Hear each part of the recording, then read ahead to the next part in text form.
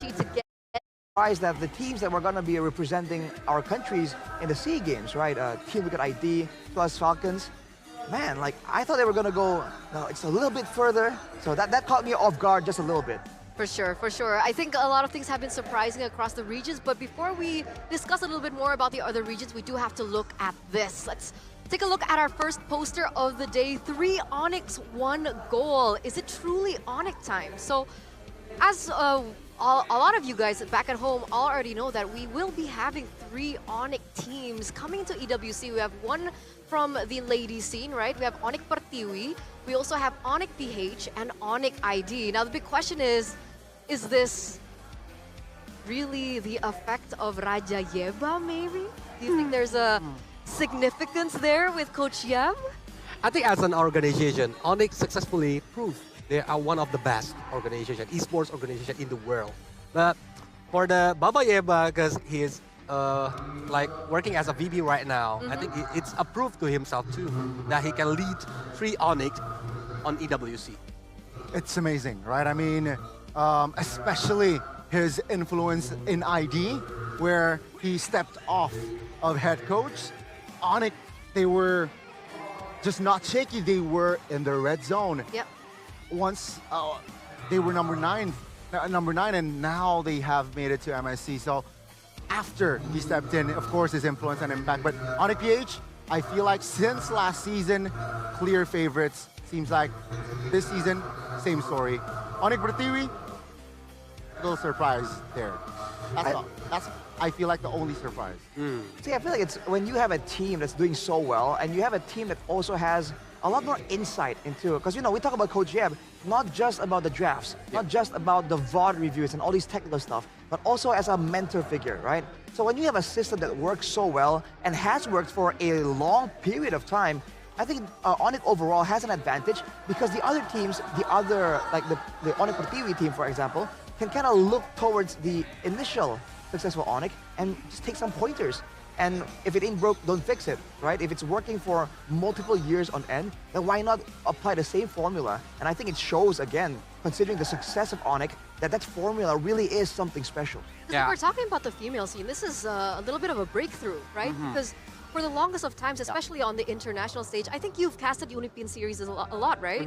It's usually the Vitality lineup alongside with the GPX lineup, or now known as Falcons, right? So what happened to Team Falcons? Why is it Onic Pertiwi representing Indo? I got a chance to talk with the Onic Pertiwi coach before it's Chico on the ID panel. Oh. That he learned a lot from Baba Yeba. So there you go. Yeah, so a lot of influence from Baba Yeba that he can copy, he can learn for coaching the ladies team. That surprisingly it works. It makes them better. A little bit bumpy road before, but it works until go to the EWC. Now, did he specify what in particular? Was it more to out-game, in-game? Communication. Communication. How they communicate out-game and in-game. See, that's interesting, right? Because for the longest time, every time we're talking about these really good teams and these breakthrough games, we've usually been talking more so in-game, right? The strategies that the coach has, a drafting phase, execution in the game, but why execution? What part of execution really was the pinpoint here? This is something really important. I think a lot of teams have the same problem. It's the communication. If in-game, they are talking together at the same time. Oh. Yeah, but how to communicate effectively? That's the issue from a lot of teams right now. And Baba Yeba found a formula. Formula. Communication, right? Okay, so communication will also then transform to chemistry, right? I think that's something that we saw from Onic, right? Because technically, Onic ID have been performing outstandingly, but when Yeb came in, they just started talking about unity, right? Every time they're on stage in their interviews, they keep saying that we're united as one. Maybe that's something to do with chemistry, right? So we'll get to our second topic, because after the crazy thing about 3 Onic representatives coming into EWC, this is also something new, right? We have new faces coming into MSC 2025 from various different regions. Now, we've been hounding about how important young blood and regeneration is in MPL ID, but the fact of the matter is, it's not just a thing that's been happening in MPL ID, but across all the regions as well. Arashi, what do you think about this? I think with the game getting a lot more interest overall, right, internationally as well, it stands to reason that more people will be trying out, kind of come through. And when you have a addition, a new boost in talent pool, you can find better players, and that's where we're seeing a lot of big names. Although, in a sense, even in PH, even in Indonesia particularly, we've had already a lot of different people playing the game, but we're also seeing a huge amount of rookies coming through. So I feel like the mindset has also been shifting from just going with what has been working, these veteran players, to finding actual talented players here that can fit the current meta. And that might be a sign that the MLBB meta overall is just moving so fast right now that they need, you know, almost new players to actually fit the same thing. They can just keep using the good old veterans and keep changing them again and again, because eventually, gotta break. What do you think?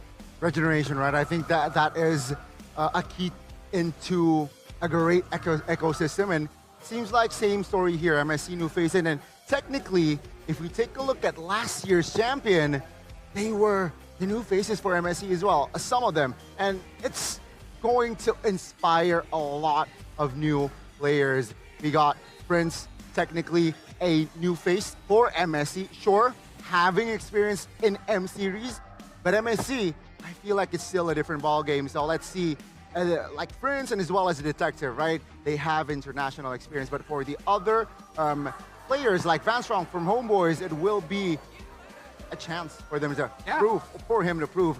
Super Ken though, not secure his spot just yet. Let's see if he deserves a spot at MSC. That's why I think the new faces right now is working like a new fuel to the tank. New fuel. New fuel. So all the others veterans have a new motivation that he wants to make his junior to feel the MSC, to raise the trophy. That makes sense. That makes sense because, you know, we've seen a lot of teams have a really good mixture of both, right? Obviously, you need that veteranship for the experience to kind of lead the young bloods and give like that brother, big brother kind of aura towards these new players. But for some reason, these new players also have that new spirit that maybe the veterans have started to lack over the years. So this brings us to our next poster. We're gonna see it real quick in just a moment, but here it is. New phases of MSC 2025 in line with the two teams that we will be seeing in our grand finals. Unfortunately, it feels like the young blood energy from Geek didn't really work out in their favor, because a lot of people have agreed that it looks like Geek Fam really tilted. Now, is the tilt factor because of that young blood energy? Man, I feel there's a lot of strong opinions about this. I think the main person everyone's looking to right now was a boy. And unfortunately, if we talk about the rookie mentality being a problem, May Kids, you know, and Kenziski, they're actually performing decently. A lot of the big criticism so far for Geek Fam was to a boy, and he is quite a long-time veteran. So it's unfortunate that that happened in that match. Hopefully he'll recover. But that shows again that it's not only about, seniors and juniors and rookies here. It's not as clear-cut as that. And the fact that for RRQ right now, almost the whole roster is like a new face in MSC, that's definitely an interesting factor.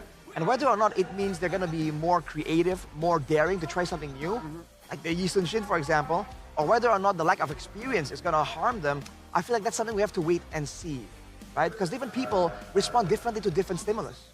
That's true. That's true. Because if we're looking at the side of Onic, now these are veteran players aside from Sapero and Lutpi. Does Lutpi have international experience? Ooh, Lutpi. I don't believe he does. Lutpi has an international experience. Where did he go? Lutpi, right? I believe it was last.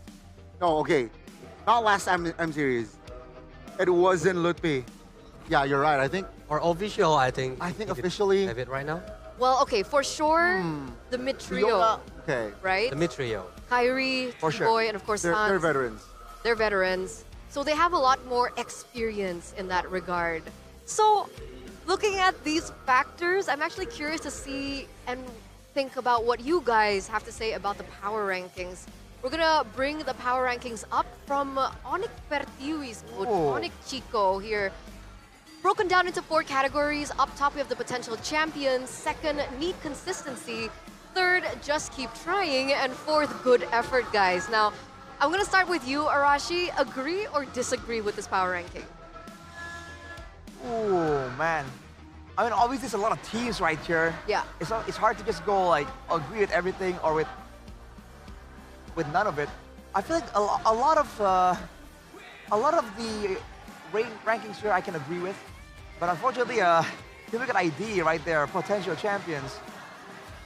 Yeah. TLPH. Oh, TLPH. Yeah. That's- It's a little small, you know, the font. Yeah, it's hard to see. man, really. Understandable. It's TLPH, Onic PH, and Onic ID in potential champions. No, I mean, especially with a lot of people would say that RRQ should be higher up there as well. But considering the performances and the games that look like a bit of a dip, a bit of a tilt situation, I can understand why he would put RRQ needing consistency. So would you agree, though? Would you put them at need consistency? I would put them on top, but you know, that's Okay. just me. That's Okay. just me. I What can about agree you? with Being most biased? of the points. What about you, Colius? I think I'm totally agree. Totally agree. Totally Okay. agree. Because if we are talking about RRQ, there is a lot of things that they need to fix from their last match, especially. And right now they are going to like having the grand final Yep. match. And for the SRGOG, yeah, I think that in the previous performance, I saw like they are losing their spirit. Ooh. Yeah, but right now they are trying to get it back because they qualified to the EWC MSC, right? That's why they need the consistency. Need consistency. Remember, SRGRG are the defending champs. Yeah. So the fact that they're not at the top On is the second actually tier. quite interesting. Do you agree? Disagree? Technically, they did it last year. Nobody saw them coming Yep. as well. Sure, now it's a different like plot because they're the defending champs, that perhaps they might surprise us again. You mentioned motivation. I agree. I think SRG needs that fire. They got the ticket already. Let's see that fire in Riyadh later on. Especially defending champion is a That- pressure, bro. I agree. I mean, TLID kind of flunked under that pressure, and that wasn't even on an international scale, right? Right. Defending champions of MPLID, nowhere to be seen. Runner-up This M season. series. That's pretty wild.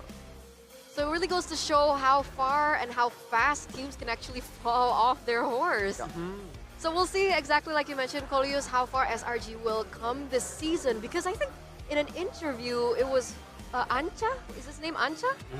Ancha Antagonist. mentioned, oh yes, Antagonist mentioned that if he had to go top 3, he'd go PH, Indo, and just SRGOG. Why is this? What's up with the rest of Malaysia? Wow, I think from the gameplay itself, there's a gap. Like Okay. for the macro play, even the mechanics. Like if you're looking for the meta right now, for the jungler, they are most of the games are using the assassin's jungler. Right?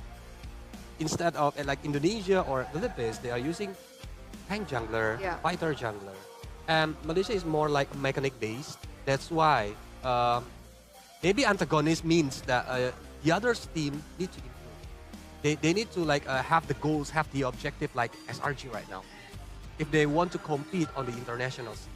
So catch up with the meta that is currently evolving, right? Any other thoughts?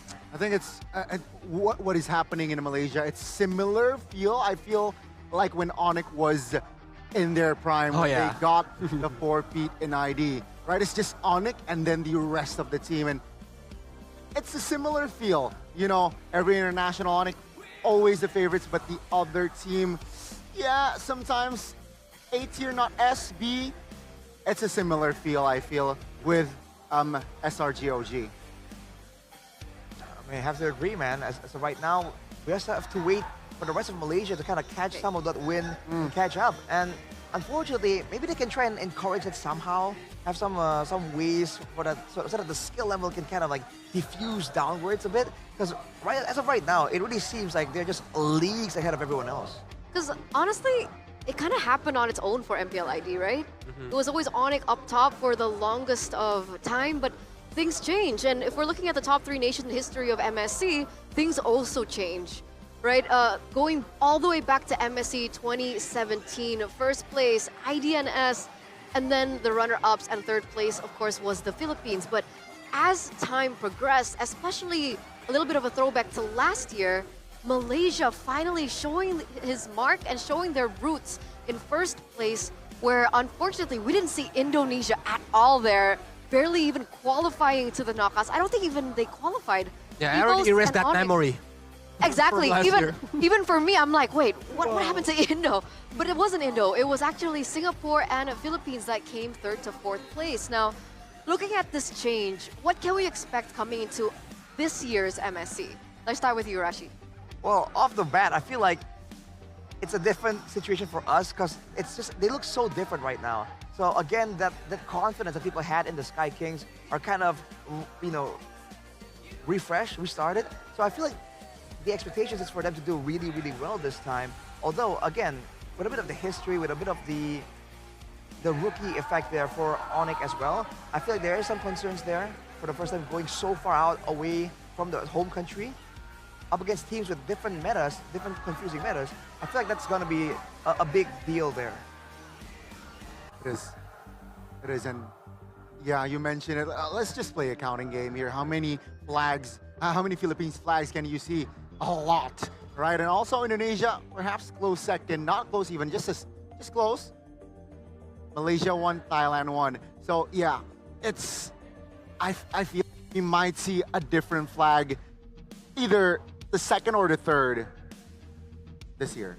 Oh, what do you mean? Like second place or? Yeah, maybe. So first is a sure thing? You think it's gonna go to a certain region?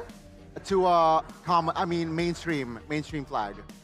Either Okay. Philippines or ID. Oh, so you think the second and third place could come from emerging? They have their, yeah, I think they've increased their chances. Ooh. Interesting. What specific region are we talking about here, Gani? Because Let's- I'm pretty sure the audience are also wondering.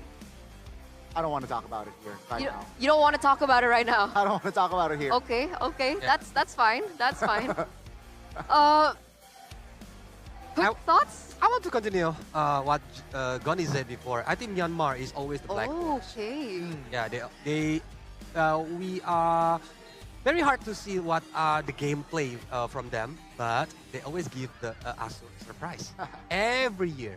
I mean, I've been hearing a lot of rumors about this team from Myanmar. So, big hype coming towards MSC. But of course, we are moments away, ladies and gentlemen, of coming into the grand finals. Another Royal Derby.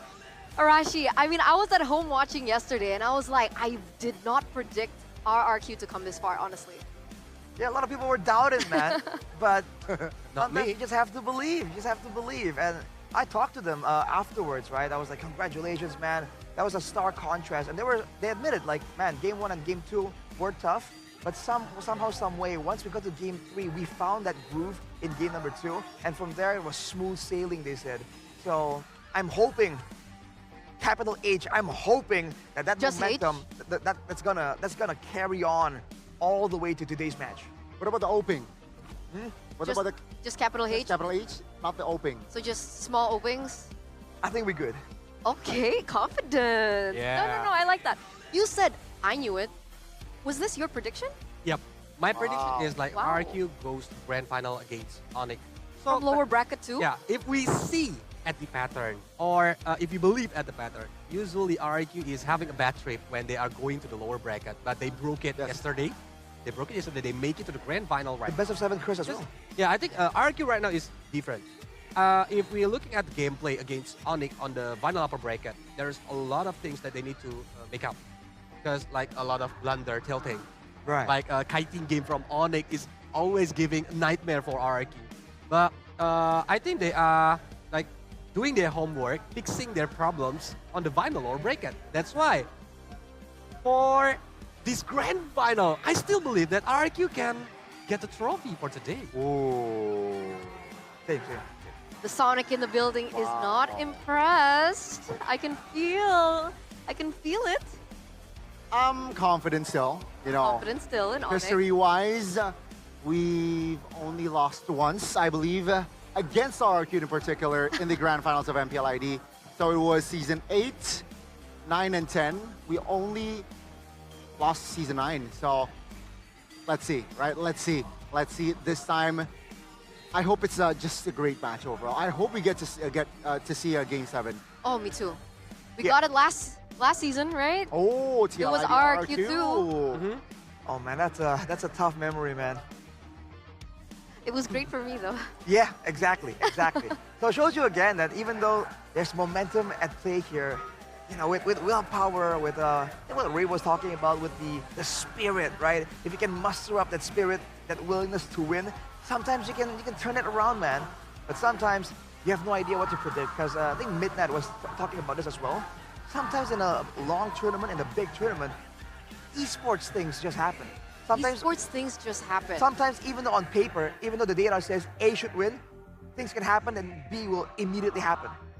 Okay, esports things can happen, but ladies and gentlemen, the moment that we have been waiting for is finally here. We're gonna take it to the stage because we are now ready for the grand finals of MPL ID Season 50.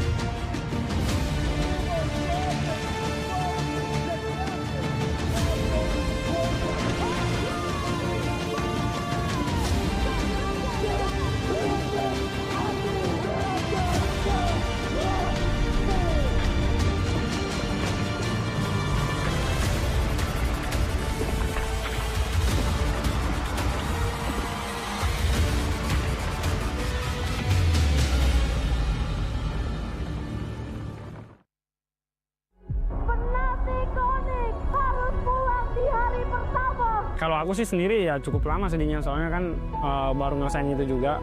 Jadi mau gimana lagi, season 14 ya itu yang terjadi, jadi kita harus terima. Cuman kalau dibilang efek sama EWC sebenarnya nggak sama sekali, soalnya kan habis di setiap match kan, setiap kita kalah maupun itu gugur ya kita harus benar-benar reset, kita harus lupain dengan kebelakang, kita harus fokus di depan sih. Fokus secara best turret, nggak boleh apa terjadi, tapi sampai roll! Seven dan wipe out! Onic!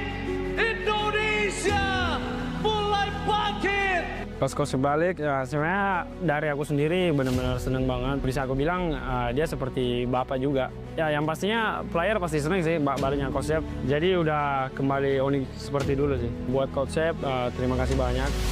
Soalnya dia udah banyak kasih tahu kita ilmu-ilmu yang kita nggak tahu, dia benar-benar kasih tahu. Yang selalu semangatin kita juga di setup match-nya. Buat Adi sama Coach Paddington, dia yang selalu ajarin kita buat disiplin, gimana untuk konsisten. Dan buat yang lain, terima kasih banyak juga karena kita sejauh ini udah banyak ngelewatin hal-hal yang nggak enaknya. Terima kasih sudah bertahan lama sama gua. Buat Sonic, terima kasih banyak atas dukungan kalian yang sangat berarti bagi kami. Karena tanpa kalian juga kita bukan siapa-siapa. Kalian juga selalu temenin kita, mau itu di bawah banget, mau itu di atas banget. Ya, kalian selalu ada buat kami, jadi terima kasih banyak Sonic. Walaupun hitungannya gue veteran di MPL ID, gue bisa bersaing sama anak-anak muda yang rookie-rookie, bisa bilang rookie-rookie MPL. Untuk di final juga pasti gue kasih yang terbaik untuk anak-anak, sama coach gue juga pasti kasih yang terbaik di setiap match-nya. Jadi ya kita pasti bakal semangat dan kasih yang terbaik. Dan nanti di final dan EWC.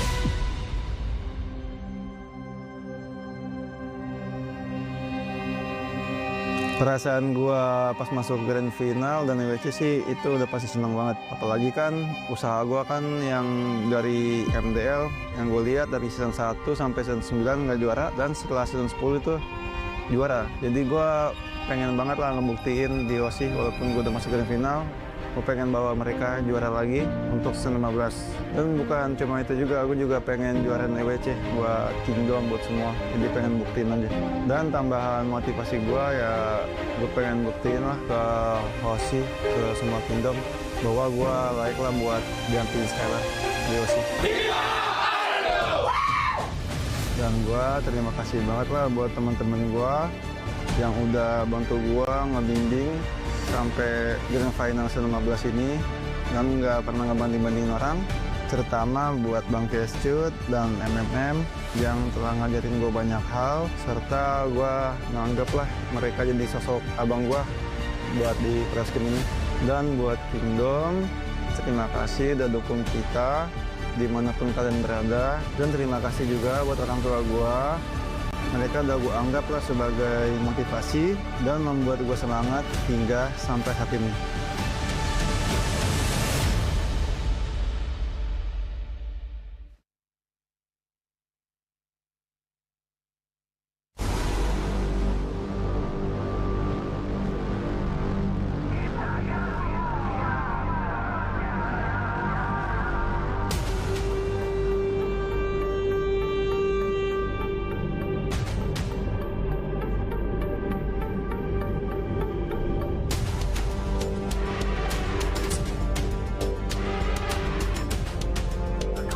Muda dan masih tanpa mahkota. Sampai kapan harus berpuas di posisi kedua? Kemarin terinjak kuda. Sekarang Raja Langit yang mesti mereka kudeta. Tanpa Rainer Rapati atau Blessing Red from Skylar. RRQ, apa kabar? Ini liga besar. Nama Skylar memang penting. Tapi ini bukan buat belajar. Nanti Toy akan pening. Tapi ternyata dengan Toy, RRQ makin bersaing. Mereka membuktikan mereka lah Kings of Kings. Juara half season, tiket playoff pertama, dan juga bahkan tiket upper pertama hingga juara regular season. Toy bukan lagi menjadi keraguan. Dan harapan itu berlanjut hingga sekarang, hingga Grand Final dan hingga Korea. We won't miss if you not our focus, and if you haven't noticed. Nyalakan apimu, hadapi semua tantangan, hadang semua serangan, jatuh bukan halangan. Bakar semangatmu, janganlah engkau menyerah. Kita akan buat sejarah. We on this, we won't miss. We on this, we won't miss.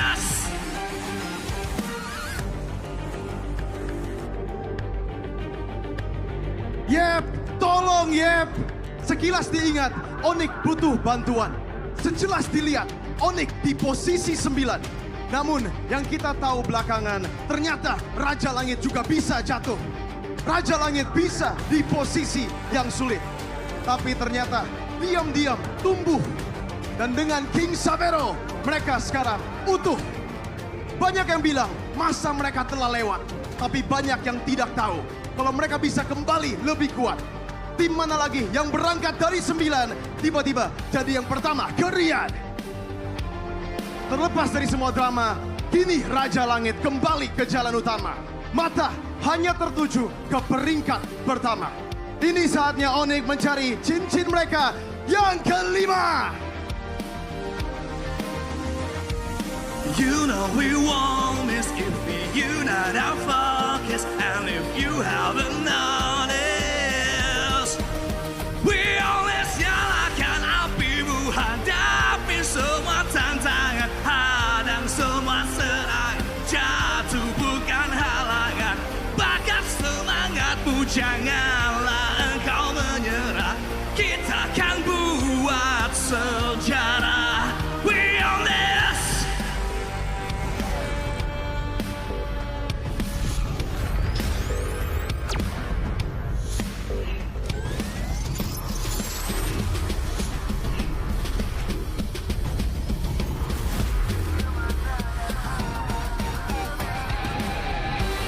Raja yang gugur sudah bangkit kembali untuk merebut tata mereka.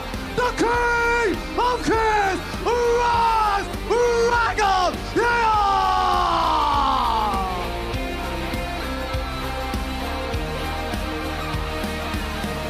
From the ground to the skies where they belong, ladies and gentlemen, the Sky Kings, Onic!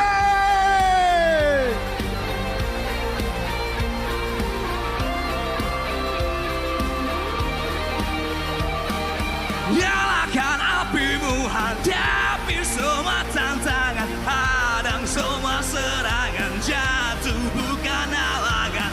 Bakar semangatmu, janganlah engkau menyerah, kita akan buat sejarah. We on this!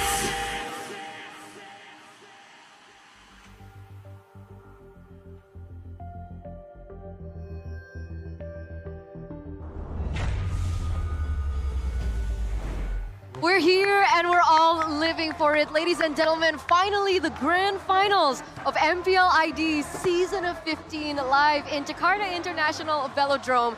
You can see the Sky Kings and the Kings of Kings already marking their debut there up on stage for what we haven't seen in quite some time, the Royal Derby for the grand finals. Back with me, Eterna, as your desk host, alongside with Gani, Kolios, as well as Arashi.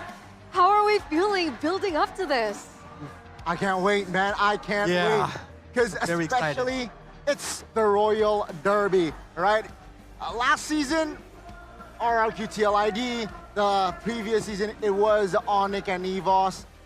A different feel. It's always a different feel when it's me against you, Arashi. It has to be, man. I mean, we are fighting for the title of king, my guy. This is a big deal.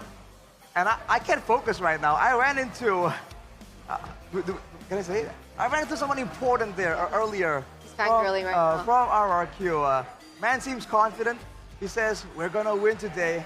Now I can't help but feel as confident, dude. Okay? Yeah, that's right, because this is Royal Derby. Usually we see it on the regular season, right?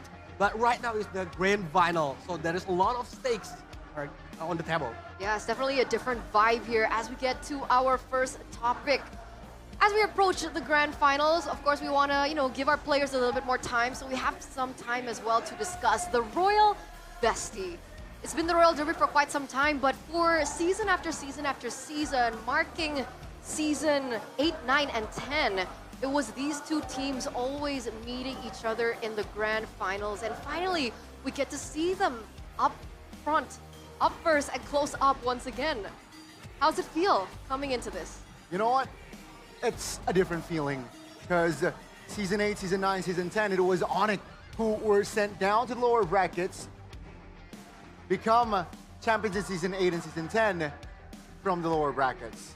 This time it's a different story here, Rashi. RRQ, they were sent down. Will they be able to be the champions from the lower bracket? And again, for me, if you believe at the pattern, Patterns. Onic, RRQ. So season 8 is Onic, season 9 is RRQ, season 10 is RRQ. So after this, maybe Onic. RRQ? Onic, yep.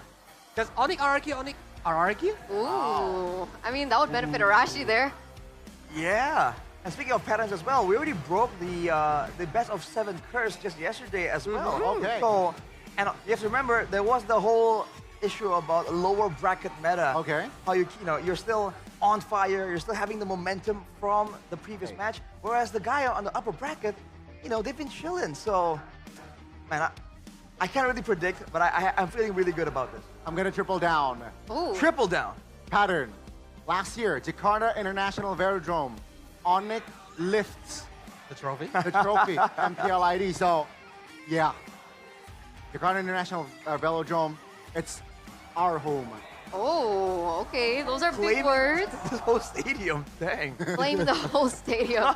Exactly. But of course, that won't happen We own this.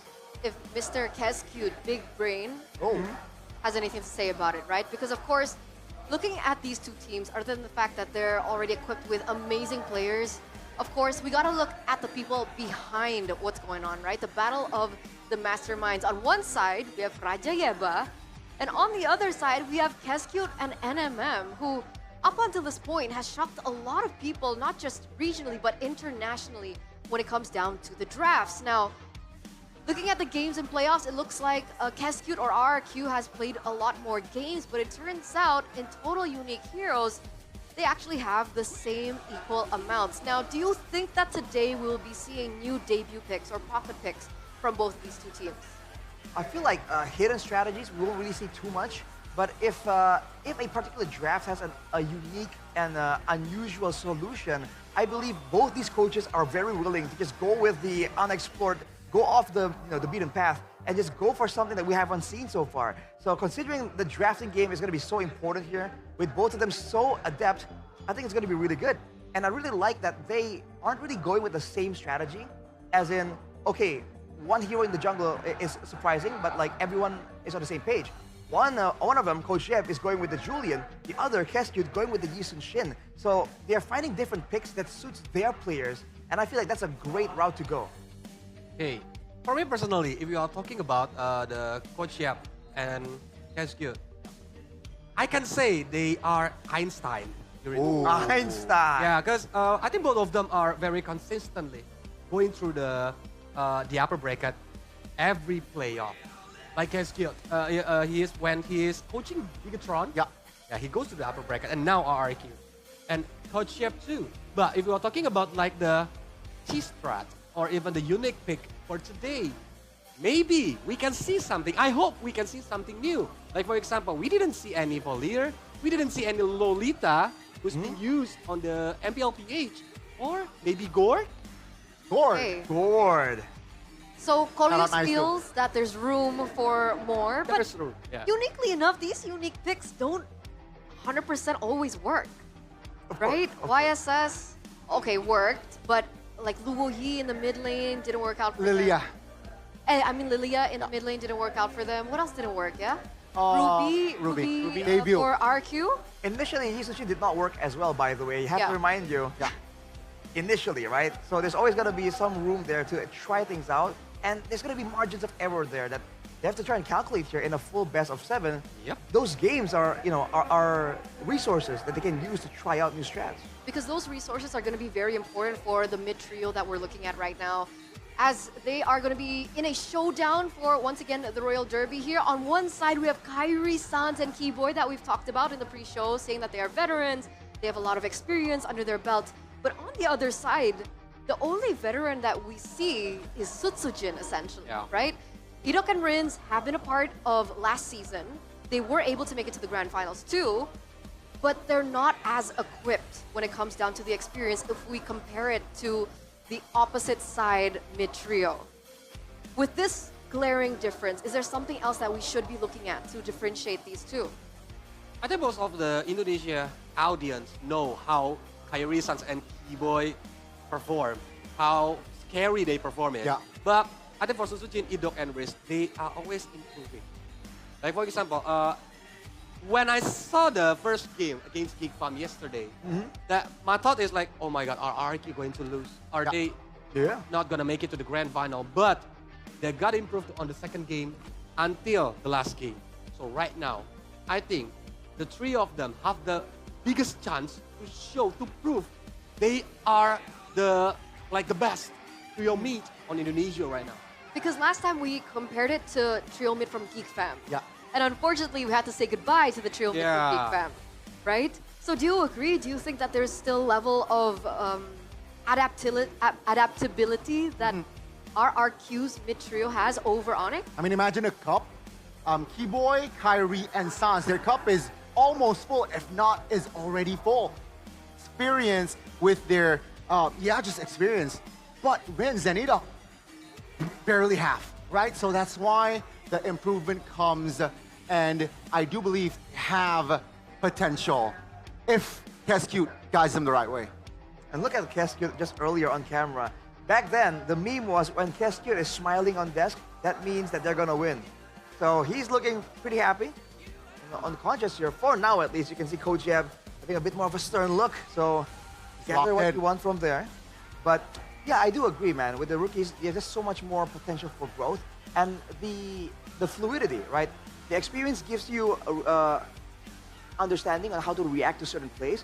But being a rookie allows you to kind of adapt faster in a sense that you're not really set in when it comes to the habits, when it comes to the preconceived notions. So you can kind of like assume that in yesterday's match, that's what happened, right? They're a newer team. They kind of got a read on how GeekFam were playing, and that's why initially it looked so tough. But once they kind of figured out GeekFam, they just went all the way with it. So I think Onic are going to be a bit more complex than GeekFam, but the same kind of mindset can be applied by RRQ today.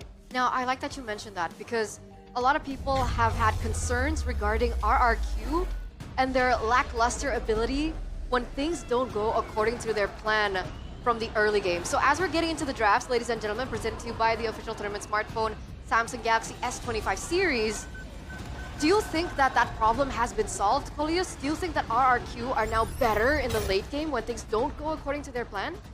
I think I cannot answer that until we see it in the game. Because last time, they got baited by the kiting game from Onic, right? Right. And for the draft itself, the execution is not very well for RRQ. That's why this one is the grand final. So they need to go all out. Go big or go home. All right, so these are proving grounds now. Looks like the bans are coming through real quick here. Ladies and gentlemen, RRQ on blue side, Onic on the red. Fanny, Farsa, Yves banned out. Onic, go for the chip and the Jushin that will not see the light of day in this match. So they battle with the Farsa and the Yves, trying to limit San's impact on those artillery picks, but Sans isn't really known only for playing these long-range heroes. So the fact that they are focused so much only on those mages means that, I thought they wouldn't go for the Lo Yi, but they do. So now that's why they were confident in just limiting all the other mid options. It's amazing, right? RRQ, they are asking a question here. Onic, in this similar approach against Geek, they went Baxia and Kimmy, but it's a totally different situation. Onic, they know that the Harith is too expensive to be let go of. It seems like they will lock in the Kalea as well. It's open. It's a different ball game now. RRQ, will they go for the Baxia? They will. Yeah, because Kalea itself is like a deny pick for Luoyi, right? Combo Kalea Luoyi is similar with Kalea Kaja. Luoyi Kaja.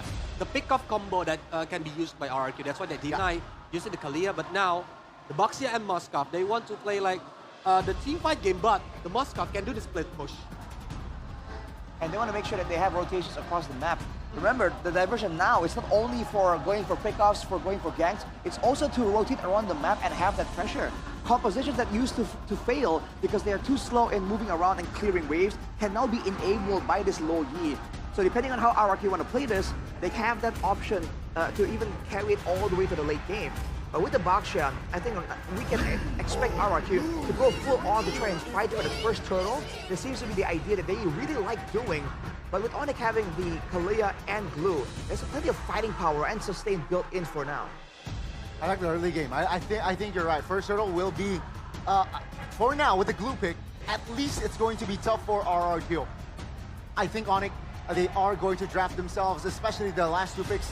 They want to have an okay early game where the mid-late, they rely more on towards the Harith. Naruto, or at least Lucas, will be banned out here. Onic seems like they will, they are still sniffing that, hey, Baxia, it's still a flex pick. Yeah, Franco Idok is still there, but from the first free pick on RRQ, I think map control is the key. Because Luoyi and Moskov, if they got the map control, they can like make Onic very his sunset. It's a respect ban for Sun Sejin. Yes, sir. They have forced out a respect Yi Sun Shin ban in Season 15, even though initially that pick was heavily doubted. Now, you can see that Sun Sejin is running out of options. Onic are trying to make sure that the Baxia indeed does go into the hands of Sun Sejin. They don't want to deal with any kind of other possibilities Keswick might be trying to do by misleading them with the idea. But RRQ themselves are banning away jungles too, so they seem to be pretty confident that they can put this in Sun Sejin and still have great time in the early game. Because we're still looking at different heroes, right, for KAIRI. He's pulled up the Kaja once. You think that's an option that they can go for here? Still one. And with this composition, I feel like it's okay, but I don't really like the Kaja. I feel like there are other options. Okay, what are we looking at? X-Borg, Alpha? Joy is open. Joy. If KAIRI wants to use the assassin, because Kaja, I think, is a very situational. Last time they used Kaja is because T-Boy using chips or Sans having the Luoyi. Okay. Because it's a combo. But right now, Luoyi is on RRQ side.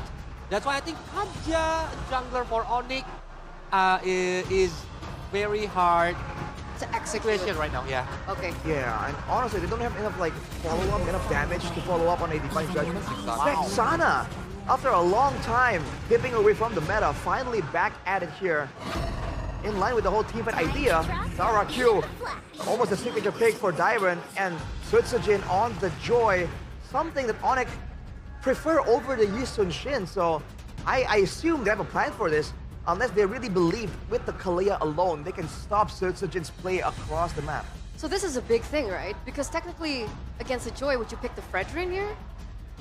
No. But now, I think it opens avenue for that Kaja pick. I think now, it's not a bad pick, right? With the terrorist and the Joy showed.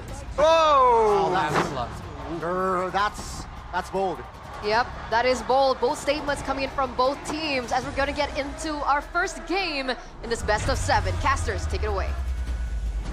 A rematch of the Royal Derby here. A fallen king looking to restore their kingdom. And an now descended Sky Kings looking to again ascend to the celestial skies. Welcome to the Grand Finals of MPL ID Season 15. It is me, Realize, and Mirko. What's up, ladies and gentlemen? Welcome to the caster desk here. We will both be accompanying you throughout this, hopefully, full best of 7 series between the Kings of Kings and the Sky Kings.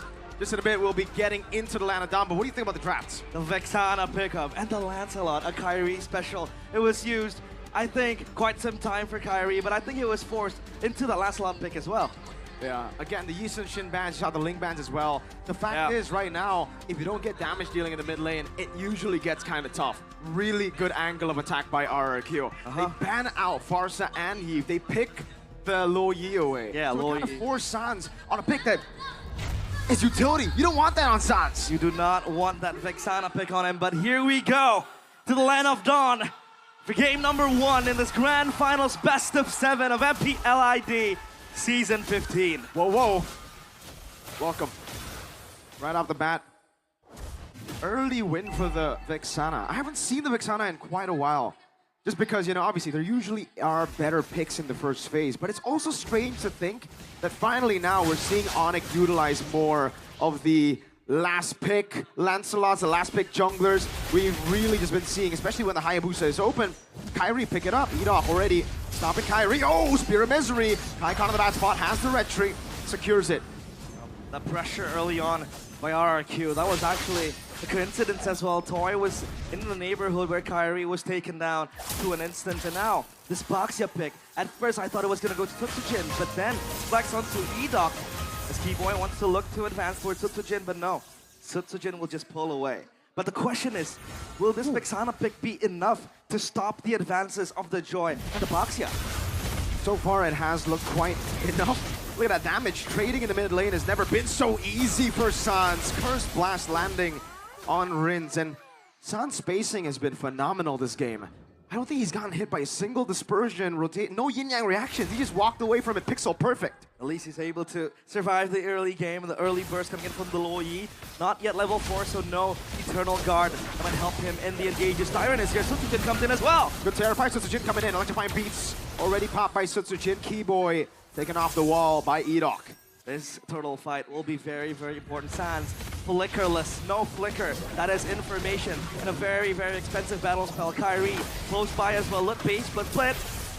Puncture in, Dyron still in the front, penalty zone coming in with a puncture as well. Look with the flicker forward, able to get Rins. Castle. Now Keyboy looking for the Tsunami Slam, won't be able to find it, but Rins is the one who secures it in the back line. KAIRI has the puncture defensively as the rest of the team looks to back away. Edoc, Poisons, Keyboy, flickering back, a win for the Kings. Oh, that is RRQ getting the turtle as well.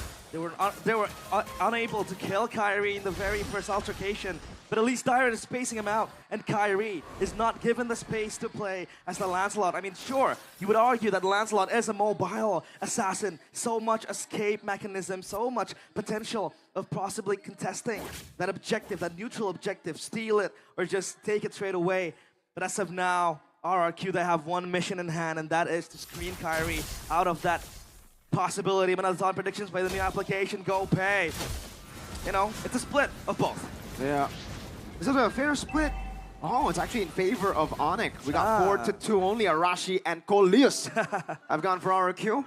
I wonder what the Indo desk thinks, because we have a different one. Eternal Guard landing. Rinse knocked up. Keyboy, they're going to go for it again. Tsunami Slam with the Purify out by Rinse. No fight. They might turn, but as of now, that's a Purify blown out. So maybe if Onic, they really want to gesture again against RRQ, that is a possibility. But Sutsujin might look for the engage. Edoc rolling in. Not the best playmaking hero we would see from Edoc. But as of now, he's doing very well screening. Lutpi fighting the damage. Good damage on Lutpi. Penalty zone by Dyron. Keyboy caught in the crossfires. Purple buff should be taken. Diversion into the top side. KAIRI looking for the play again. Thorn Rose and a puncture defensively as Sutsujin gets even more pressure. Reset. It's all RRQ with the macro advantage as well, right? With the diversion. So much angles open. Severo might be hanging meat now for RRQ, but he has that dash to shield him away from the possibilities of a dive. Now let's take a look at Onyx WinCon. I think so far they can rely on Sans early on with the Eternal Guard, but as of now, it's up to KAIRI to funnel the gold onto himself, because his Lancelot has to go online. A couple of kills might do it, but RRQ, they're not giving the space for Onic to do just that. They're not even gonna give space to Kai to go for trades. Toy sent to the bottom lane again. RRQ are the ones who are holding the neutral objective. Keyboy, look at the play. Tsunami Slam able to find him. No Purify just yet. Now Crack's execution and Thorn Rose. Rinse taken down by Sans. Now in the back line, it's gonna be Sutsujin jumping to find beat. Toy landing the SOD. Severo still with the Synchro Vision. Constantly jumping around with the Chrono Dashes, forcing the Revitalize. Keyboy getting position. Sutsujin, 2 dashes, no ultimate. Onic recover, and now will secure a turtle. But look at the trade by Toy. Yep. Looking for a roll in. Edoc, no slay, rather no steal whatsoever happening. And down bottom, Toy, off screen, able to get a turret for himself. So RRQ, at least, they're able to get a cross-map trade and make things even in the hands of both sides. As of now, though, it's RRQ still with a gold lead, 1.3k. And they will always have that ever-present segue, you know, side lane pressure in the hands of the Moskov, plus the Luo Yi, enabling them to get rotations either to the back or even down bottom to just push out the waves. And as of now for Onic, their only response to that side lane is this Lancelot. This is so value for RRQ. Like you mentioned, Onic can't really deal with the side lane pressure, especially when we get into the late game. So the fact that RRQ are now the ones leading with the Moskov, who should by all means, I think, be bullied a bit more in the early game by Onic. He's gonna scale up to be a monster. Good damage by Rinz on Sans, and you can see Onic already start to rotate up top. Later on though, Onic, the way they win is through a big team fight. RRQ can deny those team fights. They have diversions. They have the Moskov obviously with the SODs. That global presence is so good for them to capitalize on Onic's very one-dimensional team fight style. And Onic needs to scout those diversion plays as well, right? They need to scout the teleport. So KAIRI, Thorn Rose able to dodge that kill shot. Whoa! As of now, it's Onic still holding to their ground. And look at the rotations made from RRQ. Dyron already, you know, preparing himself for fighting, but the audience prediction now, with the new application, Go Pay, 62% favoring RRQ, Hoshi. It's as usual here, ladies and gentlemen, in Indonesia. Wherever you go, whichever venue, stadium, it's a home ground advantage for RRQ. The Kingdom go wherever the players go. Sometimes even without the players, they still wear that RRQ jersey everywhere. Everywhere, anywhere. The culture for them. And now it's up to Onic to get this objective. KAIRI, level 10, and possibly having even more than one item. But RRQ, they want to fight this. Severo is nearby. Toy just went with the SOD, so that is a possibility. But Sutsujin comes close, and they will try to contest this. Reset. Keyboy with the jump already. Now KAIRI with the fast execution and a Thorn Rose. Lutpi flickering forward, but the rest of the team will not follow. Rinz again, able to escape. Now in the back as well. KAIRI able to go for the puncture and the Thorn Rose for a bit of hope. Sutsujin.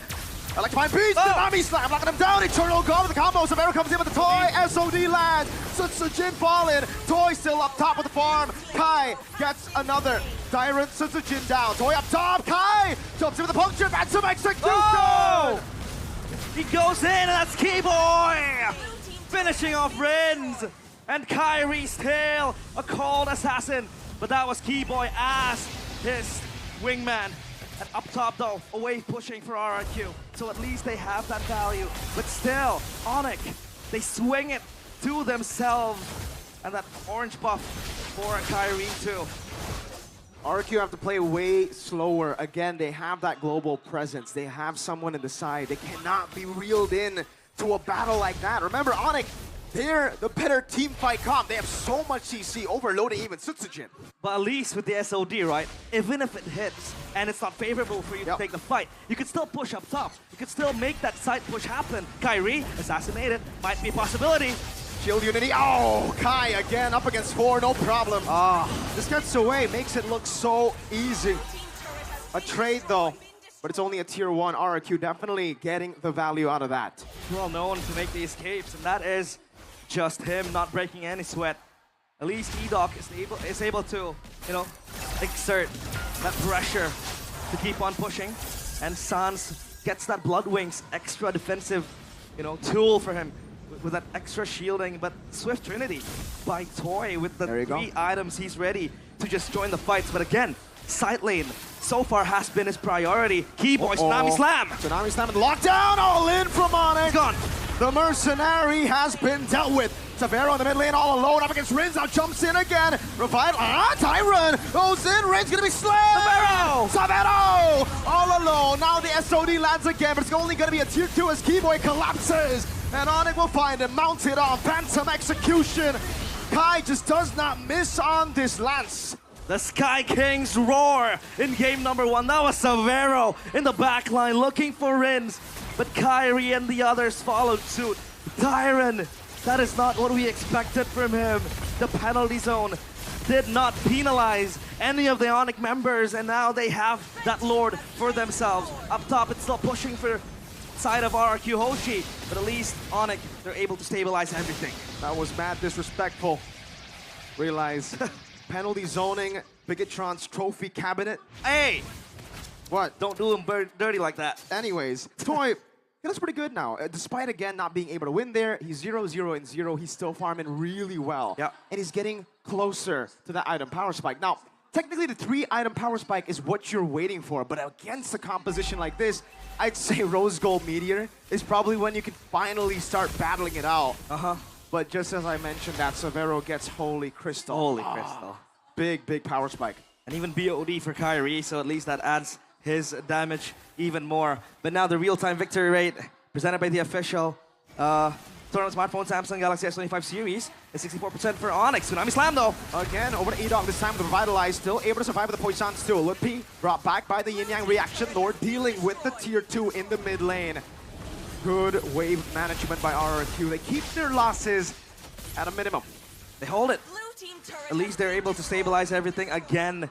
It's up to RRQ to activate the side lanes. Talking about high ground defense and, you know, just holding their base together as to not be torn apart. I think they have that power in the hands of Toy. Rose Gold purchased as well, so at least extra protection. Oh, diversion flank play only to send Dyren, but Edoc is here as well, scouting. At least that's one thing that RRQ can nurture, that information from Edoc constantly rolling towards Onic. But they need to know that Onic is ready to bounce back. Good flicker out from the penalty zone. That's a big resource used already, but they are happy with that. RRQ, remember, even though they used 2 ults there to get into position. KAIRI! Oh, what a read from KAIRI! Eternal Guard from Sans. Sutsujin 3 times read like a book by the boy. Lutpi on Diamond, a flicker back again. Lutpi has the flicker, but he won't utilize it.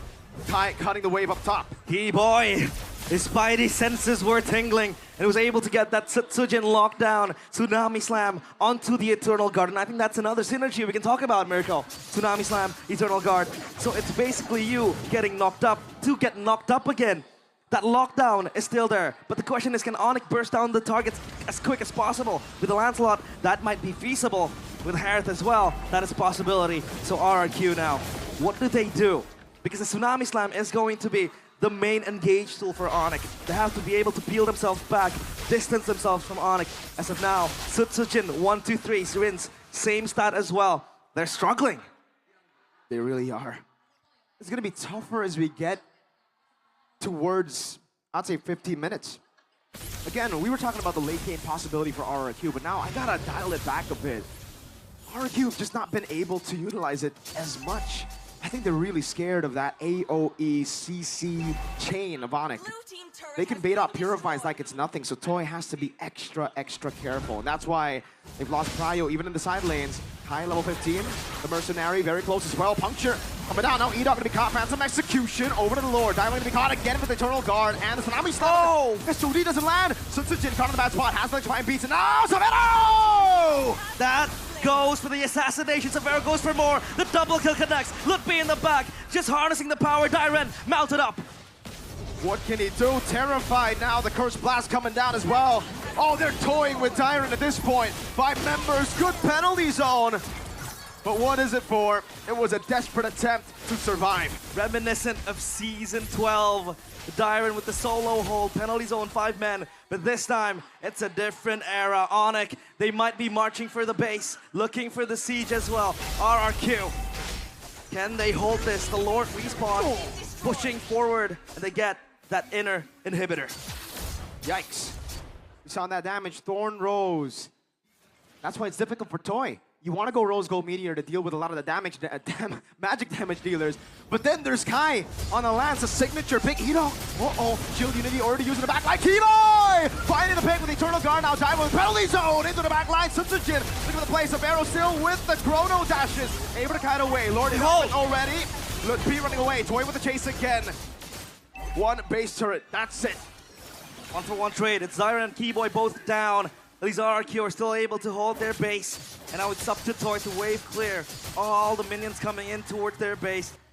But that was actually a well-executed team fight by Onic. They had their targets in their hands. The Tsunami Slam connected. But RRQ with the splash of damage that was underestimated by Onic. The burst connected with Sutsujin with the Joy. Rin's contributing as well to that damage. And Toy just doing his own thing with the Moskov, passively poking the players of Onic with that pass from the Moskov. Very tough for RRQ at this point. They've lost a base turret in the mid lane. That means full prio for Onic. They gotta deal with the side lane somehow. They gotta be confident enough that they can beat some of the Onic members that will be sent down below. But it is tough, again, just because you're kind of forced to go either Rose Gold or win, right? Yeah. Maybe if he sells boots next, he'll get Win of Nature, but he kind of needs the mobility too. Up against a composition like this. Kai with a Thorn Rose over to Toy. Great punctures in, man. And Retri. Thorn Rose mounted on Edok, brought back to the team as Samara walks up as well. Revitalized already with the Poissons. Lutfi gets off. They stabilize. And a concealed play, they might look for another Hail Sans. Mary play. Diversion connects, but where's the backup? What a read from Kila Sans. Now Tsunami Slam Savero! Again, now flipping it back to Tsujin, pops in electrifying beats.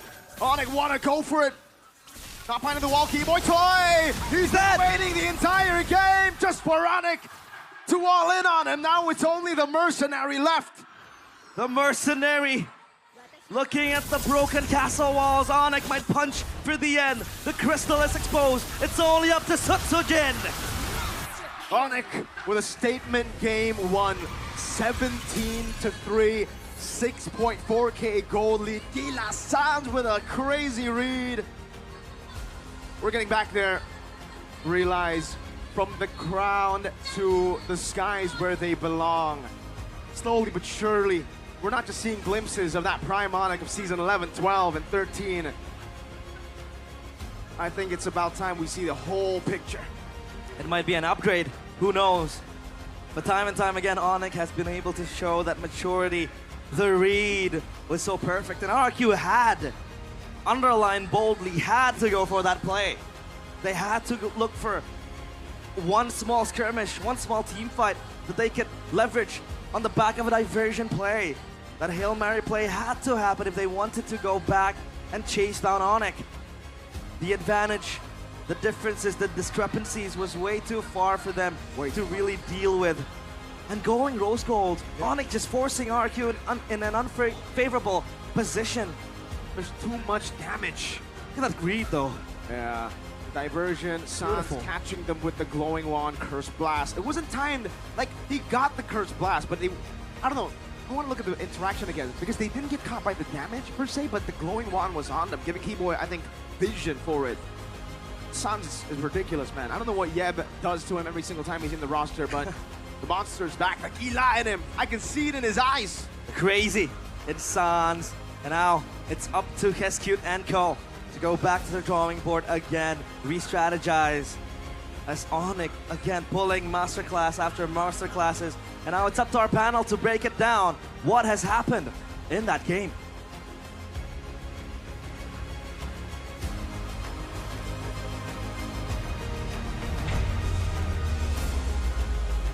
Thank you so much, Miracle. Thank you so much, Realize, for casting game number 1 at what looks like a very dominantly Onic game. 16 minutes and 42 seconds.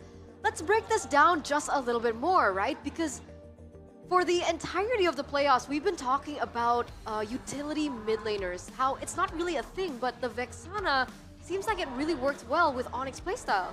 Yeah, because I think with Vexana, they can stop Boxia or even like Rinse when he do the diversion. But for this particular game, I think RRQ got the early game. They got the 2K gold leads, but the problem is like the decision from Sutsujin. Yeah, several times Sutsujin brings a lot of bad things for his teams. Like it brings the winning momentum like for this Onic. moment? Yeah, like when he opened the when he wants to go for the portable map, or when he tried to chase the who's it? Ludpi on the mid on lane. the glue, yeah. I do think so, man. It feels like they were just not really respecting the chance for Onic to punish. And knowing Onic, this is a team that won't let anything slide. So off positioning, clearing without checking, you fall victim to the player of the game here. Yeah, and in that final moment, we saw that the diversion play, the Hail Mary diversion play coming from RQ, really did not work out for them because of this man that you see up on screen. Player of the game presented to you by the official tournament smartphone, Samsung Galaxy S25 series. Goni, talk us through it. You know what, I think Keyboy again displaying very, very great awareness, excellent positioning as well, right? He knows where to just stay in that, what bush to stay, and it shows that the angles that RRQ is trying to penetrate from, covered by this man. Yeah. The conceal plays multiple times, just denying the openings that RRQ wanted, and that was the questionable play from Dyron there. Again, capitalized fully by Onic members. I think I can make a statement here. If Keyboy on his prime performance, he's the best roamer. If you are talking about the momentum roamer, like Aliyah, High Grill, and everything in the world. Ooh. In the world. There's a reason why Mirko's, most of the more common yell out for Mirko is Keyboy! Yeah. Because he just makes the moments happen. And he's really good at just reading into the intentions. Because the final diversion play, I think, had potential. They were aiming to try and find a moment of weakness from Onic near their purple buff, but Keyboy read through it. He wasn't really in the same bush, but he was nearby. And immediately seeing how it is unfolding, he made that split-second call to just go in, make the play happen, and even with the Purifies on the hands of the RRQ backline, he was just so active and so frequent with the Tsunami Slam attempts that it made it seem like the Purify is almost never up, never available. See, those moments would never have happened if not the follow-up coming through, right? Yeah. Because for the first few moments that he gets the slam coming through from the Kalea, the follow-up from KAIRI is instant. In that moment with the diversion, the follow-up coming from Savero was so instant. So it seems like the Sky Kings are always on the same page, which is quite scary because we can't really say the same for RRQ in that game. They're united. Onyx united, and I think it's official in the playoff run. Onyx has always drew first blood in their series. So yeah, it's not new, but let's see if RRQ can come back from this. Because 16 minutes, it wasn't fast, but it's a convincing win still overall from Onyx. That's why for RRQ, I think they need to discuss about the risk management. Because a lot of things that what RRQ do since yesterday or even the first day, the risk calculation is not too mature. Yeah. A bit premature, a bit hasty almost. Yeah. It really feels like that. They were trying to play more for toy here. You saw that even though Suzujin was falling victim to a lot of the plays, Toy was still farming up a storm, was actually #1 in the gold standings all the way until the mid-game still. But unfortunately afterwards, right, with the presence of the glue of the Lancelot as well as having a Harith on Savero, there's so many ways for Onic to dive in and make sure that Moskov has no safety zone to actually stand there and do that damage. So even if he has full items, it just wasn't safe enough, especially with their front lines all being kind of divey front lines. No one there is actually catered to try and protect Toy from the dive coming in from Onic. And even on the other hand, if RRQ wants to use their game plan and dive with the Baxia, Terizla, and Joy, this is where the Vexana comes in. Just like that, one Terrify becomes a 3-man Terrify, becomes a... Eternal Guard. Eternal Guard. Yeah. And that's the end of it, right? With the AoE coming in, the Golden also does AoE damage for Onic. So that makes RRQ's hands really tied. So unless they really find some really value diversion plays, they weren't really able to win any fight outright unless they do something special. And unfortunately, Onic, they know how to play that low Yi as well. They read through most of the diversions, and just like that, slowly but surely RRQ get grinded down. So what needs to be changed here? The So game they built plan up itself. So the game plan from the drafts, were the drafts okay to you I think guys? the draft, if it's working, it's okay. But RRQ is, for example, here, Sans can change his gameplay. Usually he's shining using the mid laner as a mid laner. Yeah. But right now he's using the utility mid lane like Vexana. He's playing like a shadow. He didn't want like the opponent to see Sans, but when the times come, Sans will be there. Right. Okay. Not to mention having the Vexana, we can say it's a utility mid laner, but it still does a ton of damage, man. So it's almost like, even though Mirko was saying utility sucks, well, Vexana kind of does both. So this is one of those heroes that really fits this particular need here. They need damage, they need some utility as well, and of course Coach Yeb finds something that slots right in there. But of course, after game #1, we're still looking at MSC. That's, on the horizon. So let's get to the MSC battle plan here with our first poster, the Sky King era generation. Will the third generation be able to continue that legacy? Onic Gen 1, obviously everyone knows the Onic Kage era, right? Trophy in 2019. Onic Gen 2, the golden era from Onic with, obviously Boots still in the lineup. But now, we're missing CW, we're missing Boots. We have Savero and Lutfi. What do you guys think about this question? Oh man, what do you think, Golius? Because I recall we were all talking about, me and Shevin, I believe, we were talking that we prefer the golden era. And Golius comes out with like the Kage era, bro. Kage What era. do you think about, this comparison? I think, if we are talking about the Kage era, no one can beat them on their prime time. But Yeah, and the golden era of Onic, it's almost the same, but it's not a smooth road for them on the regular season, on the MSC. But right now, it's with Lutfi, with Savero, young blood, who can make a new vibes on the team. So they have a new goals to be set. That's why on this MSC, it's time for them to prove to the world that even they have a new generation, even they have 3 generations, they're still on the top performance. Look, regardless of whether or not we want, them to have a really good performance, regardless them bringing the new vibe, the big question is it enough, right? Because the representatives from all the other regions, they're looking really strong and really tough as well. Take MPLPH, for example. TLPH are comprised of a lineup of veterans. Huge experience, championship mentality. Can new bloods like Lutfi and Savero be able to create change? For me, it's never enough, Ooh. Most they have a chance, right? With SRG last year winning it, I think that opens a lot of opportunities for other teams, the young bloods, the new faces, to perhaps win MSC. Same story here. Sure, Savero, Lutfi, new at MSC, but I feel like they still are top tier, I feel. Yeah, that's why it doesn't matter if you are a veteran or even you are the young blood. Because adaptability is the key to winning the MSC. Okay. Although we know adaptability comes with sometimes having experience allows you to have a better adaptability as well. Which is why I believe, shout out to Midnight who peeked over here earlier. He was saying that, hey, Onic is great right now, but there are some moments where you can pinpoint Savero, sometimes having a lapse of judgment. which is, he's only human, right? But compared to the veteran trio, right, Savero really isn't as clean just yet.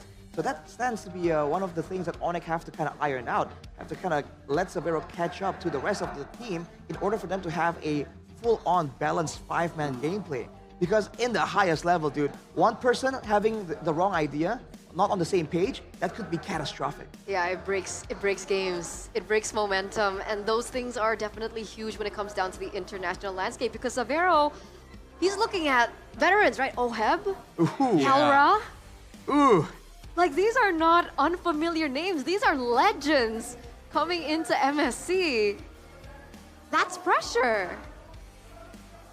A lot of pressure. A lot of pressure. So, you know what? I think just take it step by step. Step by step. MSC is definitely ahead of them. But, you know, Savero can mold his experience from now. Game 1, solid. I feel like he was, just displayed a excellent Harith. I think he was deathless that game, untouched. So, again, slowly but surely, step by step. He was deathless. So, of course, before we get into game number 2, we are going to throw it over to the stage. I believe with Bude Clara Monster. So, take it away. Di tengah-tengah Jakarta International Velodrome, ketegangan dari kedua super fans bisa terasa. Namun, kalau ngelihat dari match hari ini kayaknya yang paling was-was, yang paling dark-dikdukser juga adalah dua orang dalam dari kedua tim. Ada Mars dan juga VL. Halo semua. Halo, halo. Waduh, sekarang aktif sekali ya untuk menyuarakan. Kalau dari VL, yang aktif banget sebenarnya mau narik-narik kamu banyak loh di sini. Apa itu? Itu, di situ. Banyak yang bilang, no VL. Nah, hari ini kita patahkan lah. Semoga ya. Dia nggak boleh interview ya katanya ya? Nggak boleh. Iya. Bagus ini sebenarnya Kingdom udah pada panik nih Bude di sebelah sini, nggak ngerti Bude. Makanya. Iya. Ini udah pada yang pengen narik VL aja. Tapi kata Mars happy ya kalau VL diwawancara ya. Ini sebenarnya gue yang narik. Oh gitu ya? Iya. Benar. Ini strategi dari Mars. Strategi nih. Ya sampai sekarang masih mau adu strategi aja Bude, nggak tahu kenapa ini Mars. Itu sudah 5 season lalu. Dari season 8 sampai 10 ya kita ya? 3 season kalian mengadu satu sama lain. Dan sekarang kalian nonton untuk mendukung tim yang masih yang sama nih. Kalau ngelihat di season 15, gimana? Pas lagi ngedukung kalau buat VL kayaknya senyum terus ya? Nggak juga sih, sebenarnya mau apapun yang terjadi itu ternyata lebih deg-degan nonton daripada ada di backstage ya. Oh ini hal nonton yang tuh lebih kalau Mars nggak tahu ya, soalnya kan dia sekarang udah head. Jadi kayak nggak gitu, tetap bener, itu setuju banget. Setiap udah nonton itu pasti jauh, lebih deg-degannya jauh banget. Iya. Jauh lebih deg-degan, tapi kalau untuk masalah deg-degan, ini jantung Mars yang harus diperiksa karena Onic kan naik turun banget nih. Kalau lihatin dari performa Onic di babak playoff ini, sebagai orang dalam, kasih tahu kita, sebenarnya apa yang terjadi di Onic sampai babak playoff ini, mode Onic tuh beda banget Mars. Ya dari yang kita awal yang pas #9 itu ya banyak lah yang kita evaluasi gitu loh. Bukan cuma dari sisi in-game, bahkan dari sisi out-game, dan bahkan juga dari sisi manajemen juga kita evaluasi apa yang kita butuhin buat support mereka. Dan sampai titik inilah gitu loh. Jadi semuanya pada tryhard sih. Tapi ada vibes yang berbeda gak sih dari anak-anak juga yang Mars mungkin bisa ngelihat, bisa langsung di-mention gitu. Sebelumnya terlihat lesu, sekarang semangat atau ada hal yang benar-benar bisa di-share? Itu sebenarnya salah satu pertama yang kita benerin sih dari vibes-nya itulah. Karena ya namanya kalah kan pasti nggak ada yang suka ya. Pasti kesel lah. Nah tapi itu yang harus dihilangkan buat kita bisa perform sih. Oke, ini berbeda kisahnya dengan RRQ yang kayaknya sepanjang season 15 mereka kelihatan super duper nyaman, pede, happy. Benar nggak, Fiel? Kelihatannya ya. Oh. Iya, tapi ya beruntungnya waktu kemarin sempat keliling kota ya ada happy-happynya. Cuma kan di akhir-akhir sedikit dibikin deg-degan ya. Karena di akhir-akhir banyak banget yang bilang kalau bensin kita habis gini-gini. Ya sebenarnya kan kalau bensin kita habis tinggal melipir ke pom bensin beli selesai permasalahan. Udah beli nih? Udah beli. Udah beli. Udah beli good day makanya melek lagi. Mantap. Yes. butuh nih melek untuk game kedua. Game pertama ada apa? Kalau dari kacamata VL, yang mana ketinggalan 1 poin di Best of 7 ini? Kalau di game pertama lebih ke karena aku masuknya telat aja sih Bude. Jadi kayak anak-anak tuh kok nggak ada VL ya di situ nggak semangat gitu. Coba kita lihat nanti game yang kedua ya coba ya. Oke, berarti gara-gara VL ya. Ayo mau ngomong apa lu? Lu mau ngomong apa? Tapi kan udah ketarik ke sini nih. Oh iya, nggak gitu jangan dong. Jangan. Calon di game 2. Nah, Onic gimana nih untuk menahan momentum, membuat momentum terus di Onic? Gimana kalau Mars ngelihat untuk anak-anak? Stay pede aja sih, yang pasti. Sekarang sih kita ngerasa ya kita kuat lah. Itu aja lah. Kuat. Ini sama-sama sebagai mantan tim, mantan coach, dua-duanya pernah merasakan apakah season ini memang benar-benar prime dari kedua tim? Sebenarnya apa ya? Kalau prime gak tahu ya kapan sih harus ditentukan prime atau enggaknya tuh kita nggak ngerti. Tapi yang pasti di season ini apalagi waktu playoff ya aku akuin juga Onic mode bener-bener inilah Onic gitu. Dan RRQ juga apa namanya nggak mau apa ya menyanyiakan kesempatan ini gitu loh. Apalagi kan ini pertama kali juga RRQ lolos ke Grand Final dari lower. Yang sebelumnya kan selalu di upper. Jadi mungkin lebih ke history baru, experience baru. Jadi mungkin ada sesuatu yang mereka dapat juga di MPL season 15 ini. Sebenarnya salah satu yang kita note sih bukan cuma playoff ini yang kita kejar. Ya salah satunya kan kita mau kejar di EWC nanti sih. Iya, betul. Gue yakin Onic sama RRQ itu pengen perform sih di RRQ. Itu. Pasti. Oke, dua-duanya terlihat akrab, dua-duanya The Royal Bestie ini sama-sama akan ke Riyadh. Dan sekarang tapi penentuan nih siapa yang akan mengangkat Immortal Cup. Belum ada yang punya, walaupun Benar. kalian sudah berjejer. Yes. Ini sih motivasi. Ya. Motivasi banget. Baru banget. Ya. Yakin menang nggak nih Phil untuk Wah, ini? kalau nggak yakin jangan naik ke atas panggung sih Bude sebenarnya. Benar? Iya. Yakin banget, kalau Mars juga pastinya? Iyalah, yakin. Namanya kompetitif harus yakin. Yes. Oke, dan sepertinya keyakinan kita akan langsung terjawab dari kedua tim karena Grand Final harus terus dilanjutkan. Kita akan memasuki game yang kedua. Inilah dia, Onic dan juga RRQ Hoshi. Terima kasih. Dan sebelum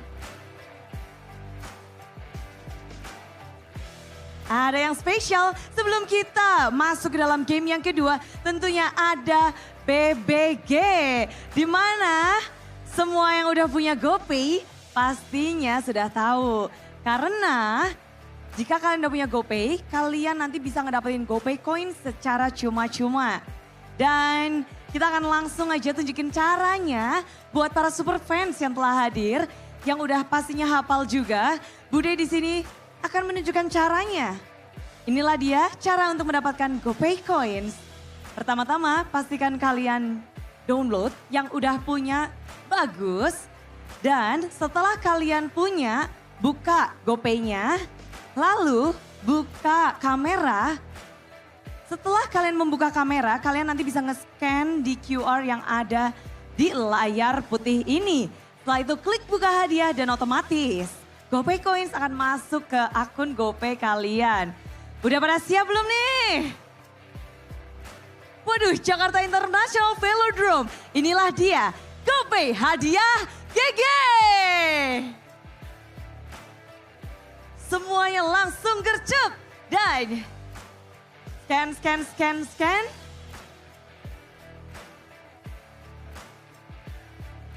Wih, dapat. Wah, Sonic udah dapet. Kingdom gimana nih? Juga udah pada scan belum nih? Dan semuanya congratulations buat yang udah dapet. Yang udah lagi nge-scan, yang lagi berusaha, yang belum download. Karena ini benar-benar GoPay selalu memberikan kita yang happy. Bisa buat berbagai macam dan GoPay Coins sudah dibagikan.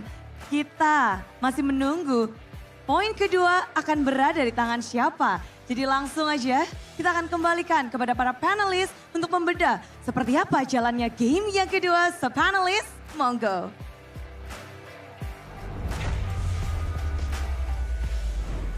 We have Mars and Feel in the building supporting their respective teams. But remember Feel's curse. Whenever he does the interview, RRQ usually loses. Oh, really? So that was kind of a topic that they were discussing with Bude Clara earlier on. And then he's like, you know, I bet the kingdom are shaky right now because I'm here. And then Mars is like, yes, according to plan. That is why I brought you here. Yeah, he was saying, I put him here exactly for that reason. But hey, you know, rules are meant to be broken. Yeah. We've broken some already. We have to keep, you know, keep that momentum. Keep the faith. I love your confidence, man. I love your confidence. The momentum it's of copium. It's copium. the momentum of Onic 1-0 already. Is that what you mean? No. Momentum of RRQ exceeding expectations. Okay. So the lower the expectations are for RRQ right now, the better, man. Pressure, They're gonna smash through it. Because it's a BO7. It's a BO7, so anything can happen. Yeah. Anything can happen, obviously. Yesterday they lost against Geek That's on true. the first game, right? That's true. Game number 2 is upon us, though. And that is where I feel like momentum will start to shake up. Boy, oh boy. Right? So, again, drafts were fine. We're looking at the execution coming in from Sutsujin as well, who at times made a little bit of weird movements, you know, going into areas of the map that had no information about the enemy whereabouts. We saw him getting taken out here and there. Is this a common thing that we've seen from Sutsujin? Usually it's not Sutsujin. Overconfidence, I think. I think it's part of RRQ's style to actually have some. It's like they're testing the limits in a sense of like how far they can go when it comes to map control. So sometimes you do see them make moves where it's risky and it's almost an 80% like pick off potential if they walk into the whole team. But when they don't, it gives them big value. And we see that being done by Dairon, by Rins, and by Sutsujin as well as Idok, of course. So when it works really well. But when things are just so clean and so calculated, those kinds of moments can really swing tides in favor of your opponents. So I really feel like if RRQ wants to try and still occasionally, you know, send Sutsujin alone into a dangerous area or Rins alone to a dangerous area, you can do so when you're kind of even, or even when you're ahead. But once things are getting kind of, when they're kind of behind, I feel like that needs to stop, right? They have to try and make sure that they don't keep making the same mistake, and then eventually lose control over the whole game. Especially against a team like Onic, who very rarely lets go of the control once they have it in their grasp. Yeah, but for the first game, I think RRQ do an improvement. Because if we see that when they against Onic on the final upper bracket and against Geek, they rarely got the early game. But now, on the first game, they do the homework, they got the early game, but they tilt on the mid game. That's why I think they need to fix that on this second game if they want to take the revenge.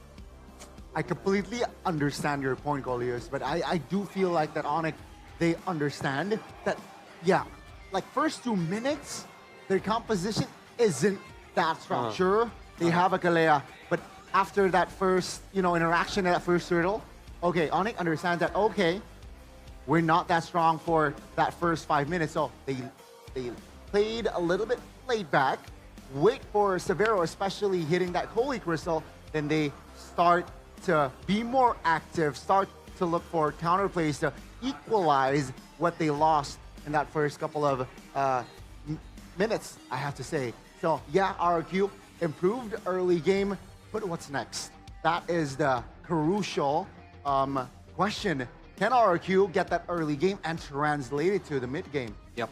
Because the next thing is how they hold the advantage, how they hold the map control. That's the problem. And the thing is with the, well, before that, let's go into the drafting phase before we go on any further. It was okay if you wanted to continue. Let's continue. Okay, well, I was about to say that once they actually have some momentum, have their lead in the early game, they have to try and figure out how they want to team fight properly as well. If they know that they can't win the front to back, they know that their main dive tools are going to be, you know, stopped by Sans or maybe Keyboy. They have to try and adapt immediately there. So at this point, it's no longer strategy, it's also tactics individually when it comes to a 5v5. Okay, let's see the adaptations coming in from RRQ here as they look to secure this next game point for themselves. We're looking at the drafts now presented to by the official tournament smartphone Samsung Galaxy S25 series. Okay, the bans and picks are coming in fast, and it's important to note that Onic and RRQ have actually opted to swap sides, so neither are on their preferred side, I believe.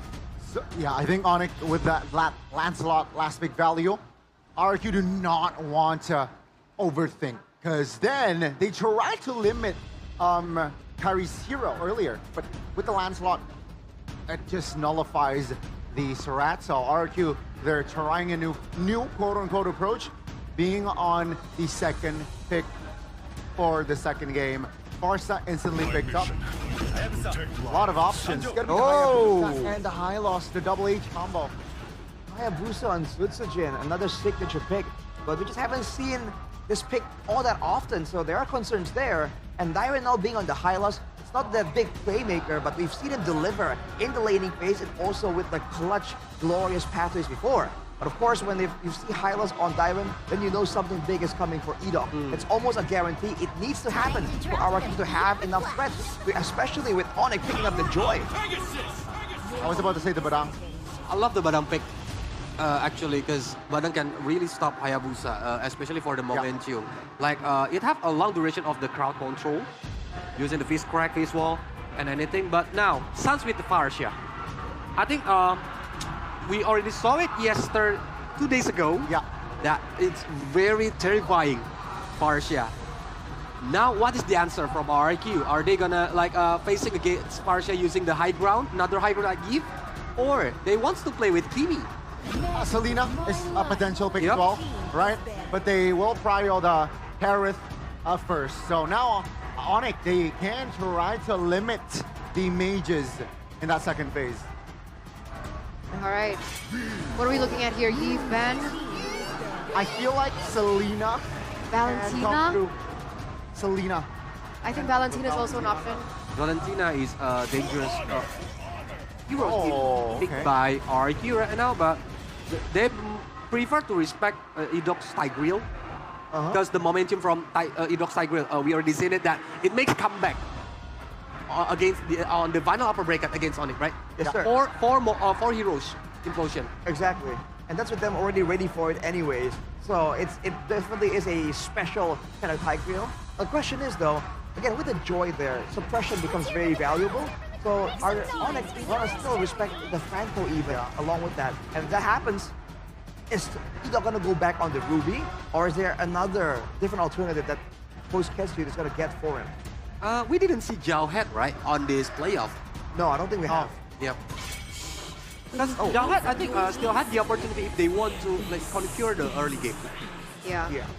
Those are the things that we're looking at definitely. With the CC being banned out, do you think that this could be flex? Hylos flex for Edok? And then they pick up a Phobius for Dairon? It could be. When they ban the CC as well, I think it's hinting that they want something that can kind of broaden out in the EXP lane. They go for the Yi first though, and this is a point that a lot of people have been making, a lot of talents like KB have been making about RRQ as well. They really like having that EXP lane matchup, favor Dairon, considering his impact, especially with controlling the early game neutral objectives. So what are we looking at now for Onic to close things out? We're still looking at a gold laner and potentially the Roam or an EXP. Ranger might be work if they want to face against the Harith. But Baxia. Wow. Because the rotation will be very quick if you're using the Baxia, but the problem is like the AoE crowd control using the Baxia. But Iritel is coming. It's all about speed here for Onic. Yeah. The Joy, the Farsa, the Baxia, and Iritel all move really, really fast. Yeah. But there comes the signature Franco. And now Franco is coming. Although if you look at it, you don't have a lot of burst damage to try and use that Iron Hook effectively. So worst case scenario here, especially with Onic having the Baxia, this tanky solid hero that doesn't really get taken out that easily, this Franco might just be nullified. That's the main concern here for RRQ. So will the Franco actually be the ground-breaking thing that they require for RRQ, or will it be the ground breaker for RRQ for game number 2? As we're going to throw it over to our casters. What do you guys think about the drafts? Thank you, panelists. And it's up to this game number 2. We'll have to see who will be able to either get an extra point or equalize. But thoughts about the draft, we were kind of mauling in that drafting phase, Mirko. Unorthodox drafts for both of them here, I would say, right? Not the usual Onic, not the usual RRQ even, but one thing stays constant. You gotta put playmaker heroes on Edok. That is inevitable. And now we go back to the land of Dawn to witness game number 2 of this Grand Finals best of 7 again. Severo with the Aerithel. We had our thoughts on maybe that he might possibly pick up that Harith in the first phase, but he did not at all. So now, with the Aerithel against the Harith, what do you think about this lane, Mirko? I think it's a non-lane. For the most part, both of them will just be looking to survive in lane, waiting for their item power spikes. I really wonder why they didn't decide to go for the 1-1 here for Onic. I guess because they saw the Eve. Keyboy now walks up again, spinning Edoc down for a bit. It's a bit of a poke. Rin's actually winning it out. Keyboy could flicker out. Could have been bad. Yeah, he had to flicker away. And Edoc again with the early pressure alongside the Franco. Yep. And it's up to their rotations, right? Edoc alongside RRQ. That trio mid will have to be able to just enable themselves. I mean, with the Hayabusa in the hands of Tsutsujin, you would expect him to want to snowball early on, especially up against what could be a late game comp as well from Onic. The Aerithel carries that. Ooh. I mean, the Farsa even. And that first pick, Farsa, it's like they want to play through Sans' strong hero. Good take, Kai. Walking up knows there's no Iron Hook. A flicker around already. Now Shield Unity electrifying beats and Sans claims first blood. RRQ on the back foot early on. Watch Shadow not landing. Tsutsujin looking for a play, but no. Onic doesn't want to entertain that idea. But it's up to RRQ. Want to stabilize the lead. Severo up top, just meddling things alongside Toy. And we talked about, Severo with the Harith. It is a very strong pick for him. And then from Toy, though, it feels like he's stepping out of his comfort zone because what we saw the past few days was Toy only playing with the Granger, playing with the 1-1. And in the previous game, was unable to deliver as well. This game, though, with the Harith, it might be different. Onic dips on the turtle. Dyron close by as well. Sans with the wings by wings might look for an angle, but Edoc is there to screen for him. Ooh, Feather Airstrike with a solo perhaps on Edoc. Good dodges. One last shot is all he needs. Going in for it. Edoc has the Bloody Hunt, gets taken down. Ludwig. Shield Unity forcing a quad shadow defensively. Walks back in, revitalize, and the RWM on him. Oh, Ludwig has to go back low on HP. He's gone, and it's up to Dyron to follow up, but KAIRI gets the turtle. Keyboy's just taking a few shots now. Free turtle for Onic. And it's because of the crazy aggression. Severo up top against the Harith. Never mind, not a non-lane when Severo's on the Aerithel. I want to get my opinion out there in the air. I mean, Aerithel against the Harith. You would expect the Harith to have much more survivability, right? The shielding and all that. The poke as well. But again, Aerithel is a kind of a mobile hero with the crossbow, with a heavy crossbow, and the burst damage from it as well. But as of now, it's Onic with a 2-kill lead. Not much of a gold lead mounted just yet, but RRQ know they have to rely on pickoffs. But is the burst damage enough, right? I mean, you have that hook, Dyron, Doors Pathway, flickered out. Good flicker out, Feather Airstrike coming down, now with the pin down with the Fist Crack as well. Edoc unable to get the Bloody Hunt, and Thompson Jin with the Shadow Kill. KAIRI would like to find Beast still in the midst of it all. Dyron, uh-oh, the horse is all alone, isolated from the rest of the kingdom. Severo was riding to the night. He thought that maybe his powers would be needed, but Onic says, no, without you, we are able to get the kills. And it's now audience prediction by the new application GoPay still favors RRQ slightly though, 59% to 41%. And RRQ, again, win cons, they have to be able to get the Tsutsujin online. Yep. They have to be able to rely on Toy for the late game later on. At least they have that insurance in their pockets. And now Edoc might fish for something, but Severo, he thinks that this is fishy. Sans is here to back up. Oh, Sans just dodging away from it. Edoc definitely had an advantage there. I don't think Onic were aware of Edoc's whereabouts, but still a bit too clean. They're always just jittering, like in the moves, right? Usually you walk, it's a bit straightforward, but they know there's a Franco. They know he could be anywhere on the map, so they would always just sidestep a bit, you know? At least it keeps them on the feet, right? With KAIRI now, the Starlium site completed. Done and dusted. Norris Pathway open. Another miss hook, but now it's up to Sans. No flicker in. RWM locking him down to the back line. But KAIRI jumps to the electrifying beats over the Rins. No Bloody Hunt from Edoc. He's waiting. And I think it cost him the fight. Toy is walking close. So is Severo, and that is Rins just deleted out of the fight, out of the equation. Even Tsutsujin was bursted down quickly. Severo, you don't want to play with fire. Edoc is coming close. But he knows the Miratel. Dyron. Shield Unity. Dyron all alone, pinned down to the wall. The high-lows. Electrifying beats. He's going to have to die to the music of Kai.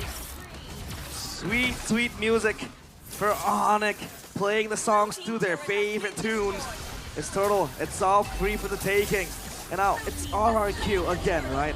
If you want to talk about objective contests, it feels like RRQ, they're a bit behind, but now they go bursting in. All in the Franco, and he won't be able to find a pick. Feathered airstrike with the shield unity and the pin down of Lutpi. Sutsujin with the retribution, unable to find it. Wow! Kai so on point. Oh no. On the retribution. Add insult to injury, rubbing salt to the wound. Whoa. Dodges away from, oh! Wings by wings, Gila, you see it in his eyes. A stun in the bottom lane, Toy walking up the glorious pathway now. Dyron with the help of Toy. Divine Force already used, no stun for Dyron, and it's going to just be an easy escape for Kai. It is very, very easy. Doesn't break a sweat doing it. 2 ultimates expanded, but at least those cooldown reductions do come in clutch. Dude. Minion kills from Season 1 to Season 15. I'm not good with maths.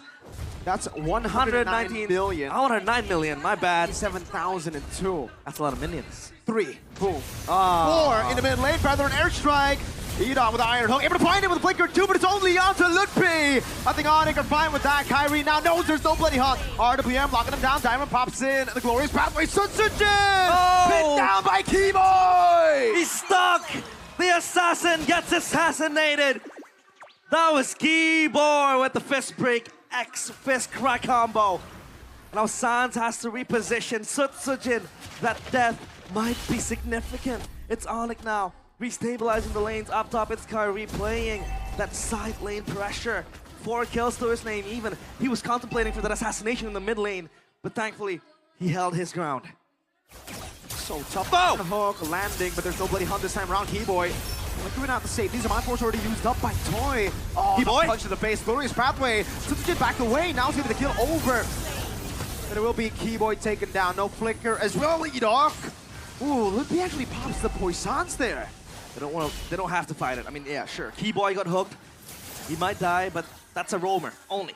So RRQ, they have to be content with that, but they have Cryo on Turtle. Toy has Feather of Heaven, so that might be the life steal he needs. Shield unity from Lutpi, walking in towards the Turtle, landing on Dyron. That was done as well, connecting. RWM locking him down. Zaman Force coming down as well. Kai! Still with the steal on the Turtle as Edok gets taken out. Unstoppable.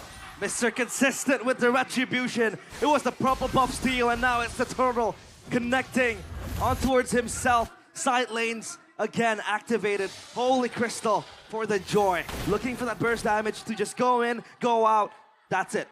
Sutsujin. All right, in-game equipment check. Winter Crown first item for Edok. That's going to be a massive ability as long as he's able to be the one aggressing.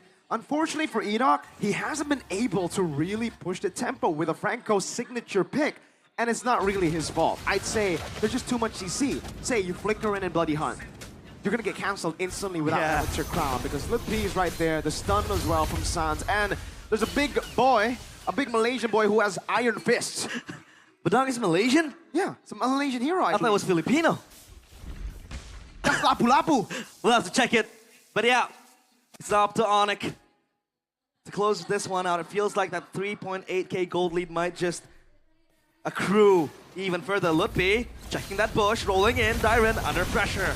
Trying to bait out that iron hook from Edok, but he knows better than to go for it. He knows Keyboy's somewhere here lingering. Smelly, sniffing around that bush.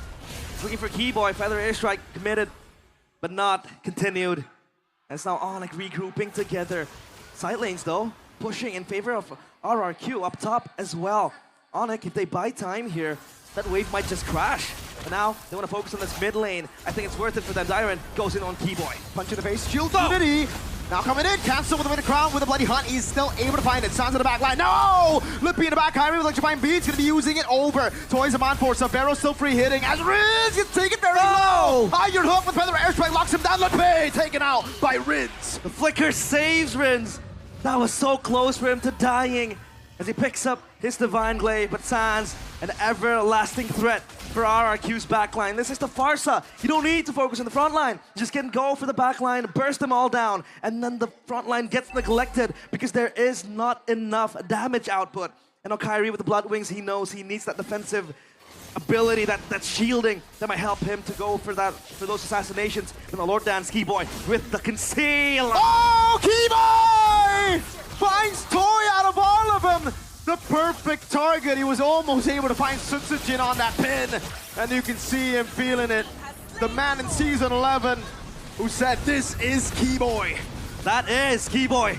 He's back like he's never left. Now Onic, they want to advance even more. Shadow kill to clear the minion. A cannon one at that. So at least for now, Onic, they have no choice but to go back. No waves being built. But the Lord up top might just charge in for them. Down bottom though, it's kind of equal. Now item check for both teams. Savero, 3 items with the GDS as well. So that might add more crit, that might add more burst damage because we haven't really seen Savero much in the action just yet. Mainly adding more mobility, right? When you ult with a heavy crossbow and then you sprint, that really is going to be a Ducati even without the skin. Super fast. RRQ won't be able to find the Bloody Hunt. That's the crucial choice for RRQ to go for in the draft. They wanted to play with the playmaking of Edok, but Onic have found a way to shut him down, not just in the drafts, but in the game itself. Oh, Kai Bloody Hunted! He doesn't care! 2v1, and he likes those odds! The god in the jungle, KAIRI! KAIRI Houdini keeps on doing it again and again. You've heard about him, you've seen him, and he is inevitable. Onic, they grasp this chance. 10 fingertips, both hands. They might just go for that 2-0 blow. This wave is building in the middle. And even Sans just casually flying in. He doesn't care. Wings by wings already used. Kai jumps in again for the airstrike, locks Tyron down, singing to the music, to the beats of Onic. Look, Poissons, a lot of damage placed on him, but they will stay alive. Only base turrets left in the kingdom of RRQ. Edok, Iron Hook in the flanker, binding Sans. Oh, Keyboy! With a cancel on the back of Sans, gets away. Now it's Kai! KAIRI going to the back. He might look for the assassination as he looks so low. Tyron, Lone Stallion alone. The Iron Hook lands, but it's onto the minion wave. Sutsujin, Shadow kill Sans! Gila Sans! Gila Onic! Everybody is playing out of their goddamn mind. The Sky Kings again descending to the castle of RRQ. The kingdom in crumbles. As now Toy looking for a Hail Mary play. No Zaman Force. Onic playing around again. Yikes. Wow. Mid lane base turret going to be threatened now. Sapero already on it. Iron Hook lands. But look, he will take that damage with Feather Airstrike and a few shots. Toy is down to so low. It feels like Onic always has that answer, right? When Edok wants to play make with the hook, you get a blast from a red bird in the face. And then you have maybe KAIRI going in. And then you have the Keyboy, the Malaysian fighter, with that fist crack and everything. So it feels like RRQ, they have no chance but just to all in. Not play behind the hook, but maybe look for a flank angle. But thankfully for Onic, Sutsujin has been completely shut down. The Hayabusa seems non-existent. Conceal play. The horse can't even run. That's the only thing he's good at. Kai is legendary in game 2. He's unstoppable. And now they will get this Lord easily. Look at where Sutsujin is. He's looking to get scraps out of the rubbles of the fallen castle, just trying to push the wave, get those minions, go out. But again, it's RRQ with uninvited guests on their castle. Shield Unity into the stun. Oh, good night, Edok. KAIRI in the back, stacking it up, jumping in, next right beats. Over to the fountain, forcing the mercenary back. Feather Airstrike now, Keyboy! Finding Toy! No chance. And RRQ, they crumble, but Rins gets the double kill, and they might just defend this entrance. But the crystal exposed, the Lord is here. Keyboy still looking for the play again, still having the Lord. Another pin down over to Sutsujin. Oh, Sabero! Forcing him with a crown. Tyron all alone. Sans just recalling in the face of danger. Sky Kings again with the 1-2, knocking out RRQ Hoshi. And they are on the pedestal now, up 2 games. It's 2 more to be etched in immortality. And RRQ Hoshi, they look clueless.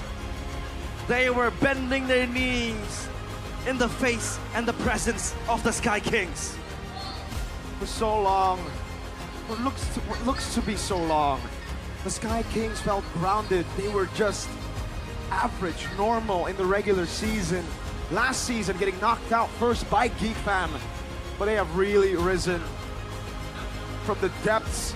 We have the Sonics in the building doing jutsus, some Onic time is magic. The magic is there. They never lost their touch. And it feels like there's not just a single member being highlighted. Everybody playing their part. Again, in unison. When somebody gets pinned down, it's Keyboy on the backup. And then you turn around, you see KAIRI dancing on the dead corpses of the RRQ players. And it's the confidence really realize. The joy pick into the Hayabusa, what many think to be a bad matchup. They say, what bad matchup? We got Kai in the jungle. Diamond on the high-lows. I understand why they went for it. It's just to deny the Phobias, but Onic don't need the Phobias, right? Like, the Phobias is a good pick against the Harvard and the Haya, yes. But is it really worth it to pick a high-lows, to give Dyron, one of the main carries for RRQ in the regular season, a horse just to walk around? Give it the dunks. I mean, the horse is gone from playoffs anyways. Let's take a look at Dyron there. It could have been put on a more carry approach pick. But panel, we want to hear your thoughts. So up to Eterna and Co to break that down for us.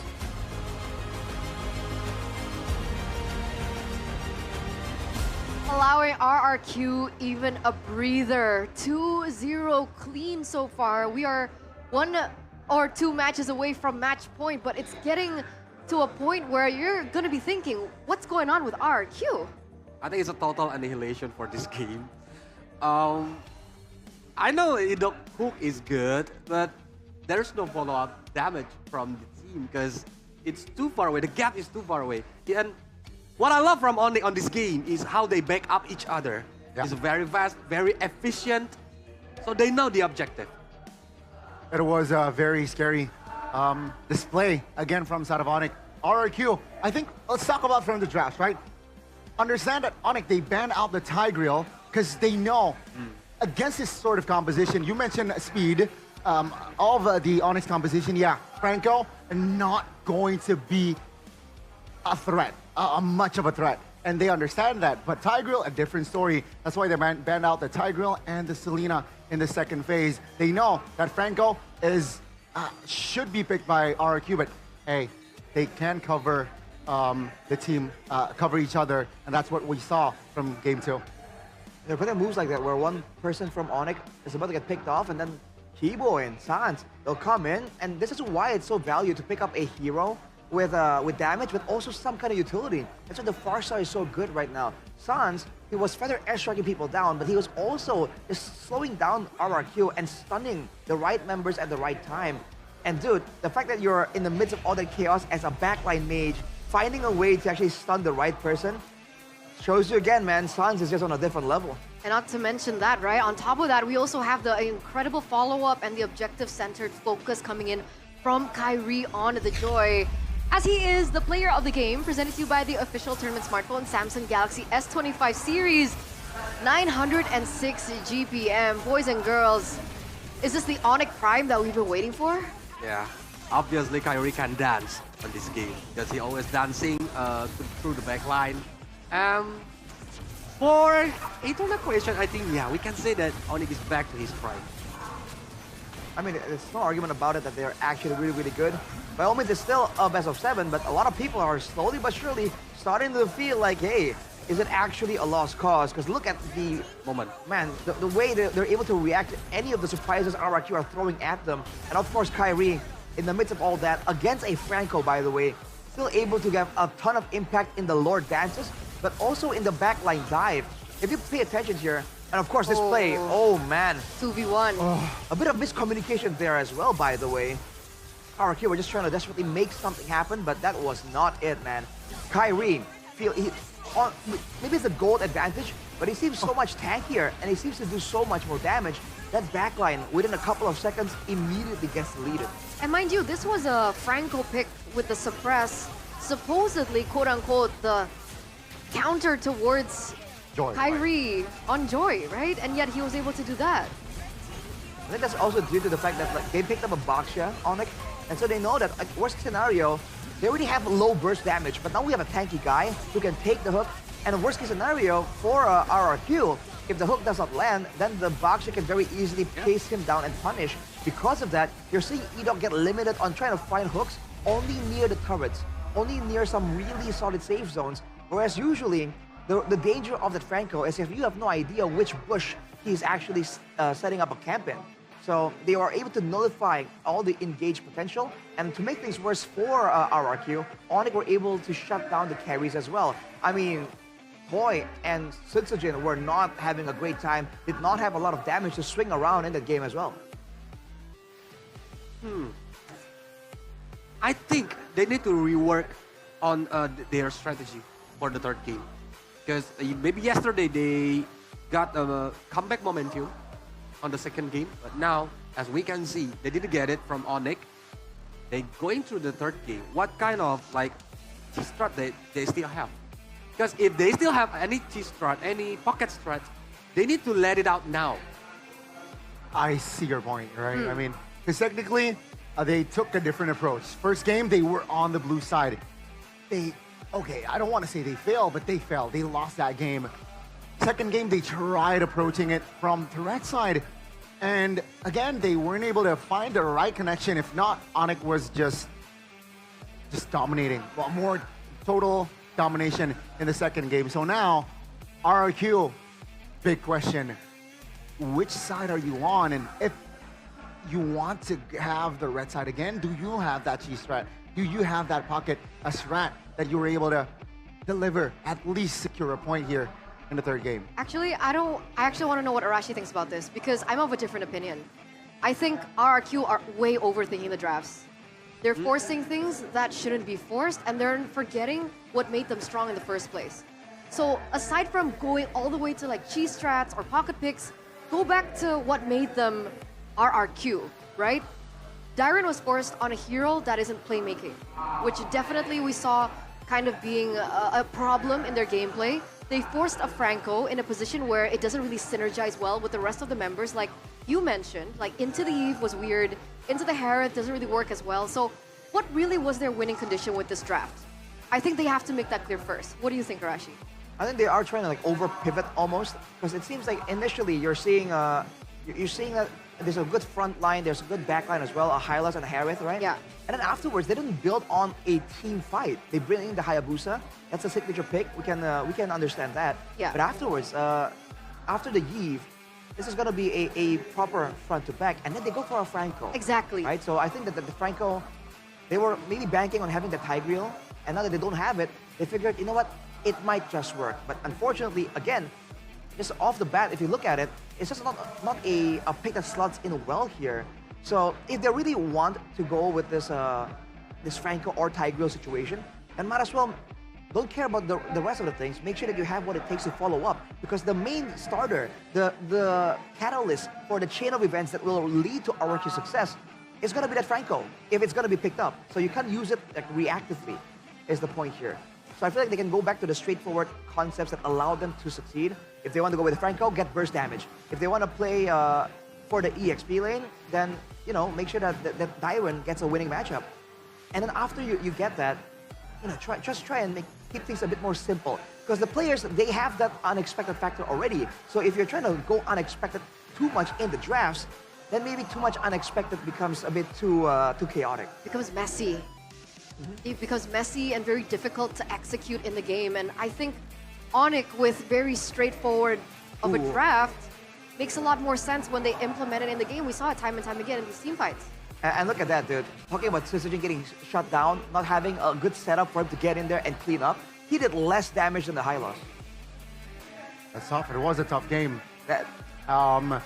And yeah, I guess, right, you pick up the Hayabusa, there's a Badang always in the mix. And Onic, they know that. Okay, you Hayabusa, Badang. And just to make it worse, the Badang is on their own position, not the EXP. And yeah, that's why Sutsujin, damage-wise, was little to none. Yeah. In that game. So, Eterna got the point, I think. So don't think too much Yeah. about the draft. Just back to the basic. Who is RRQ? Like play with Idok and Dyron as the initiator, using Toy as like the late bloomer. The what they call it, in Indonesia we call it penggendong handal. It's like the carry, Team carry. the main carry, the team carry, the tip of the spear. Make it Toy like that. And about the Rins, we love how to see the Rins make play when he's using the aggressive mid laner. Why not using it? Right. I really do feel that they have to kind of find that in between as well, where aside from just like the synergy and the composition, they should understand as well, like in this game, are they moving forwards or backwards? And it's important to understand because the Franco, as an example, cannot move backwards. You have no mobility and you're not really that tanky. So once Onic found a way to make sure that they are the ones proactive, immediately the Franco gets nullified. So they have to identify early on here whether or not they're going to be able to get the proactive side, and then they can locate some of these options to try and go aggressive. That makes sense. That makes sense. And I think it was you that mentioned about if they wanted to play for Toy, but they weren't really playing for Toy. Was that you? Arashi. Yesterday. Yeah. Arashi. So it's like, what were the win cons exactly with the drafts that they committed to in Game 2? It looked like even the players were a little bit confused, right? Were they playing for objectives? Were they playing for pickoff? Because teamfight obviously out the window because of the composition like you guys mentioned. Pickoff was very difficult. Objectives, highly unfavorable. So it felt like they were not set up properly to win this game in general. Right. The game plan wise. Yes. That's the thing as well. Like, it's not just about the team fight. It's about what's the plan here, which lane, right? Which lane, which carry. In the early and late game, at what point do you transition from relying on Sutsujin to carry into Rins, into Toy, right? There are set moments for all of this. And if you compare how they're doing to Onic, Onic seems to have that down. Because initially, it was Sans, and he was just bursting everyone down. But towards the mid game, once KAIRI got some of those items, you're seeing him go in 1v3, 1v2, and there's no problem because that's thought out. And they understand, like, if they want to go for a fight, they can rely on Keyboy. They can rely on Lutpi as well. So the step-by-step here. I think RRQ has the right, like, end game, the first step maybe, and the end step, but the in-betweens have to be kind of linked up so that step one can be joined to the final step. Can we agree though? There were so many moments of outplays from Onic. Yeah. Like, wow, that's gotta hurt. And that could tilt as well in this best of 7. Do you think RRQ are equipped to deal with that? That's going to be, the answer we will find out soon, right? Will they be able to recover for Game 3? We will get to see the display.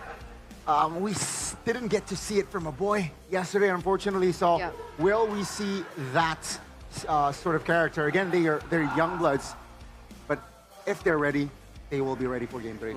I think they already faced again the grand final pressure several times, like on SBS on the last season. Yep. Now they are facing against Onic on the grand final. So I think it's, I believe, RRQ can do this. Believe. I believe. I think what we've seen from RRQ that's kind of assuring is that at least every single game they do find adjustments. Whether or not it works, we have to wait and see. But at least they're still trying to figure stuff out, and that's always a good sign. For sure. That's definitely something that we're going to be looking at. As once again, we're heading over to the MSC battle plan on the way. Again, we're a month away from MSC. Everyone is talking about it. It's the biggest thing on everyone's minds, especially those who are following the MLBB competitive scene. But the big question stirs, will we rise to glory once more?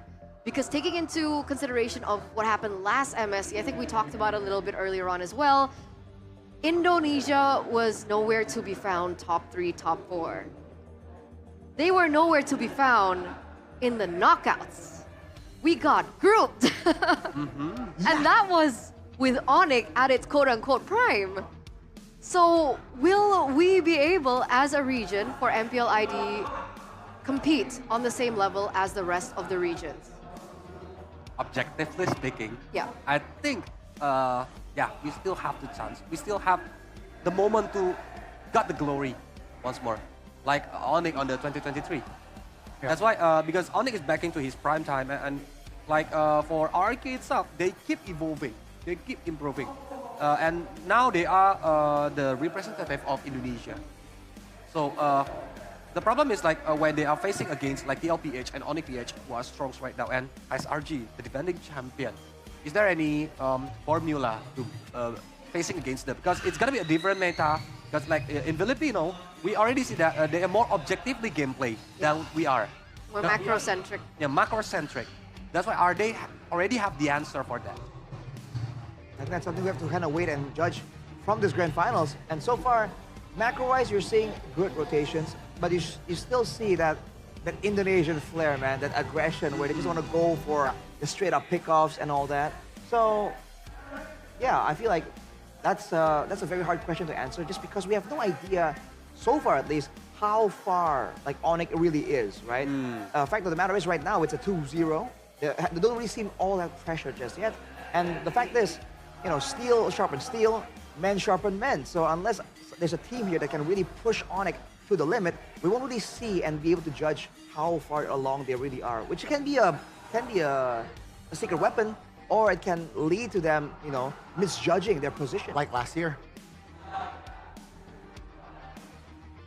Elaborate. Elaborate. Yeah, they got a group last year, but they were the favorites, one of the at least for MSC. So let's see, entering MSC later on. But again, I think we can rise again. There's always that chance, especially not just with Onic, with RRQ, right? Edoc, Rins, so young, so much potential. Let's see if they're able to tap that untapped quote-unquote potential. Tap? Did you say tap? Tap potential. Man, that reminds me of tapping on my phone because, man, my rank games have been so smooth ever since I picked up this device, the Samsung Galaxy S25 series, and it just doesn't miss. Doesn't miss. At all. Doesn't miss, yeah. Dude, making content, right? 50 MP camera, dude, come on. That's some advanced technology. With 120 Super AMOLED refresh rate display, I mean, what more do you want, dude? 5 years ago, you wouldn't see this on a phone. It's impossible. No. The design is sleek. The color is elegant. And, well, fits my hand perfectly. So, thank you, Samsung. Thank you, Samsung. Samsung. I use Samsung as my daily diet. It's mine now. That's not for you, by the way. It's not. Okay, you know what? I'll take it. I will. He'll just steal it anyways. He'll just take it anyway. Because, ladies and gentlemen, ultra smooth gameplay, powerful performance. You guys can actually get a cashback of up to, what, 3 million IDR earlier on. Plus, if you guys use the voucher code S25MPL, you guys can get a free 25-watt adapter, I believe, and a 500,000 cashback coupon. So it's pretty crazy. And I think one of my favorite features about this phone is the fact that you can go AI. Yep. The AI is amazing. It's like I'm having a personal coach. Exactly. You can ask the AI anything. AI, how can I be as pretty as this girl? And then they'll probably answer. You can ask for step-by-step guidance as well, and they'll tell you. Wow. Start with this, start with that. And then eventually, you can also join the Team Galaxy Zone Cam right here because you have that phone, you have that privilege. And look at this, man. Front row seats to the Mpl Id Season 15 Grand Final. That's wild. We are all the way in the back because we're on the panel. So you can imagine how we're feeling right now. You know, we would love to be up front there. But on my day off, I was up front there. if you use this phone and you zoom, it's practically like you're at front. Yeah. So clear. And it doesn't matter where you sat. Nope. It's so clear. You can be sitting in the, tribune. Is that what they call it? Yeah, tribune. Tribune seats, and it's all fine and dandy. You can see Keyboy's passion zoom from there. You can see his passion. Yeah, he's yelling. Okay. Yeah, there, exactly. Yeah. You guys sit up in the tribune, you use your S25. It's all G, it's all fine and dandy. Hello, Baloyski! Hello, Mr. Baloyski. Mr. Allen. Unfortunate. He's smiling now. Play! Dead from Bogor. Yeah. Another, you can call him a legend, right? Can you call him a legend? Funny. Play? Kind of. Well, a veteran. A veteran. Yeah. A veteran, an RRQ veteran, and it's getting packed here, ladies and gentlemen, in the Jakarta International Velodrome. everyone is waiting in anticipation, especially those of the kingdom on the kingdom side, wondering whether or not RRQ will be able to equalize this series out. That's Awa up front, supporting Sans. That's the Sonics, I believe, up in the tribune. Come on over, guys. It's still a best of 7. We're still in game number 2. There's still time for you to head over to the venue and witness the action in real life. That was who you were talking about earlier, right, Arashi? Yes, sir. I ran into him, and he was very confident. You can see the spirits have not dwindled down just yet. Mr. K-On. Oh! What? He got it! He got it! He got the Sasuke! What? He got it! That is wild. Playoff buff, dude. That's why you have to come on down buff. to the Jakarta International Velodrome. That's what's up. That's the kingdom there. Arashi, what's her name? Huh? What's her name? I have no idea. No, Rashi Hoshi, you know right? it. We're supposed to be a kingdom. Well, I don't know everyone. Do you know how many of us there are? No. That's There's way so too many for me to know by name. And you know everyone. That's a special thing. All right.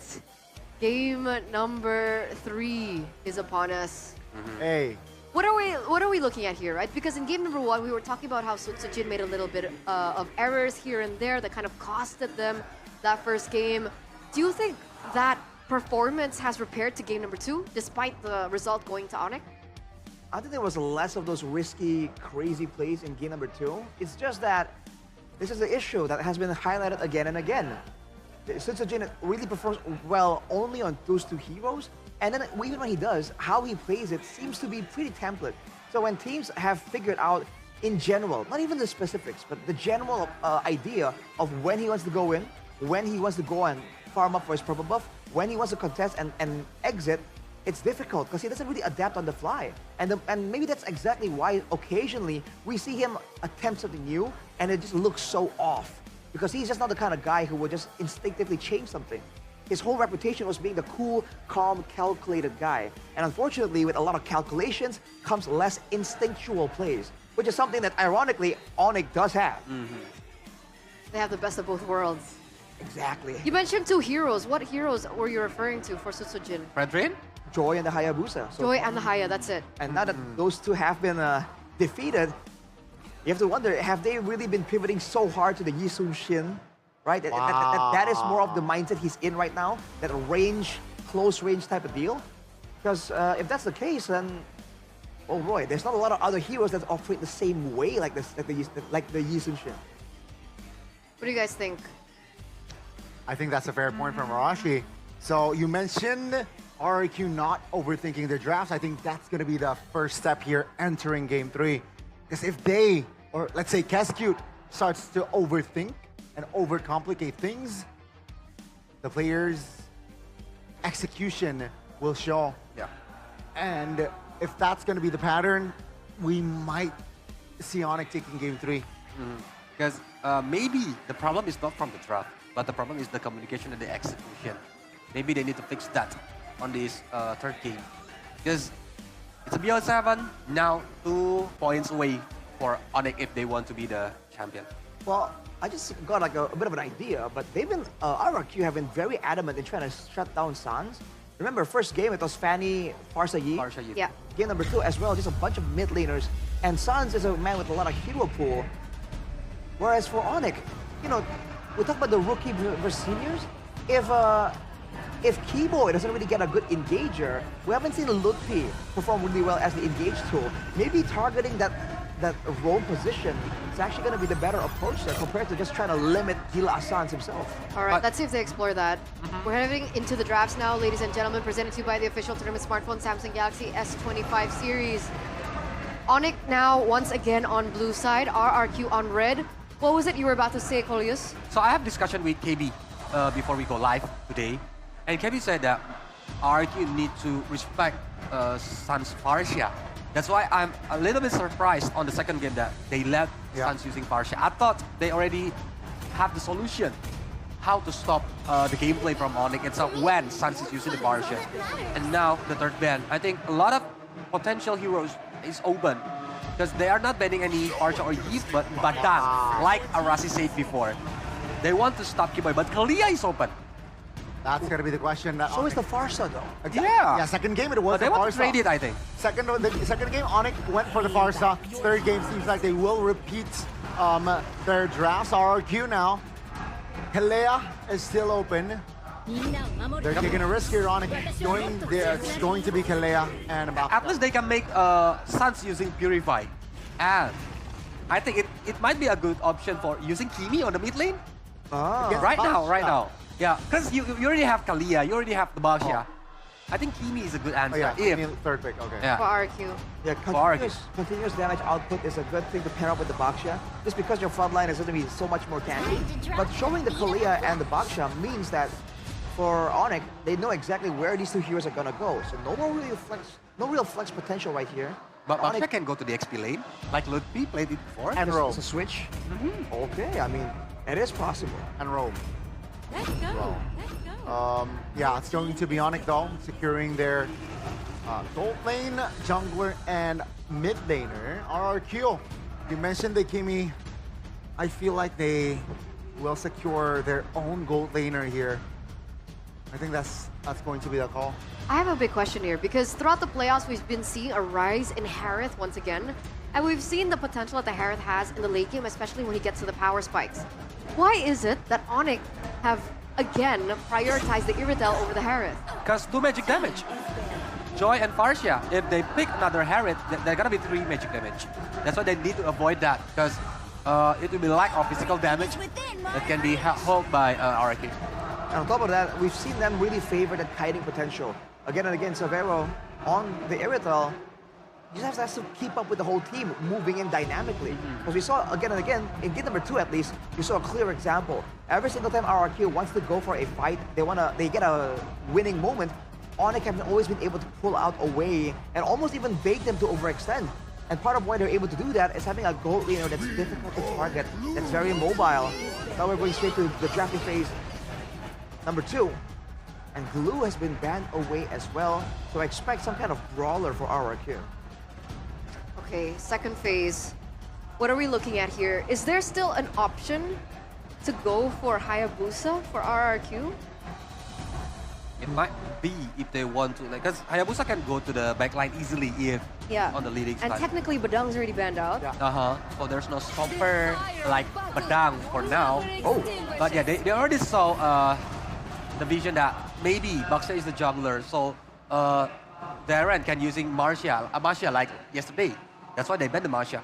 But if they want to like using Baxia as the XP lane and pick another assassin jungler against Joy, that might be an option for RRQ right now. For an assassin duel, I mean, again, with the Iritel and Farsa, the idea is that they want to be a front-to-back tight composition. So a high mobile assassin will be ideal, but again, Ling? Like a Ling? Oh boy, it's possible, but it's gonna be so vulnerable. I think you have to see I think RRQ have to wait and see what Onic have first before they can confidently go for that Ling potentially. If That's they want the advantage of the second pick, right? Yeah. True. Well, face value looks like Onic are respecting the EXP alongside with RRQ. So it's starting to dwindle down heroes that potentially Ludwig can utilize in that EXP lane. Now with the Tigreal being banned out once again, what are we looking at for RRQ? They can pick a mid laner first right now, I think. Yeah. Let the last pick as the answer for Onic. Right, but what mid lane is the question? Again, mobility being the focus here. Honestly, I think Valentina is a safe pick. If you want like a prolonged team fight, Farvamis maybe can do. Or you can using Heave, high ground against high ground, or Kimi, like I said before, like I mentioned before. Kimi, he can stop Joy for a moment. It's going to be hard for Kimi to go up against Farsa though. That's why I think Valentina locked in, but great call there, mid lane pick. They will wait for that. I mean, technically Baxia and Kalea is still flex. Yep. Okay, Gatot Kacha. They need bodies, right? They need a hero that can sandbag, and with the Gatot Kacha, right? If the Valentina steals the Feather Airstrike, you have a Gatot Kacha just cancel that stolen Feather Airstrike. So a great read there by Onic. It is indeed. a potential solution here to the stolen threaded airstrike. Although with Onic, the pattern is they will just not allow the opposing team's Valentina to steal the threaded airstrike. That is what Sans has been able to do time and time again on any hero. He's just so good with the vision game. Wow. And they went for the Khalid. The times where we've seen this Khalid, it hasn't really worked out. But now, against a team with so much damage output, they're trying to just sustain using the Revitalize and the Quicksand guard on it.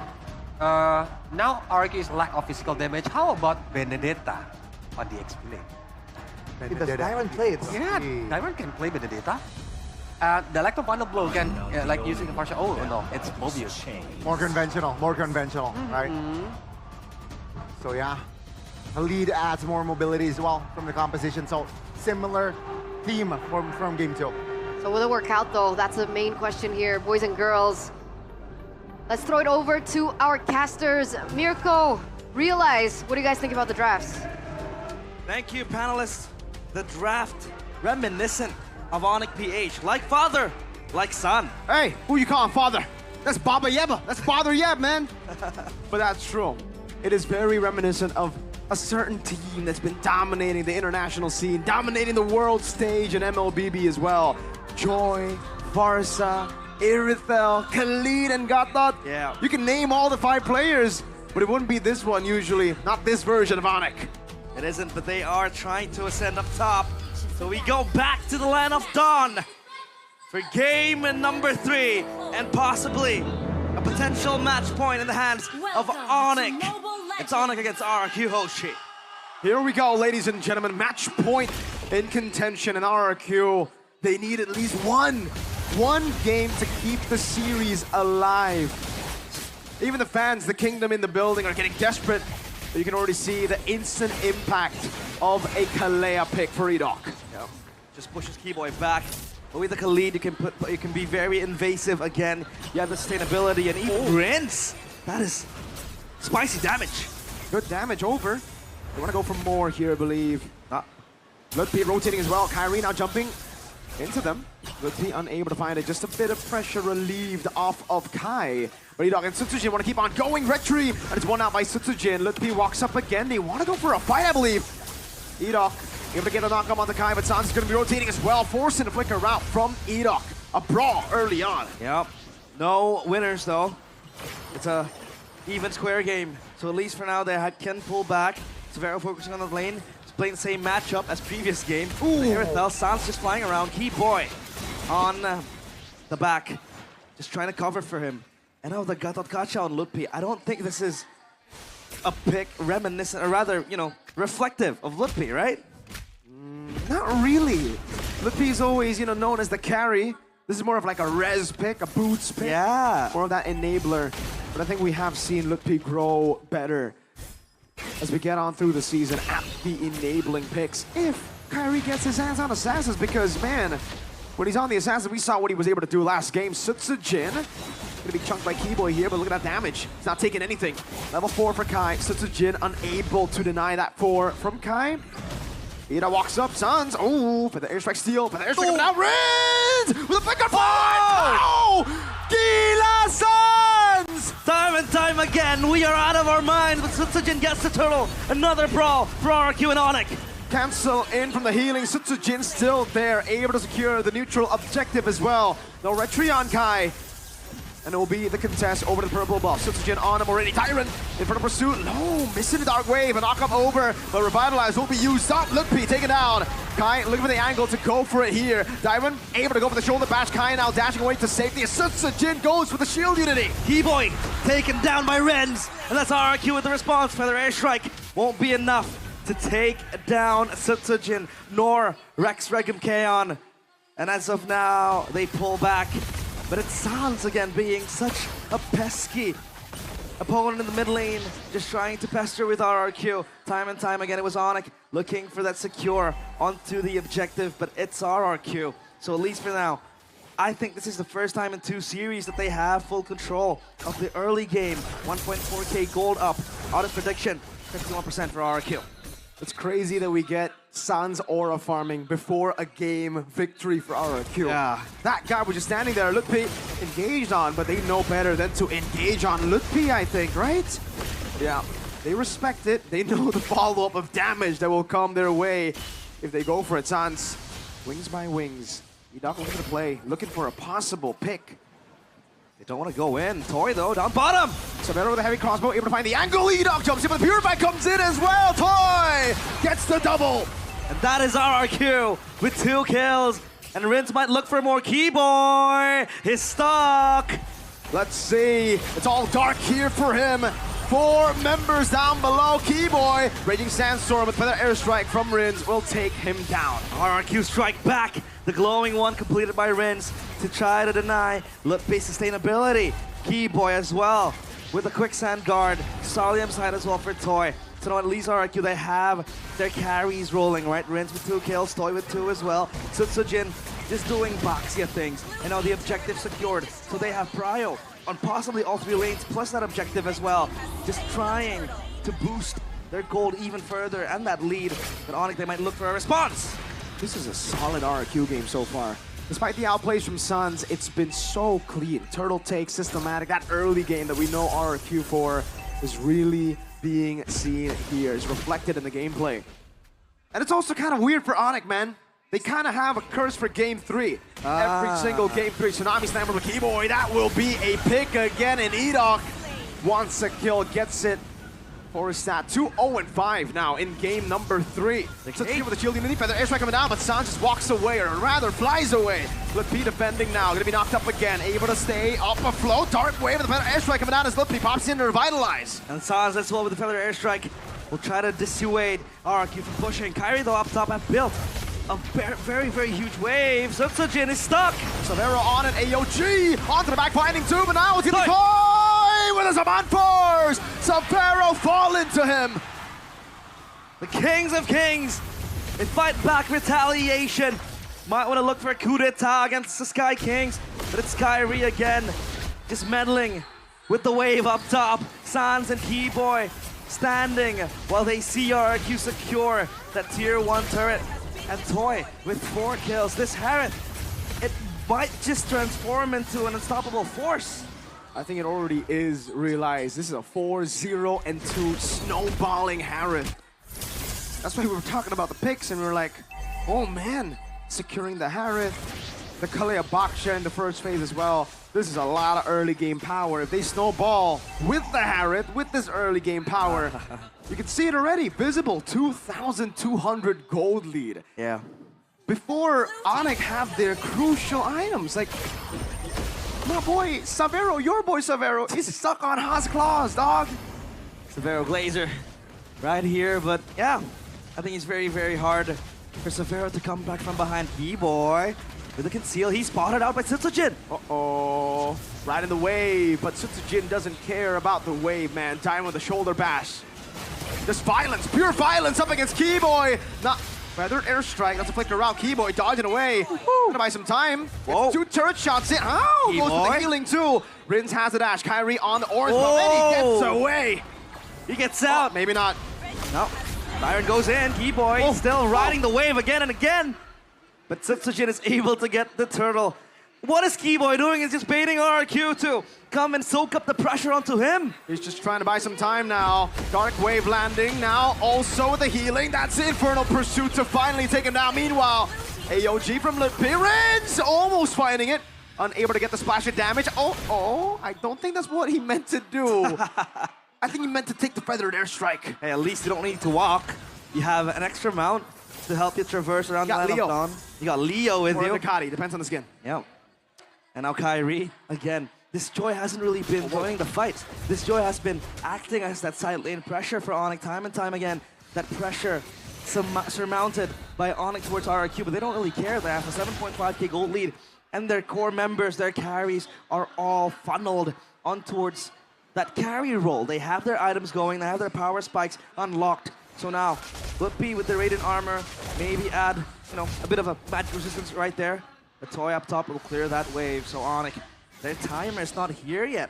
I mean, Sans does get a kill, Savero, like you said, still struggling with that Haas Claws. And I think they need to wait. Edok! Purify wings by wings, Feather Airstrike, Sans dodging 1, 2. Oh man, you just can't kill this guy, can ya? Elusive as ever. And it's hard to catch him, it's hard to catch a ghost like Sans. Severo again just pushing out. So yeah, I think Onic at this point, all they have and all they can do is just play the side waves time and time again. RRQ though, they need to respond to that as well. KAIRI might be in the wrong side of the tracks. Uh-oh. Oh, Sutsujin not able to go for the shield unity on him. KAIRI just pops in the electrifying beats now over the orange buff. No invade.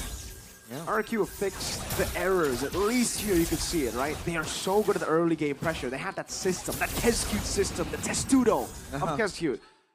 That works in the early game, but collapses as we go late, as the players just get outclassed in the macro experience department and the mechanical department sometimes as well. Here, well, at least in the interviews against GeekFam, they said that they have learned from that. They were not disciplined to close out games. They were not as clinical as they wanted to, as they expected, up against Onic in the upper bracket finals. And that's what led to Onic multiple times coming back against them. And a free Lord for RRQ for the first time in the series. Again, they are in the driver's seat, dominating the Sky Kings.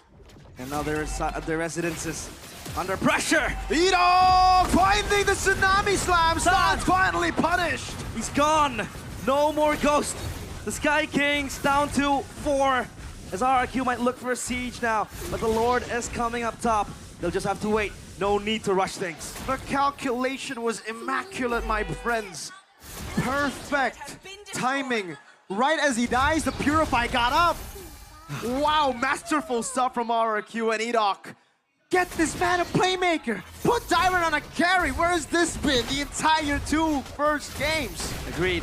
And now for the airstrike pop, Sutsujin rolling in. Lutpi stuck. Revitalize already and all in onto the back line. Able to find the taunt again. Sutsujin walks over the shield unity. Up for the airstrike, but the Tsunami Slam will bring Lutpi to his knees. The Lord free hitting onto the crystal, but Onic will try to respond to that. And now RRQ, they still want more. They go for more! Dyron! On the Phobius!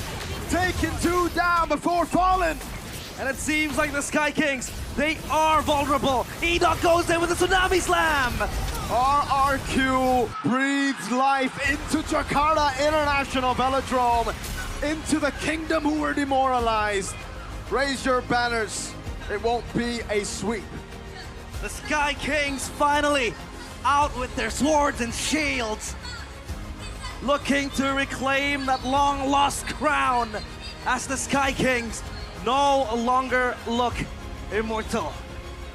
RRQ, the first 2 games at the start of this series, we're always looking up to the Sky Kings. Looking at them, felt so far away. But now they finally managed to bring Onic, I wouldn't say to eye level yet, but they're closer. They're closing their gap gap up on the sky. They are closing their gap. It's been very, very far for the first 2 games. The third game, that was one-sided. And that was a statement game from RRQ. You mentioned it. This is finally the system that Kescute wants to implement. It was manifested. It was shown by RRQ. Onic, a slap in the face, at least for now. 2-1 still. Onic, they are still leading, but RRQ on the pedestal. They look to equalize that. And if they're playing like this, Onic, they have an opponent. Realize, I think the entire drafting phase, I was always like, yo, pick up the Heron. Pick up the Heron. Go pick up the Heron. And finally, RRQ, they're like, all right, you know what? Let's stop going Ranger. Let's stop going for these. Let's go for the Heron. It's actually pretty good. How would you put Severo on a very, very weak pick? But hey, panel, is RRQ gonna make that comeback or not? Take it away.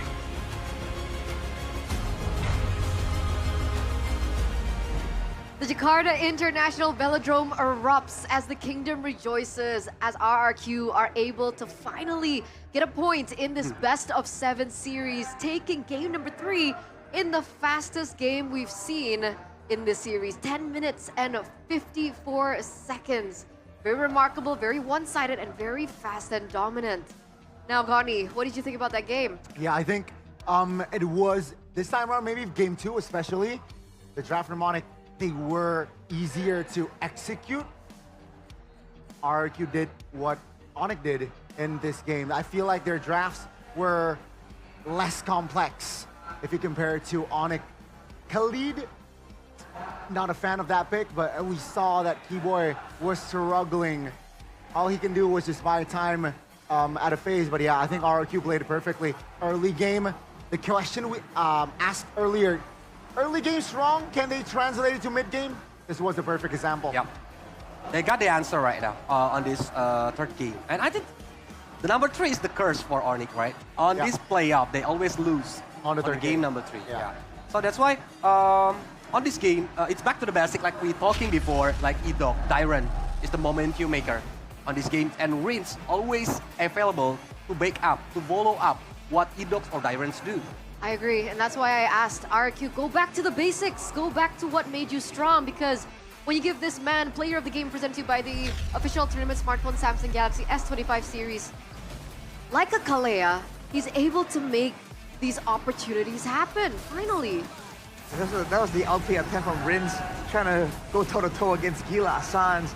That was definitely a cool moment and a bit of an aura farm for Sans. But afterwards, man, this Kalea in the hands of Idok, 0 deaths, man. He has been effective all the way from the beginning. And it seems like he was timing a lot of these purifies coming in from the side of Onic as well. And look at how they were playing around with this early game lead. We talked about how they should plan out the transition from the early game power to the mid game power to the late game. The fact that they rotated and brought a lot of that weight over to the gold lane, understanding that Dyrod is on a Phobius that's independent on his own, can even 1v2 if given the right opportunities. They just made sure that Toy himself was also snowballing, and when you have the Harith damage output, now it gets difficult for Onic because they have no idea where the real damage is coming from. This was an attempt from Keyboy to buy as much time as possible, so you can still see tricky moves from Onic where they would avoid fights when RRQ was pushing. We saw KAIRI farming as well, but eventually, just through brute force and playmaking, RRQ just forced the hand of Onic. Intelligent gameplay as well. Again, if you look at the composition from the side of RRQ, they're all very short range, right? Short winds can steal the feather airstrike away. So yeah, they want to fight. They're not afraid on taking fights. And Onic, they got outplayed in that sense. Yep. They got they played through RRQ Sempo, and that's why it was a swift game. Relatively, 11 minutes, not even, and 0-6 Keyboy, 0-3 Savero. Not a great performance from side of Onic. Because the setup from RRQ itself, since the beginning, they try to find Savero. They know Savero will be like the nail in the coffin if he got the items or the power spike. That's why 3 kills to aim for the Irritel. And even Sans, they didn't let Sans playing in this game. Rince always stole the Feather Airstrike from Sans and always use it when Sans shows on his screen. And the funny part for me is that we saw a lot of moments where Onic, because the Gata wasn't tanky enough, because the Khalid can't escape from danger, we saw Sans move into the jungle as the first member again and again, trying to abuse the fact that he has to purify. But because of that, you saw that one fight, Kolios, where Idok noticed it, he did the flicker engage Tsunami Slam when the purify of Sans was 2 seconds away.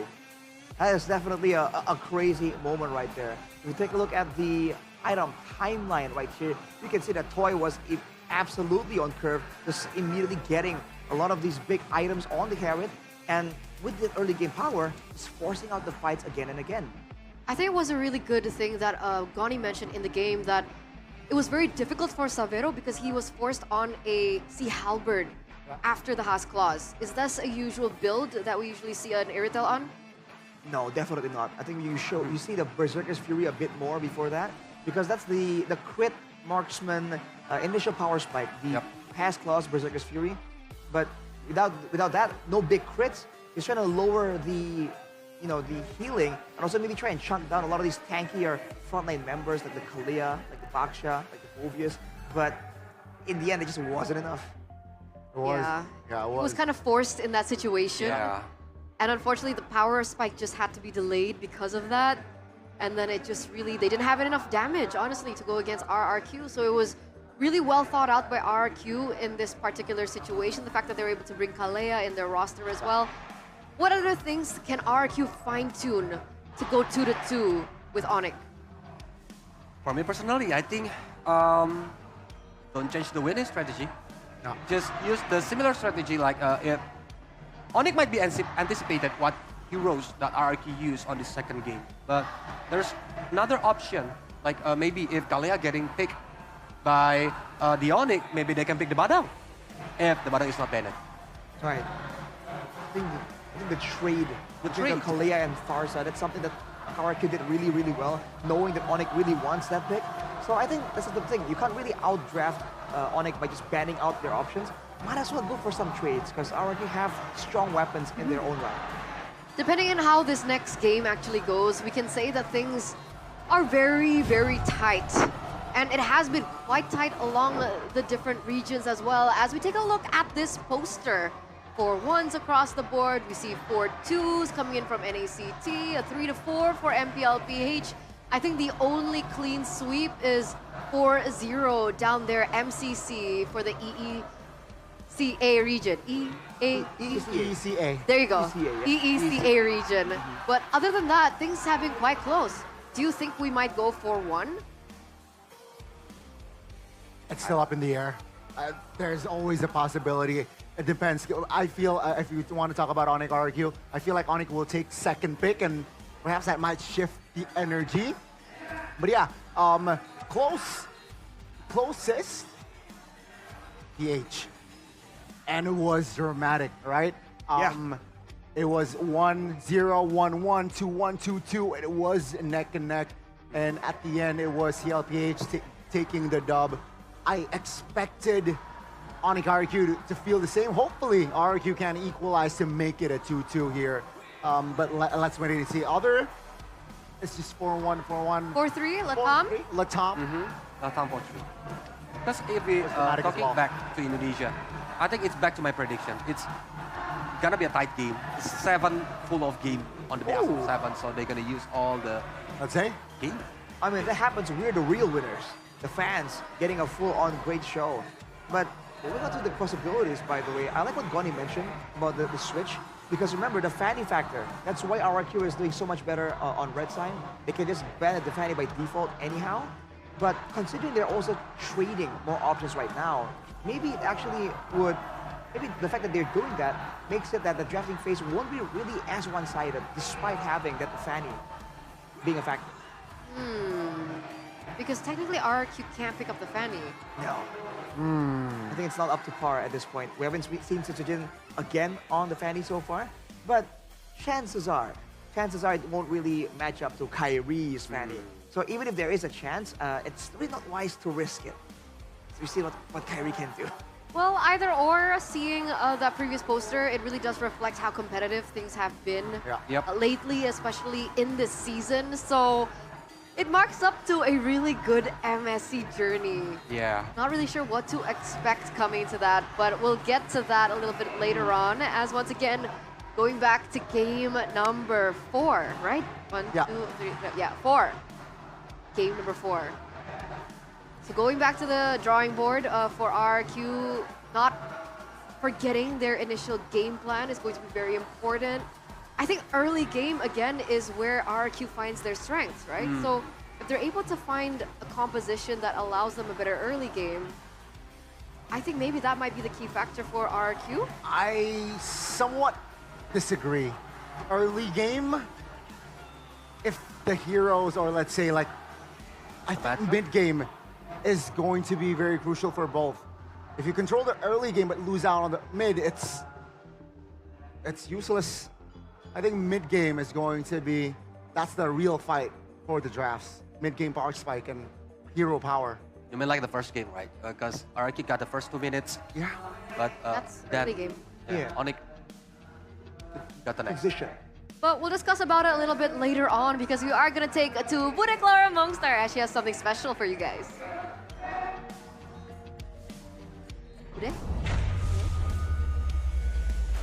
Yes, panelis berada di tengah-tengah Jakarta International Velodrome Grand Final semakin memanas. Betul sekali Bude, mungkin kita akan cek ombak dulu ya, karena ini luar biasa ramai. Sonic, mana suaranya? Bentar, jangan mau kalah. Yang ada di sebelah kanan, mana nih? Semangat dari Kingdom! Satu poin yang akhirnya sudah dikumpulkan dalam Best of 7 Grand Final antara Onic melawan RRQ. Keadaan semakin memanas di sini Bude. Tapi seperti biasa kita akan sedikit mencairkan suasana yang ada. Yes, dan juga membuat kita semua lebih greget nih. Karena kedua super fans akan diadu di Whack It. Jadi di sini kita sudah kedatangan dari super fans dari Kingdom. Ini siapa namanya? Michelle. Michelle siap untuk bermain Whack It ini. Jadi tugasnya gampang banget, hanya take turn, ganti-gantian untuk menyerang dan bersembunyi. Betul, dan gak cuma dari Michelle, di sini ada siapa nih dari Sonic? Radit. Radit. Jadi kita akan melihat dulu how to play dari Whack It. Silakan Bude. Iyap, jadi Radit main Idit nggak? Tahu hero-nya kan? Tahu? Tahu. Jadi caranya cuma kalian boleh pakai skill 1 yaitu Earth Shatter. Selanjutnya nanti gantian, pokoknya sekali dipakai gantian. Sekali pakai gantian, mau kena mau nggak kena, yang penting harus gantian ketika udah dipakai. Yang lainnya harus bersembunyi dan harus diingat nggak boleh pakai yang lainnya. Skill-skill lainnya dan juga battle spell tidak boleh. Kita akan mencari 2 poin untuk hari ini dan ya semoga nggak sampai besok pagi ya. Biasanya sih langsung ada yang langsung dapat, ada yang missnya banyak gitu ya. Jadi kita akan coba nih antara Michelle dan Radit. Mungkin kita coba dulu kali ya Bude. Langsung saja. Kita akan bersiap langsung, inilah dia di Whack It. Kita akan persiapkan langsung aja. Aduh, memegang HP yang sama seperti para pro player mainkan. Michelle, kamu player Idit nggak? Actually no. Waduh, ini dua-duanya agak meragukan, tapi nggak apa-apa. Kita akan membuktikannya di Land of Dawn. Kita akan mulai. 3, 2, 1. Silakan. Sweet dulu. Oke. Berarti Radit dulu nih. Berarti Michelle ngumpet ya? Ngumpet. Oke. Kamu punya tips atau trik nggak sih buat ngumpet yang baik? Enggak lagi. Waduh. Kena loh. Wow, Apa oke. tuh rahasianya tuh? Gantian ya. 1 poin sudah berhasil didapatkan Radit ya. Kita cari 2 poin ya Bude ya di sini ya. Radit, rahasianya tadi kenapa tuh? Gak tahu, feeling aja. Feeling. Aduh, ini feeling. Ini Michelle, sayang sekali ya. Feelingmu gimana? Gantian lagi. Terlalu insecure. Nggak pernah pakai edit soalnya. Gak apa-apa, kira-kira aja kanan, kiri, tengah, depan, belakang. Mana ayo? Ini dibantuin nih. Michelle, ayo. Feeling. Biasanya feeling perempuan tuh paling tajam loh. Betul, instingnya ya. Yeay, gagal. Sayang sekali. Oh, gagal kok malah seneng ya? Oke. Kan nggak ketahuan. Oke, kita Gantian, coba gantian, lagi, gantian. guys. Yuk, bisa yuk. Wow, berhasil ya. 1 sama nih Bude. Antara Michelle dan juga Radit nih. Feelingmu sudah mulai keluar ya Michelle ya? Agak pede dikit ya. Agak Radit pede. gimana Radit? Masih aman Radit? Aman. Kepercayaan dari itu penting ya? Penting banget. Penting banget. Bentar, ulangin. Gak lihat. 1, ayo 1 sama. Tarik napas, buang. 1 poin yang dikumpulkan lagi untuk bisa memenangkan Whack It ini. Aduh, Maaf. Sabar. Yuk bisa yuk, Michelle. Oke, udah masuk. Sayang sekali. Tukar lagi. Silakan Michelle. Ayo Radit bisa yuk ngumpetnya. Michelle, kemenangan ini berarti kan? Of course. Ayo dong Michelle. Up. Oke, masih belum dapat ya Bude ya. Oke, Radit silakan. Michelle, apa harapanmu nih untuk Whack It ini nih? Nggak malu-maluin lah. Gak malu-maluin ya. Apa? Terus ini. Ayo dikeluarkan shatter dari Radit. Habum. Meleset lagi. Ya. Masih belum dapat juga. Yuk, bisa yuk. Ayo Michelle. Kita akan keluarkan Earth Shatter dari Michelle. Akhirnya kita sudah mendapatkan Bude. 2 kemenangan dari Michelle. Oke. Ini kita speech kemenangan dulu ya. Speech kemenangan dari Michelle. Akhirnya setelah pertarungan mendebarkan, kamu berhasil mendapatkan kemenangan. Apa nih dari Michelle mungkin? Sebuah kata-kata, mungkin puisi, nyanyi juga boleh. wishlist hari ini, malam ini, RRQ menang. Dengan kemenangan Michelle di back Edith. Michelle berharap RRQ bisa menang juga, ketularan dari Michelle. Oke, gimana nih yang kalah nih di situ? Sonic jangan mau kalah ya. Ayo kita, mic-nya hilang. Gimana kamu? Apakah ini mencerminkan kekalahan atau enggak dong ya harusnya? Enggak dong harusnya. Kayaknya sih gitu. Soalnya kan Onic di atas langit. Soalnya Onic di atas langit. Oke. Tapi comeback kok. Oh oke.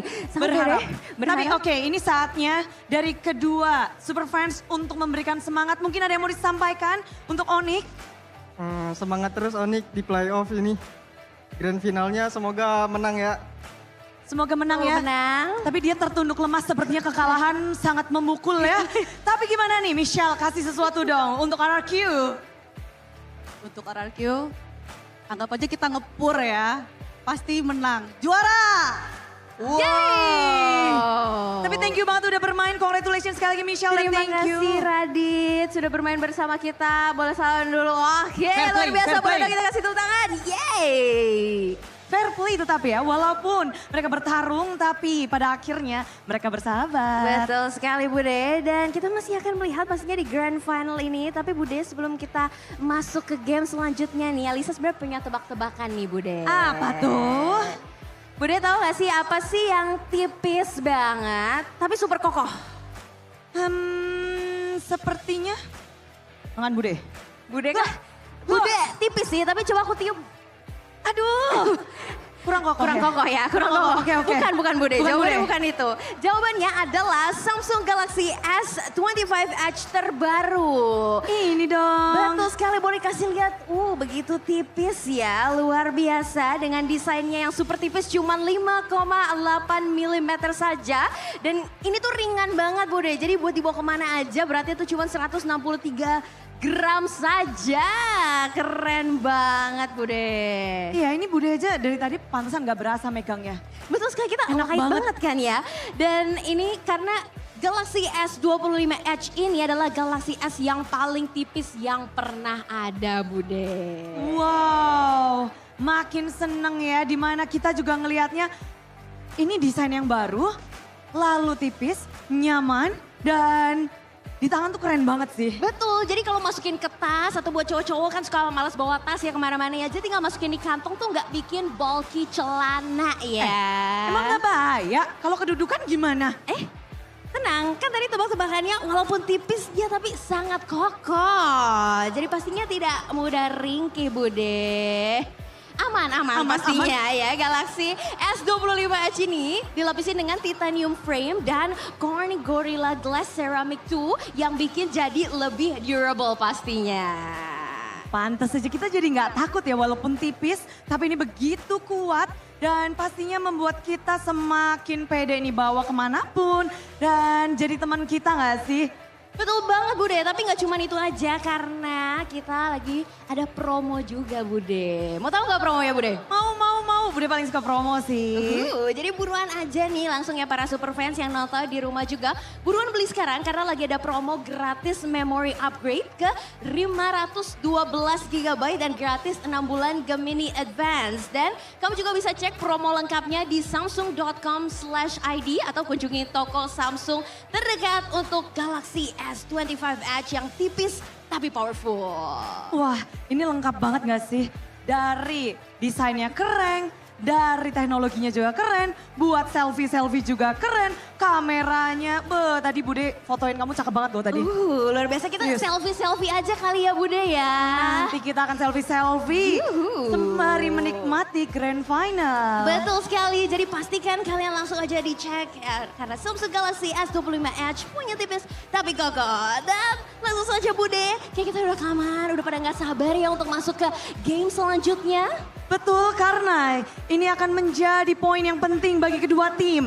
Akankah RRQ mengejar atau Onic yang terus berlari mengejar benar-benar piala? Ada satu trofi yang diinginkan oleh kedua tim. Two Kings, only one champions. Kita akan sambut, inilah dia. Game selanjutnya untuk RRQ dan Onic.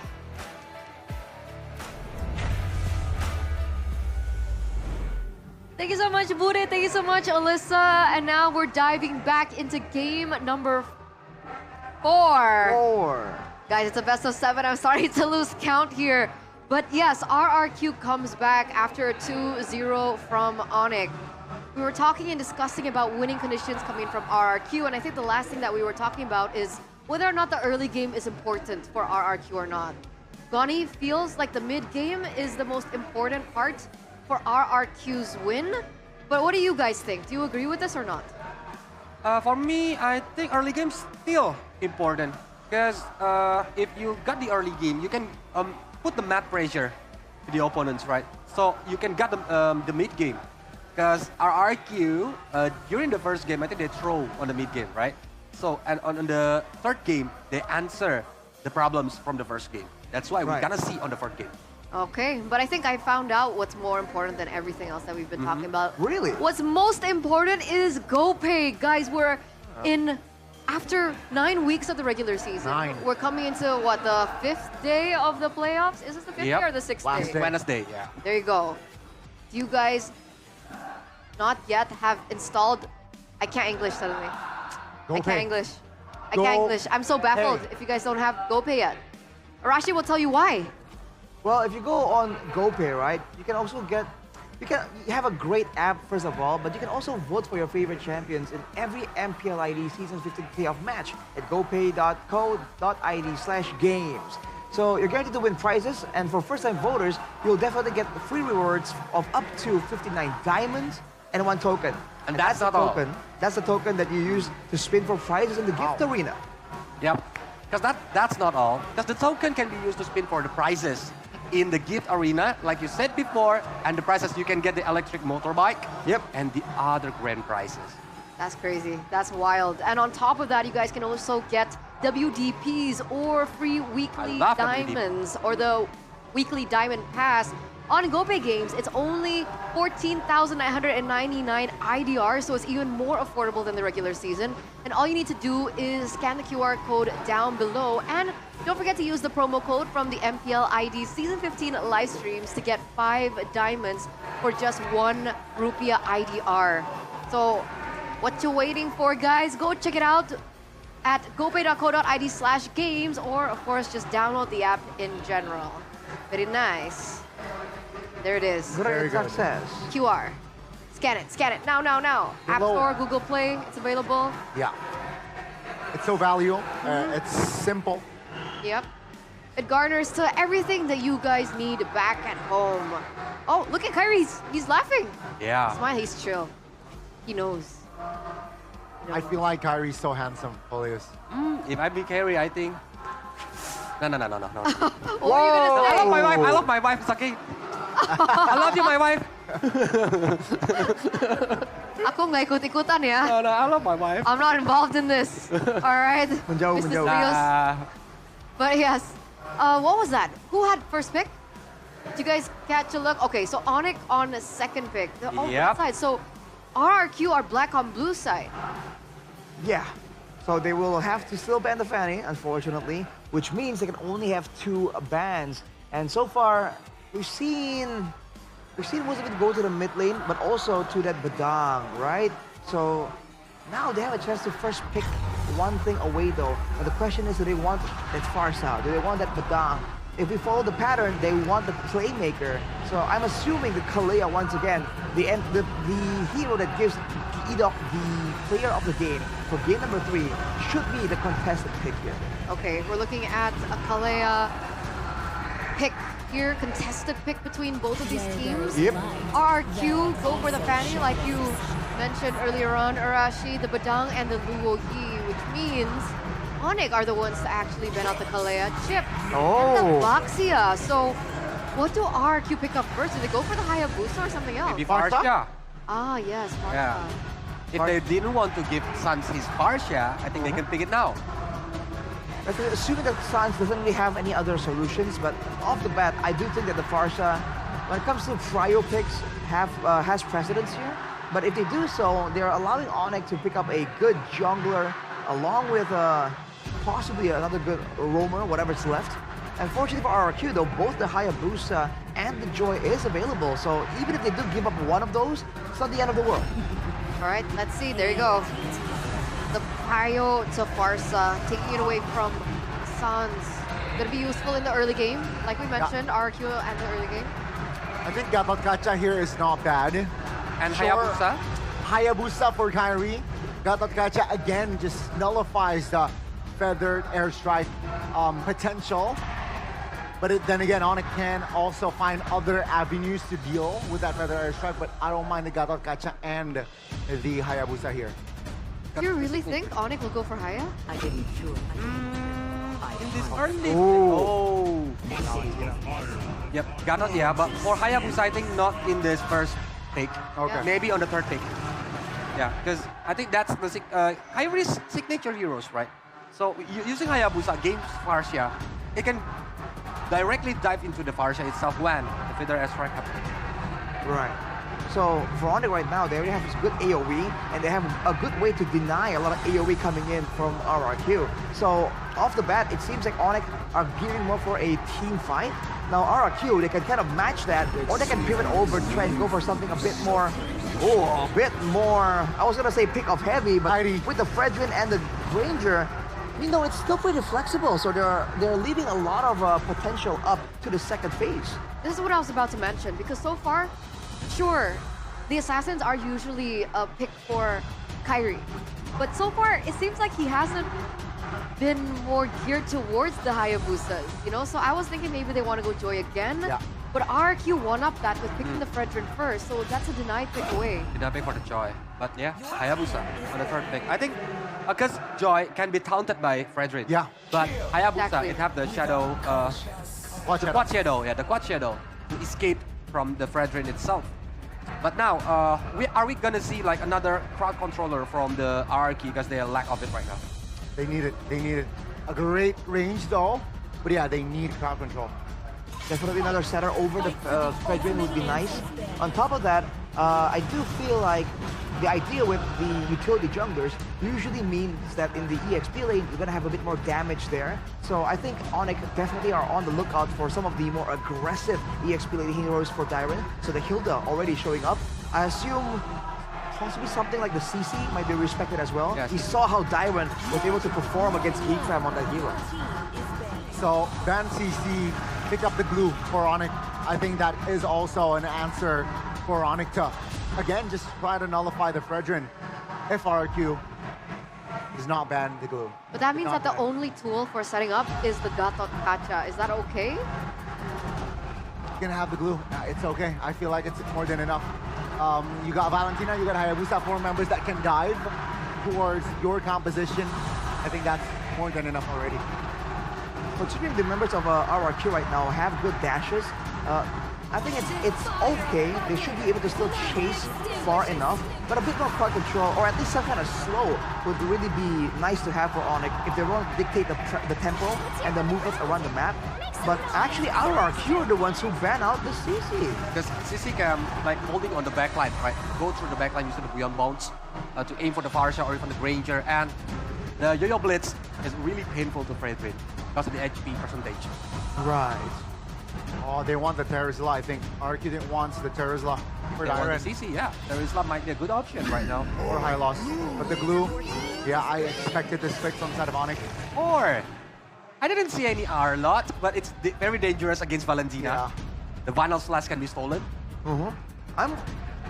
If I have to pick a hero I want to see a bit of a throwback to the Esmeralda Uranus, man. We saw a Uranus ban. We saw in the regular season the Esmeralda as well. Right here in this game, we don't see it just yet. But considering that Onic doesn't really have a lot of good DPS tools secured just yet, you know, beefier frontline will mean that Onic are going to be pressured to pick a gold lane that can shred through a massive tank. How about Eden? Yeah. Oh. Eden or Dairon? Cannot. There's a Valentina on the other side. 1-1. Oh! Okay, Benedetta. So my 1-1 prediction for Benedetta is on this game. 1-1, no? So we're gonna go 1-1? 1-1's outranged by the far side. It's a risky Yeah, pick. I think It's a risky pick, but it's yeah, you have other friends that can like Moskov? Nathan? Oh, Nathan. Whoa. Nathan is bold. If they want to... against the Bennett. Have the range. It's bold, that's why it's bold. Let's go. Oh, Ireta. right. So still kite gameplay there in the gold lane, but RRQ, man, they have a really good like AoE combo composition. Diving on the Bennett though, I don't think we've seen it too often. I'm really curious on how he's gonna do. It looks like RRQ have swatched tempos and gameplay, but will it work out for them? And can they go eye to eye, toe to toe with the Sky Kings? We're gonna throw it over to our casters. Mirko, Realize, take it away. Thank you, panelists. This is an epic game because now we see I love an it. Edoc special, the Tig and the Benedetta as well in the hands of Dyron. Realize a lot of people must have forgot the roots of Dyron. Back when he was in Rebellion carrying that team, he was the Benedetta, the Paquito, the Khalid god. So I'm excited to see this. I've been waiting for this ever since we saw the Baksha, the Fredrins start popping up again. Where and when will Dyron decide to go back to his roots? And the Land of Dawn will be witness of whether or not RRQ can equalize this series, or will Onic run to series and tournament point. RRQ Hoshi against Onic in game number 4. Still the battle for match point for the Sky Kings as they try to restabilize up in the air. Keyboy, a Gato Gacha choice this time around up against Edoc on the Tig. A signature pick. Last time Onic went up against this, there was a Edoc moment. 4 members caught in the implosion. Deja vu, they say history tends to repeat itself. But I think Onic will be much more calculated now, in which that Edoc implosion put kind of a fighting spot for RRQ to possibly push forth in the upper bracket finals.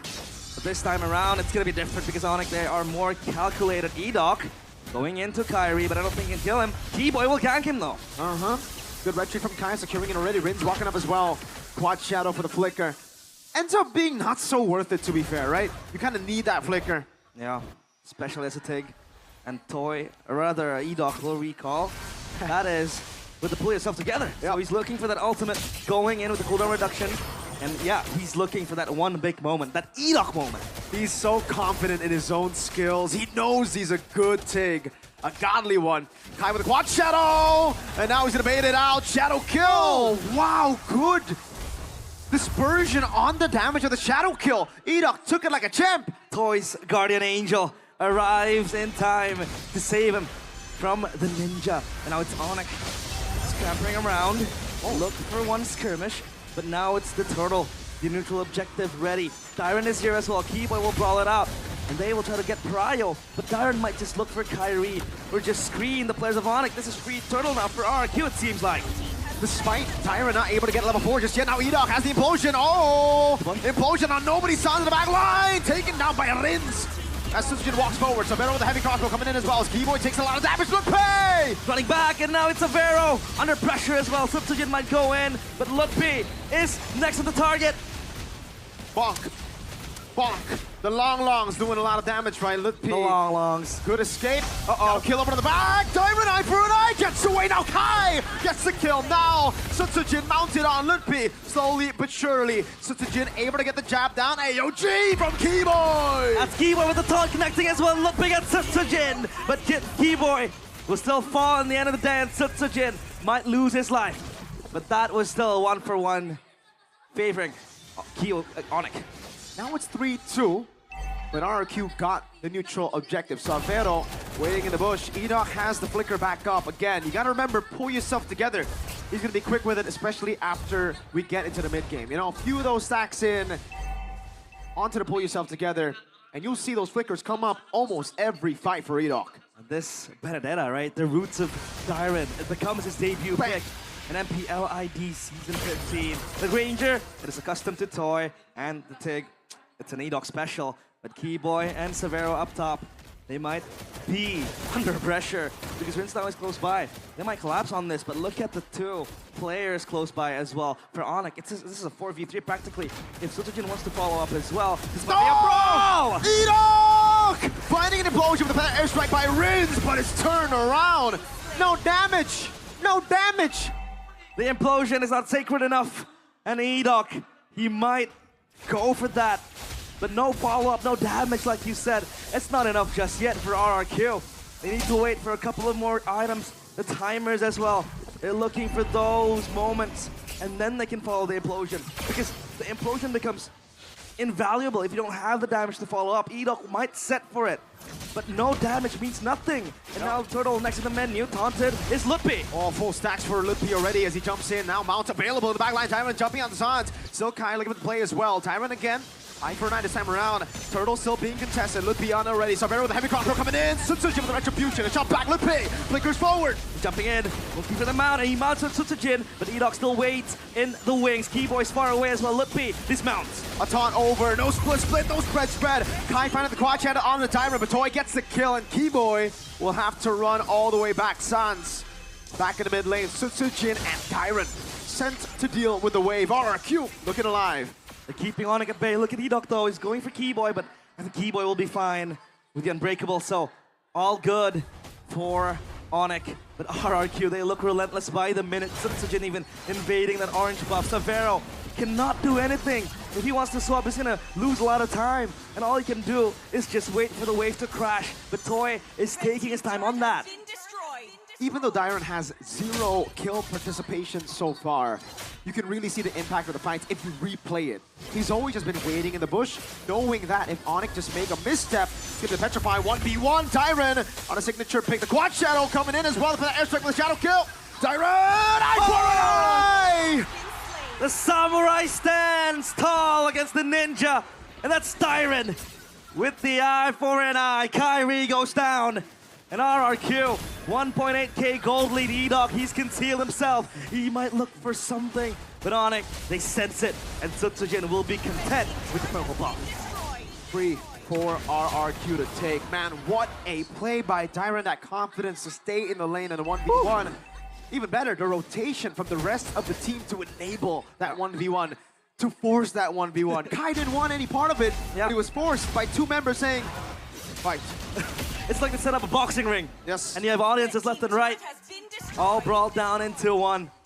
And now RRQ, they activate the side lanes. Toy able to get that tier 1 turret. Up top as well, gone. And now Turtle is next on the menu, next on the sights of both teams. But RRQ, they might have the upper hand. Keyboy though, hiding in that bush. He might look for an angle.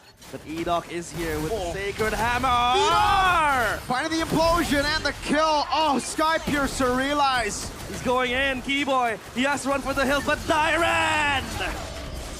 Wow. Onic cannot handle the relentless Kings who just keep on sieging, who keep on fighting. Kai will get an orange buff, but RRQ will get his.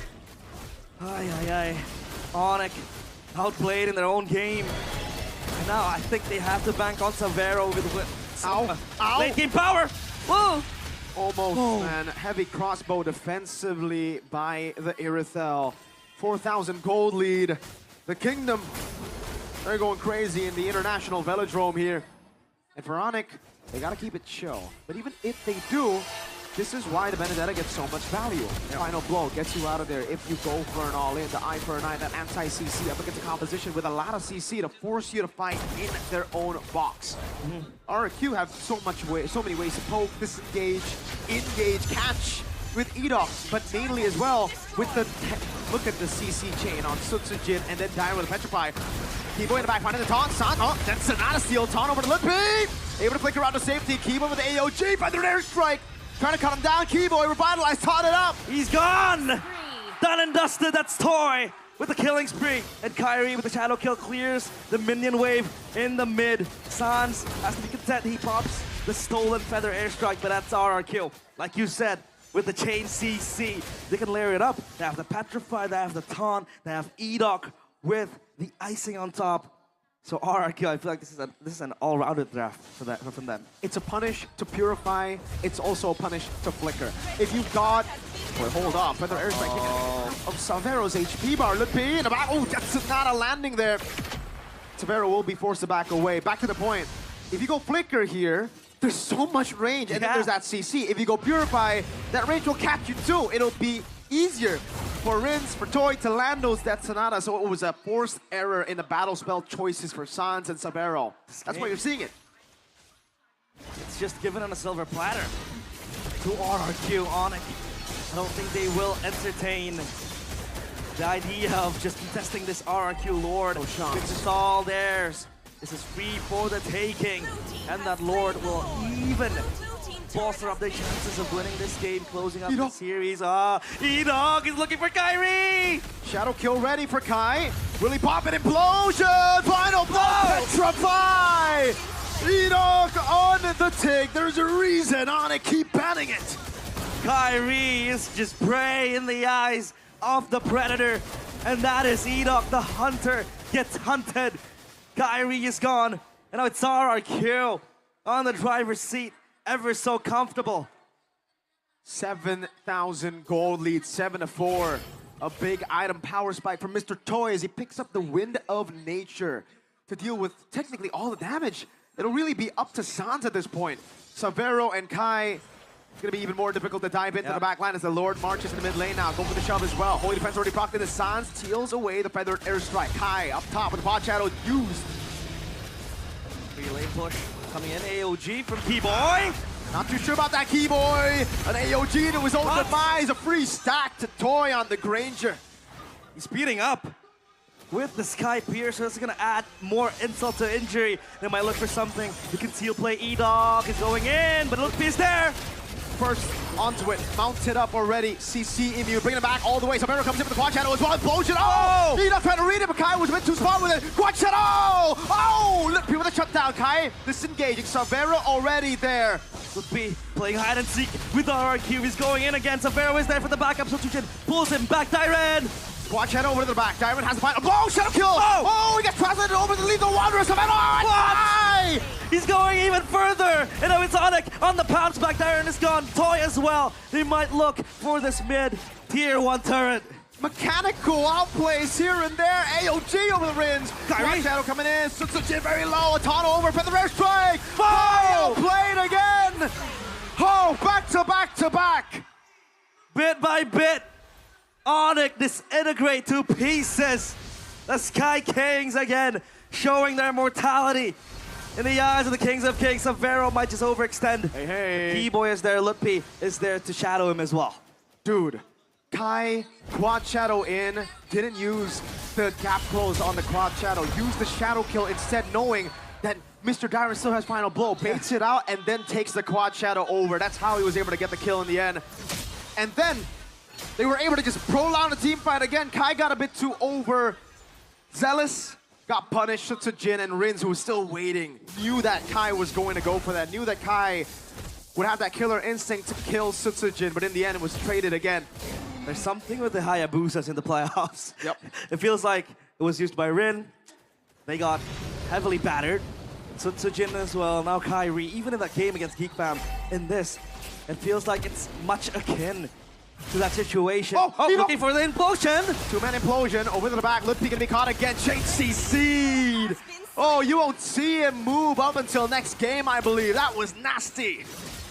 They just commit on towards the prio target. It feels like Onic might look for a Hail Mary play. Keeper from the back. Taunt coming down already. Sans not looking for the play. Eat up with a curse. Or rather, just with a shove with the Sacred Hammer. Keyboy caught in a bad spot already with a Feather Airstrike cancelled. Walked. And he gets away. Toy looking for the final shot to take him down. Sans with a taunt already. E-Dog terrified. Keyboy trying to run away. Has to sustain. Dyren will choose not to go for it. Kai utilizing the tempo to push mid.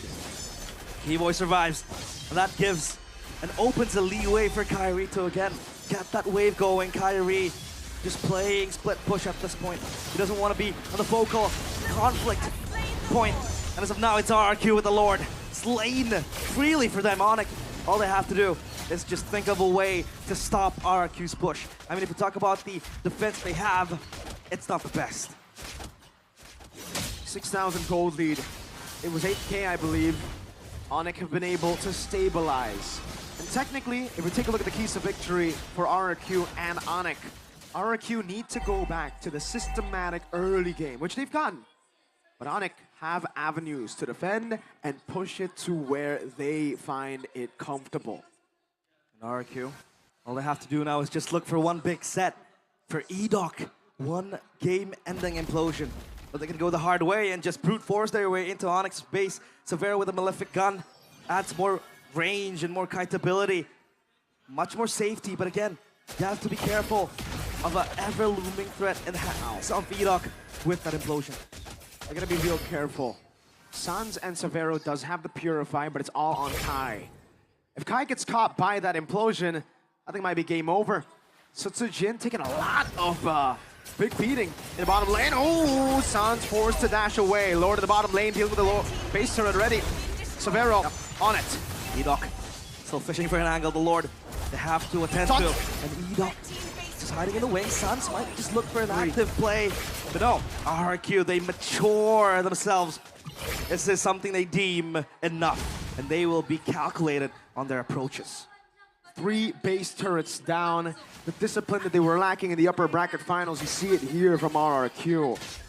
Dyron looks for an angle, sees Lippy, dives into the back line, finds the mount, but no one's there to follow it up. Sans with the implosion over to Jin. Dyron coming in, AOG not landing in the back line. Dyron dives in off the Severo, who's able to count away. Toy gets a stack, but Dyron falls as well. 1 for 1, and another one as Lippy falls. Fight's happening. Jin with the stun, and Sans has to run back. It's up to KAIRI and Sans with Severo as well. Enoch still has the implosion with the flicker as well. This might be the game-ending ultimate. He's looking for it. Who does he go on? Quad Shadow utilize. Oh, Enoch in the back line, finding him. The Shadow kill will still be able to clear out the mini waves. Now, Kai in the back, further airstrike, Sans dodging away, going for the splash. Oh! Toy secures the kill. Crystal! Kai going for the kills. The minions aren't in. Kai defending again. The minions finally come in as Toy goes in and ends the game. To equalize in a best of 7, 2-2. The Kings of Kings again seething their swords, and the Sky Kings bleed. 2-2, they equalize. In this grand finals, a best of 7, it comes down to what could possibly be 2 more games. Bang. There you go, bang, bang. The confidence of Toy on a signature pick. RRQ, they made Onic bleed in game 3. Now they have dragged the Sky Kings down from the skies to eye level. They're back on the ground, baby. It's mano a mano's fists. If there's anyone that could take down the Sky Kings, it has to be a king. Or a robot. The Kings of Kings, no less. Or a robot. Yeah, no, I'm joking. Your robot's in the garage. Hey! Mechanically fixed. What I know is the Kingdoms and the Sonics are here in the building, but the Sonics have gone real quiet the last 2 games. And I'm talking the ones on Legend, Mythic Seat, but also the one on the panel. On the What's panel? what's going on with Gani? I wonder how he's feeling. It was so emotional. Back on the panel desk. And take a look at this one final push. The minions, they were stopped, blocked by a potential clear. It was only KAIRI. There was no chance of doing anything in that point, I guess. And it's RRQ. They breathe life back into this grand final run they have. It's still up in the table. It's still up for anyone's taking. Hey! Gani, Arashi, how you feeling up there? Leo say Eterna too. Eterna?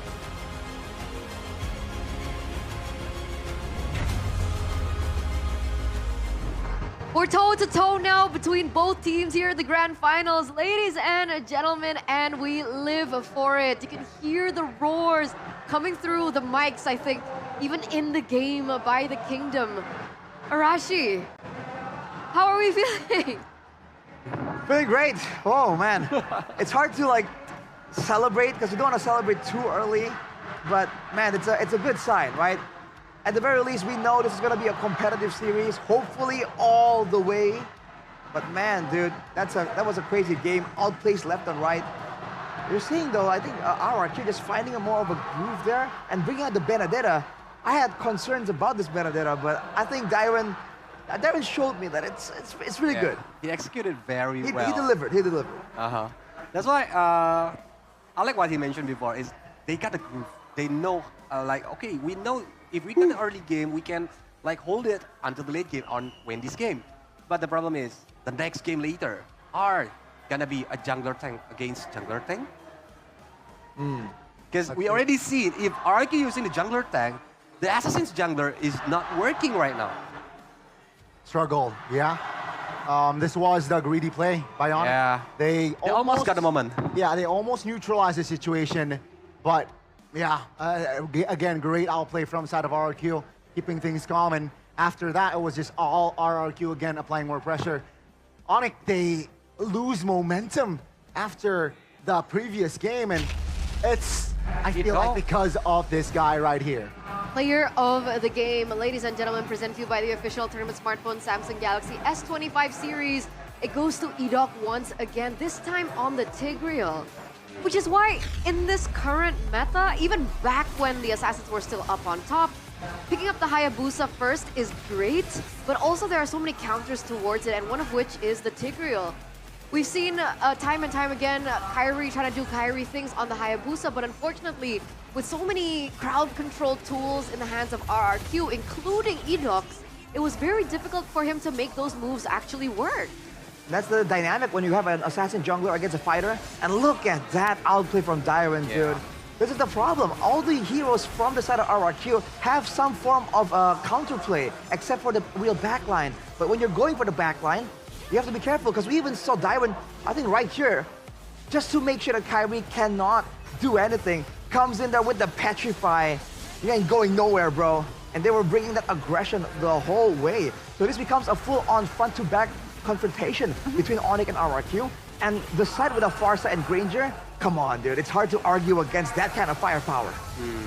That's why I think that's the power of Benedetta. If you see Petrify, it can deal a lot of damage, massive damage, and it can stop Hayabusa using the Petrify.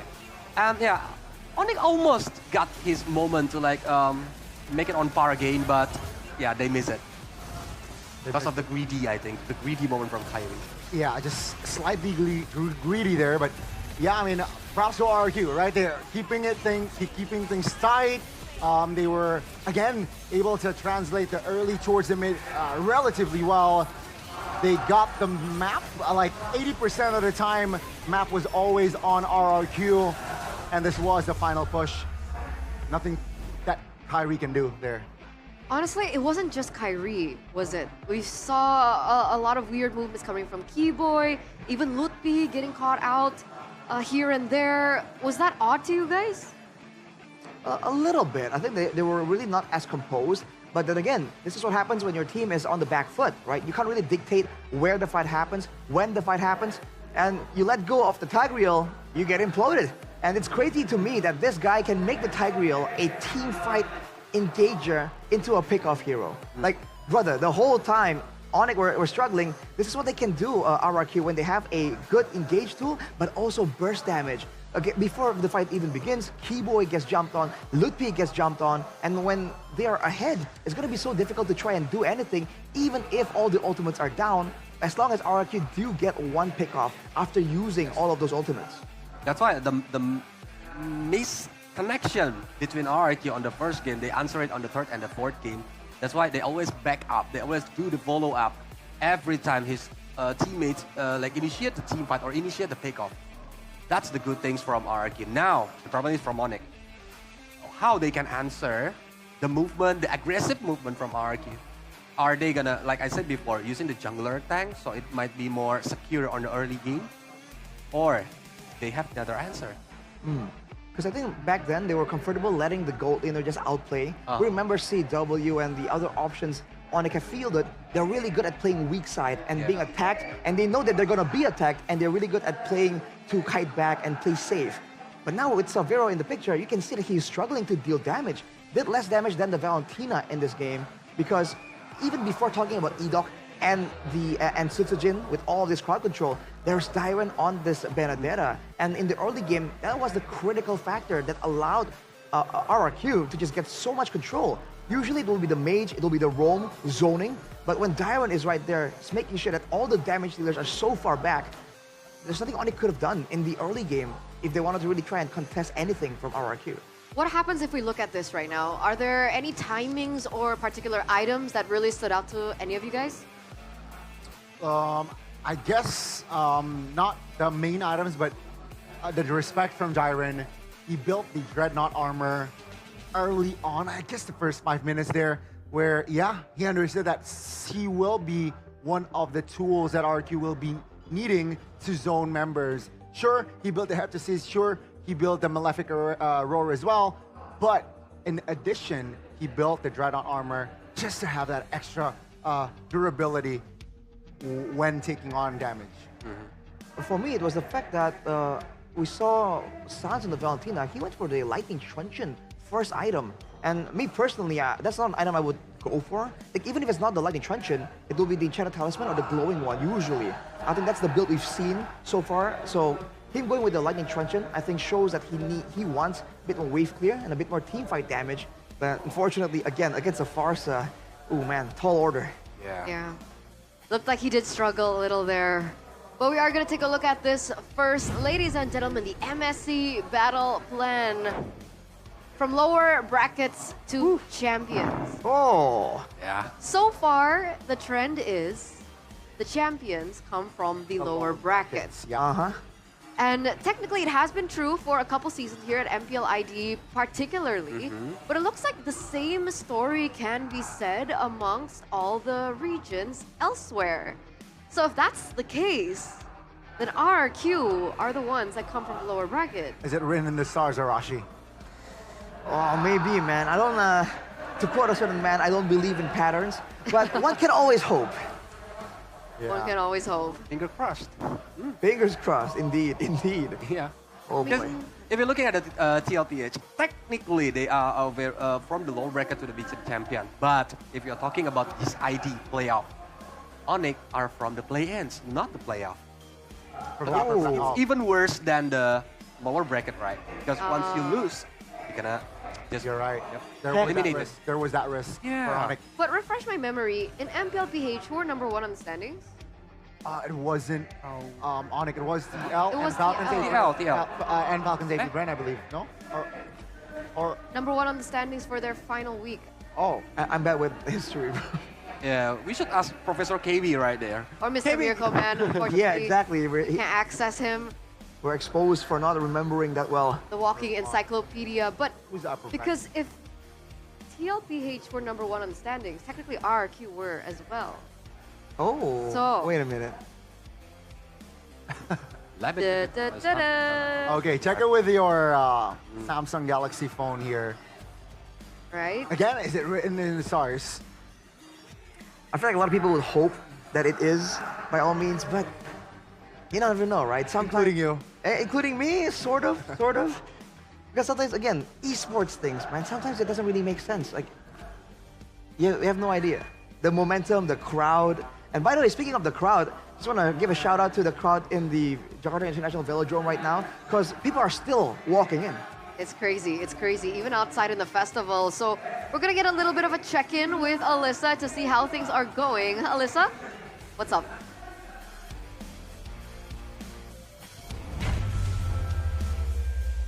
Melaporkan langsung dari Jakarta International Velodrome Mpl Festival, mana suaranya? Wah, gila. Sekali lagi kayak kita minta wave-nya ya. Boleh ya. Sekali lagi ya teman-teman ya. 1, 2, 3. Kalian luar biasa. Tepuk tangan dulu buat kalian. Wow. Kak Gio, hari ini luar biasa sekali para penonton yang nonton di rumah, para super fans di Mpl Festival. Luar biasa ramai ya Kak Gio. Parah, aku dari siang ngelihat mereka yang satu-satu datang sampai akhirnya paling belakang sampai pintu depan Kalisa. Wah gila Luar banget, biasa. semuanya datang untuk melihat tim mereka bertanding dalam Grand Final antara RRQ melawan Onic. Tapi kita mau cek dulu kali ya, sebenarnya di sini super fansnya banyakan fansnya siapa sih?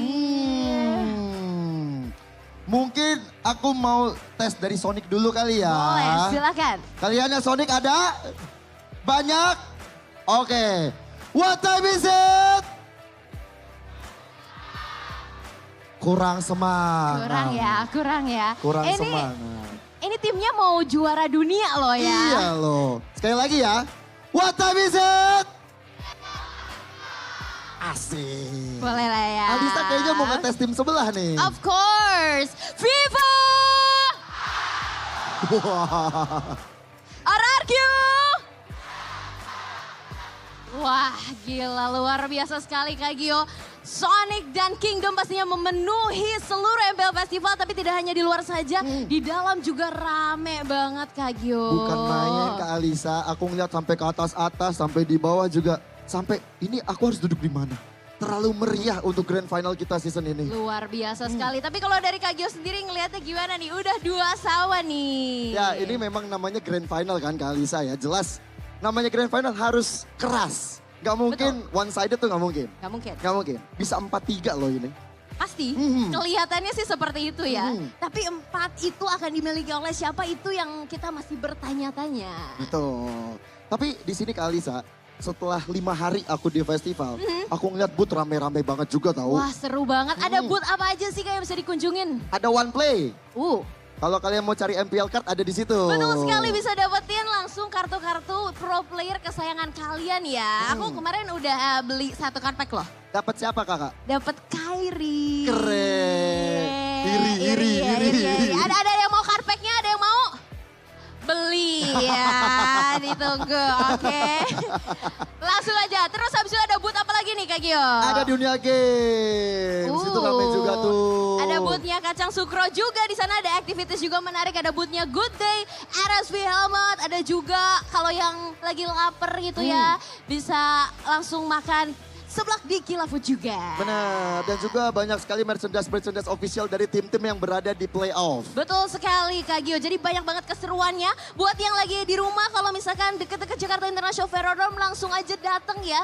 Karena ini 2 sama, kamu lagi bisa menyaksikan sejarah baru dari MPL Indonesia Season 15. Ya, walaupun memang 2 timnya udah sama-sama masuk MSC, tapi ada gengsi, ada pride tersendiri untuk angkat piala dong di hari ini. Betul sekali, our Royal Bestie. Dan kita akan melihat mungkin sebelum kita lemparkan ke yang di dalam nih, kita coba sekali lagi wave lagi kali ya Kak Gio. Siap semuanya MPL Festival? Oke, dalam hitungan 3, 2, 1. Boleh dong kasih tepuk tangan untuk MPL Indonesia Season 15. Dan kita akan melihat Kak Gio apakah di dalam keseruannya sama dengan energi yang kita dapatkan di MPL Festival. So Bude Clara Monster silakan take it over.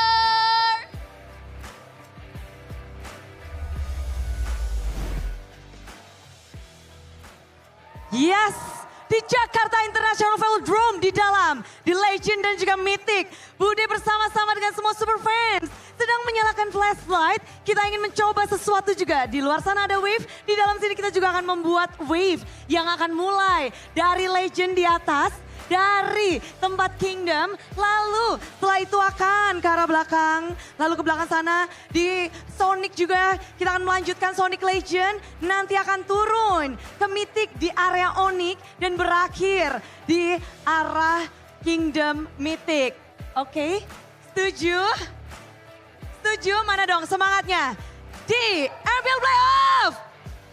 Oke, siap ya? Kita akan langsung aja bikin wave, kita tunjukkan kekompakan dari MPL Indonesia. Inilah dia, kita akan bikin dari Kingdom Legend. Woohoo! Sonic! Langsung juga yang di Mythic ini, Mythic dari Onic. Kingdom Mythic! Dan wave benar-benar kita bisa satu suara dan memang semangat juga kita bisa tunjukkan bahwa kedua tim ini membuat kita bangga. RRQ dan juga tim Onic sama-sama mendapatkan 2 poin. Tapi kita juga ingin mendengar suara dari kedua tim. Coba kita cek ombak. Ini banyak yang percaya. Akankah RRQ di game selanjutnya?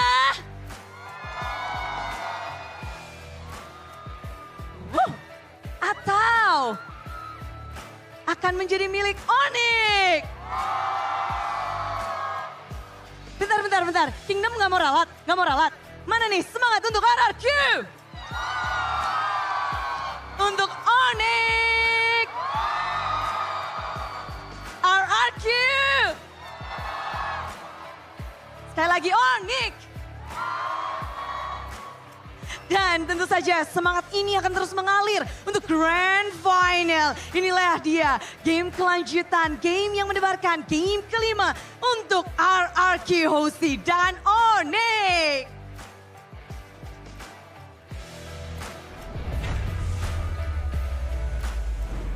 Wow!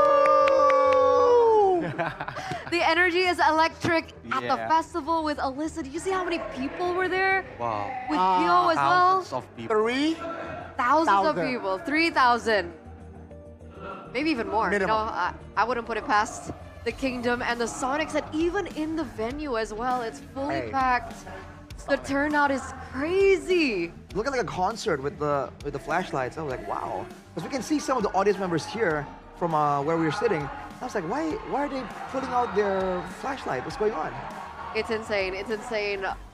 I'm all for it. I love it. Every time RRQ gets it to the playoffs, gets it to the grand finals, that's a crowd we're gonna get. But ladies and gentlemen, because of that 10,000 gold difference, we are gonna give away free diamonds. So for the first 100 people, please do scan the QR code right now to get a chance to get 110 diamonds for only one IDR. It's basically nothing. You know, when I scan the QR, you are the panelist. You cannot claim. Oh, well, tough luck. So there's no ordal. There's no ordal. There's no inside man. Nepotism. Yeah. It's all fair right here. If you're fast, you're gonna get it. But you better be quick though, because we had a friend, me and Mirko, had a friend of ours come here yesterday. And when it popped up over here, he took like a couple of seconds at most, scanned it, and it was too late. It says they're out. It's too late to apologize. I mean, tried to scan it. I tried to how scan it many with my thousand people are in the venue right now? Like, And they're fast, dude. They're fast. They are. They have that retry. Like reaction. There you go. Retry reaction. Retry. Oh, there's another one. There's another. I already put my phone. Another one. Another one. Again, guys, scan the QR if you guys want to get your hands on 110 diamonds for only one IDR. One IDR is basically nothing. You can't buy anything with one IDR. No. It's like What year was it? worthless. You know, maybe back in like 20, 30 years ago, 1 rupiah can get you like a pencil. But this is not those days. Is it back in your day? 'Cause Even in our day, we're the same age. What are you talking about? I will. A little bit, you know, yeah, we're not Speak the for same yourself. generation here, Rashi. Speak for yourself. But Really. what we can agree on is to have a good day, you should get your hands on Good Day. Bring it up, boys. Bring up the Good Day. What flavor you guys got? My favorite, fantastic mochaccino. Ooh, same. Cheers. Arashi, same? Same. All right. I'm waiting for the day we finally get our hands on the avocado delight. The avocado one? The avocado. The avocado. Avocado. Avocado. Okay. So boys, This is my second bottle, actually. please enjoy it. Yeah. While I talk about this I'll for take a sip, a I'll take a bit, sip. right? This is my, yeah. Good Day is a ready-to-drink 3-in-1 bottled coffee with a variety of delicious flavors, including the fantastic mochaccino that they're enjoying right now. There's also the original cappuccino. There's the tiramisu bliss, avocado delight, and of course the newest edition, groovy cookies, the ones that we enjoyed during the regular season. So I gotta ask, do you guys like the mochaccino better or the groovy cookies more? Is it really that I like both? Okay, that's fine. Yeah. That's fine. Well, I think me and Mirko, we're cookie people. Cookie people. We've been very vocal about that since week 1. Like, oh, we like this cookie. This cookie thing is kind of unique. We're cookie people. Cookie people. Okay, okay. I agree though. I enjoy the groovy cookies. Hey, let's go. But of course, with the groovy cookies, you're already having a good day. Obviously, you don't want that day to be ruined with lag. So to get stable connections, please do check out IndiHome by Telkomsel, because with the IndiHome package G21, it is offering speeds of up to 100 Mbps for just 375k IDR. So subscribe now on the My Telkomsel app, or of course check it out on the official website tcell.id/nacional. Thank you. Yeah, I use it as a streamer at home. Exactly. 100 Mbps. That's fast, Rashi. It's really fast. Like I mean, the previous game. Whoa. Okay. That was Ouchies to Onic. relatively fast. 10 minutes and 50 something seconds, I think. 10 minutes and 54 seconds. Yeah. To be exact. Exacto mundo. But to be exact with your hair care. Okay.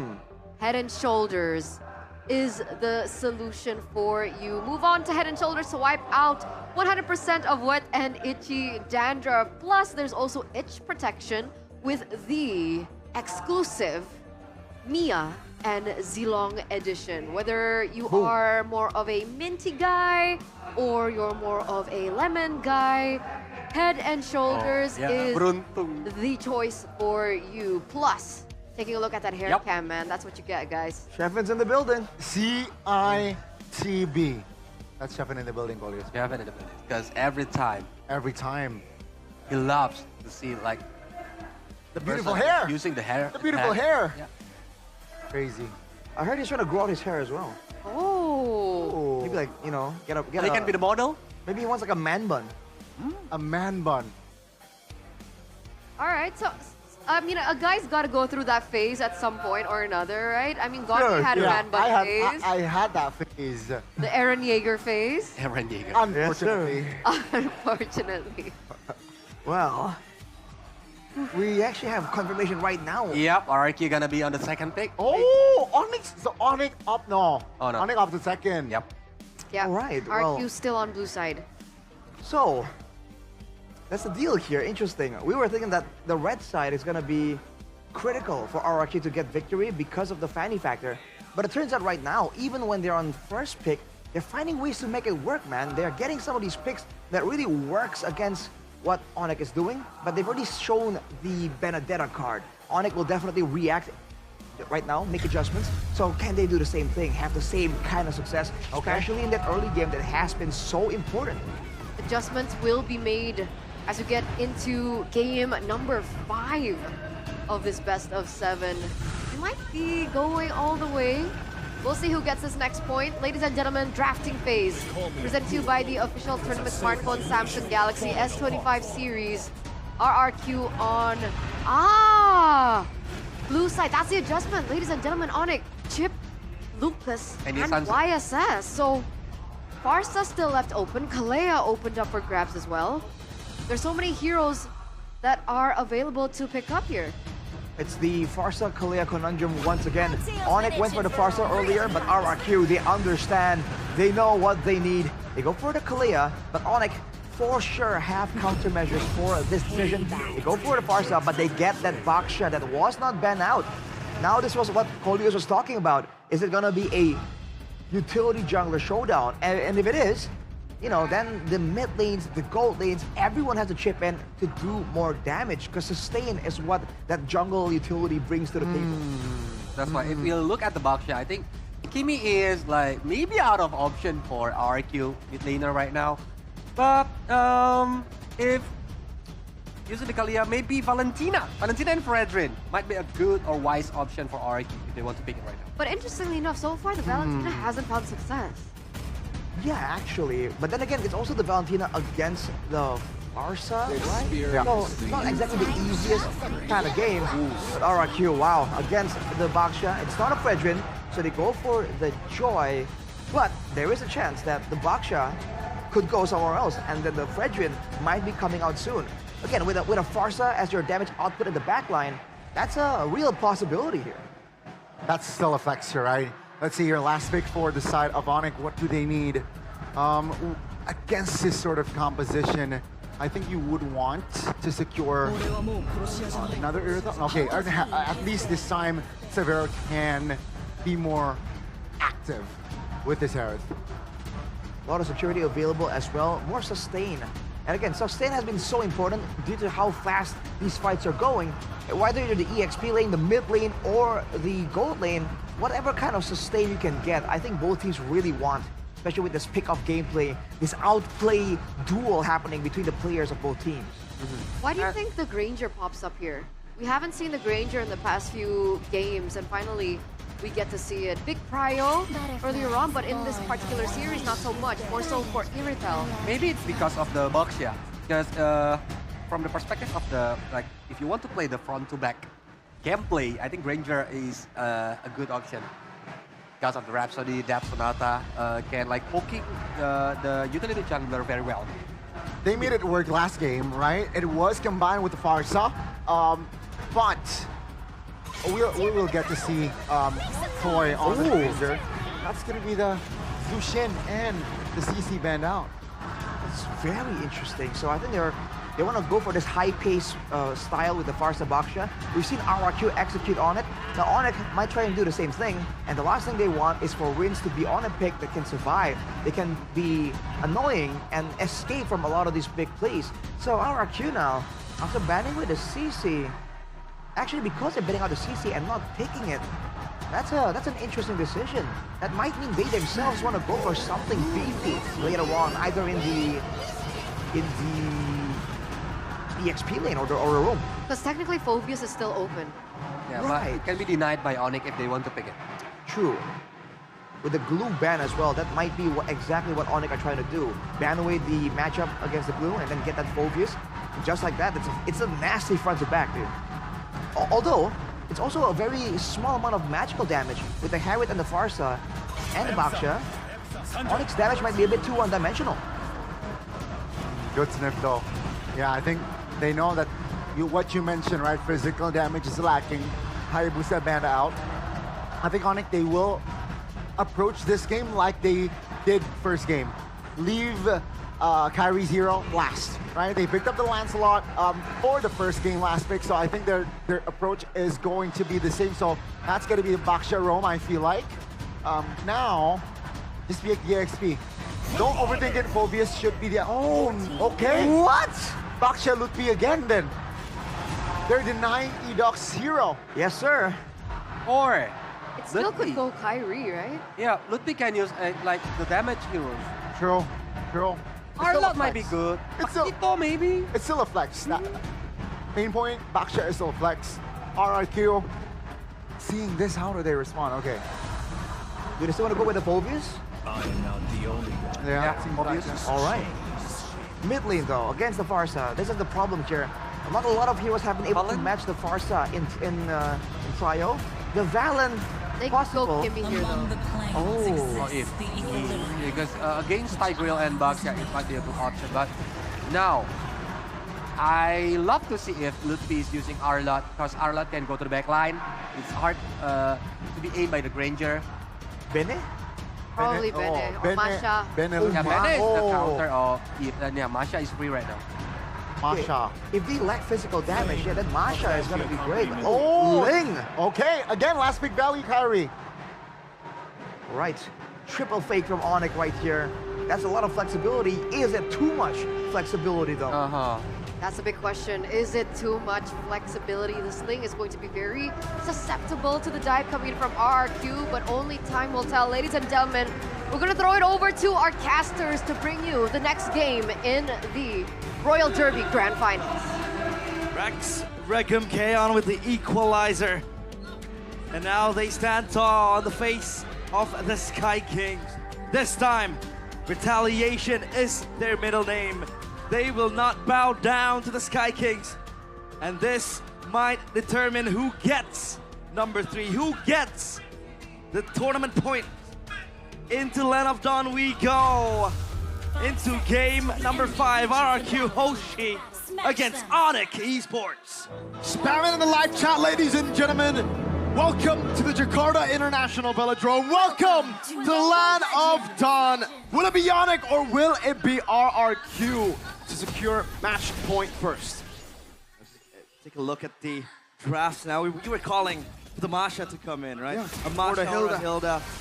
So they picked up the Ling instead, so they flexed this Baxia on towards Lutfi, XP lane.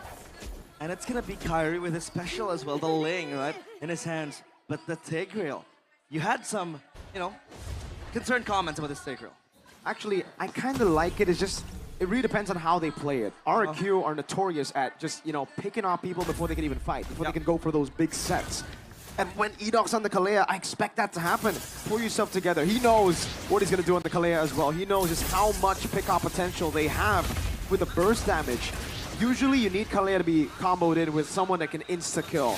I don't think Eve and Granger by themselves can insta-kill, but together, it's pretty much an insta-kill. Especially when Toy has his Sky Piercer stacks. That's going to add more insult to injury as well. And Edoc, with the PYT, pull yourself together, he wants that cooldown reduction to go fast. Pop those ultimates, spam them if he has to. And for Onic, it sounds with the touted Farsa. So it's a very, very strong pick for him as well. You know, Keyboy will help to alleviate the pressure up and towards the mid lane. So Tsujin is here, they might party, but as of now, it's Keyboy backing up. So the Ling pick, right, against this lineup that RRQ has, I think it has its own difficulty. Oh, for sure. Again, Tyron on the Phobias already. It wasn't right like the Phobias was hidden, right? They saw the Phobias for RRQ, yet they picked the Ling into it. That's why I was so confident and saying this is going to be a box in the jungle. But it seems like for Onic, they know it too. They know it's a bit too risky to contest for Turtle 1 with a Ling up against this Phobias. Electrifying beats Keyboy. Flickering out to safety, an early win for RRQ, but at least Ling gets purple. 2 losses though for Onic. They lost that spell, that flicker on the turtle as well in the hands of RRQ. Lutfi might get caught, but Tyron is not strong enough to take him down just yet.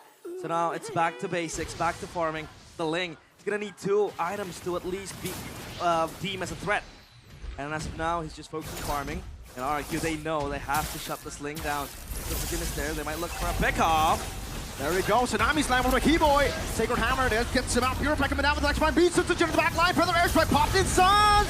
Even with the Revitalize, falling to Rinse. Savero's a mind force. Doc next on the menu, but it's gonna be Lutfi having to bite the bullet. Oh, Edok getting away as well.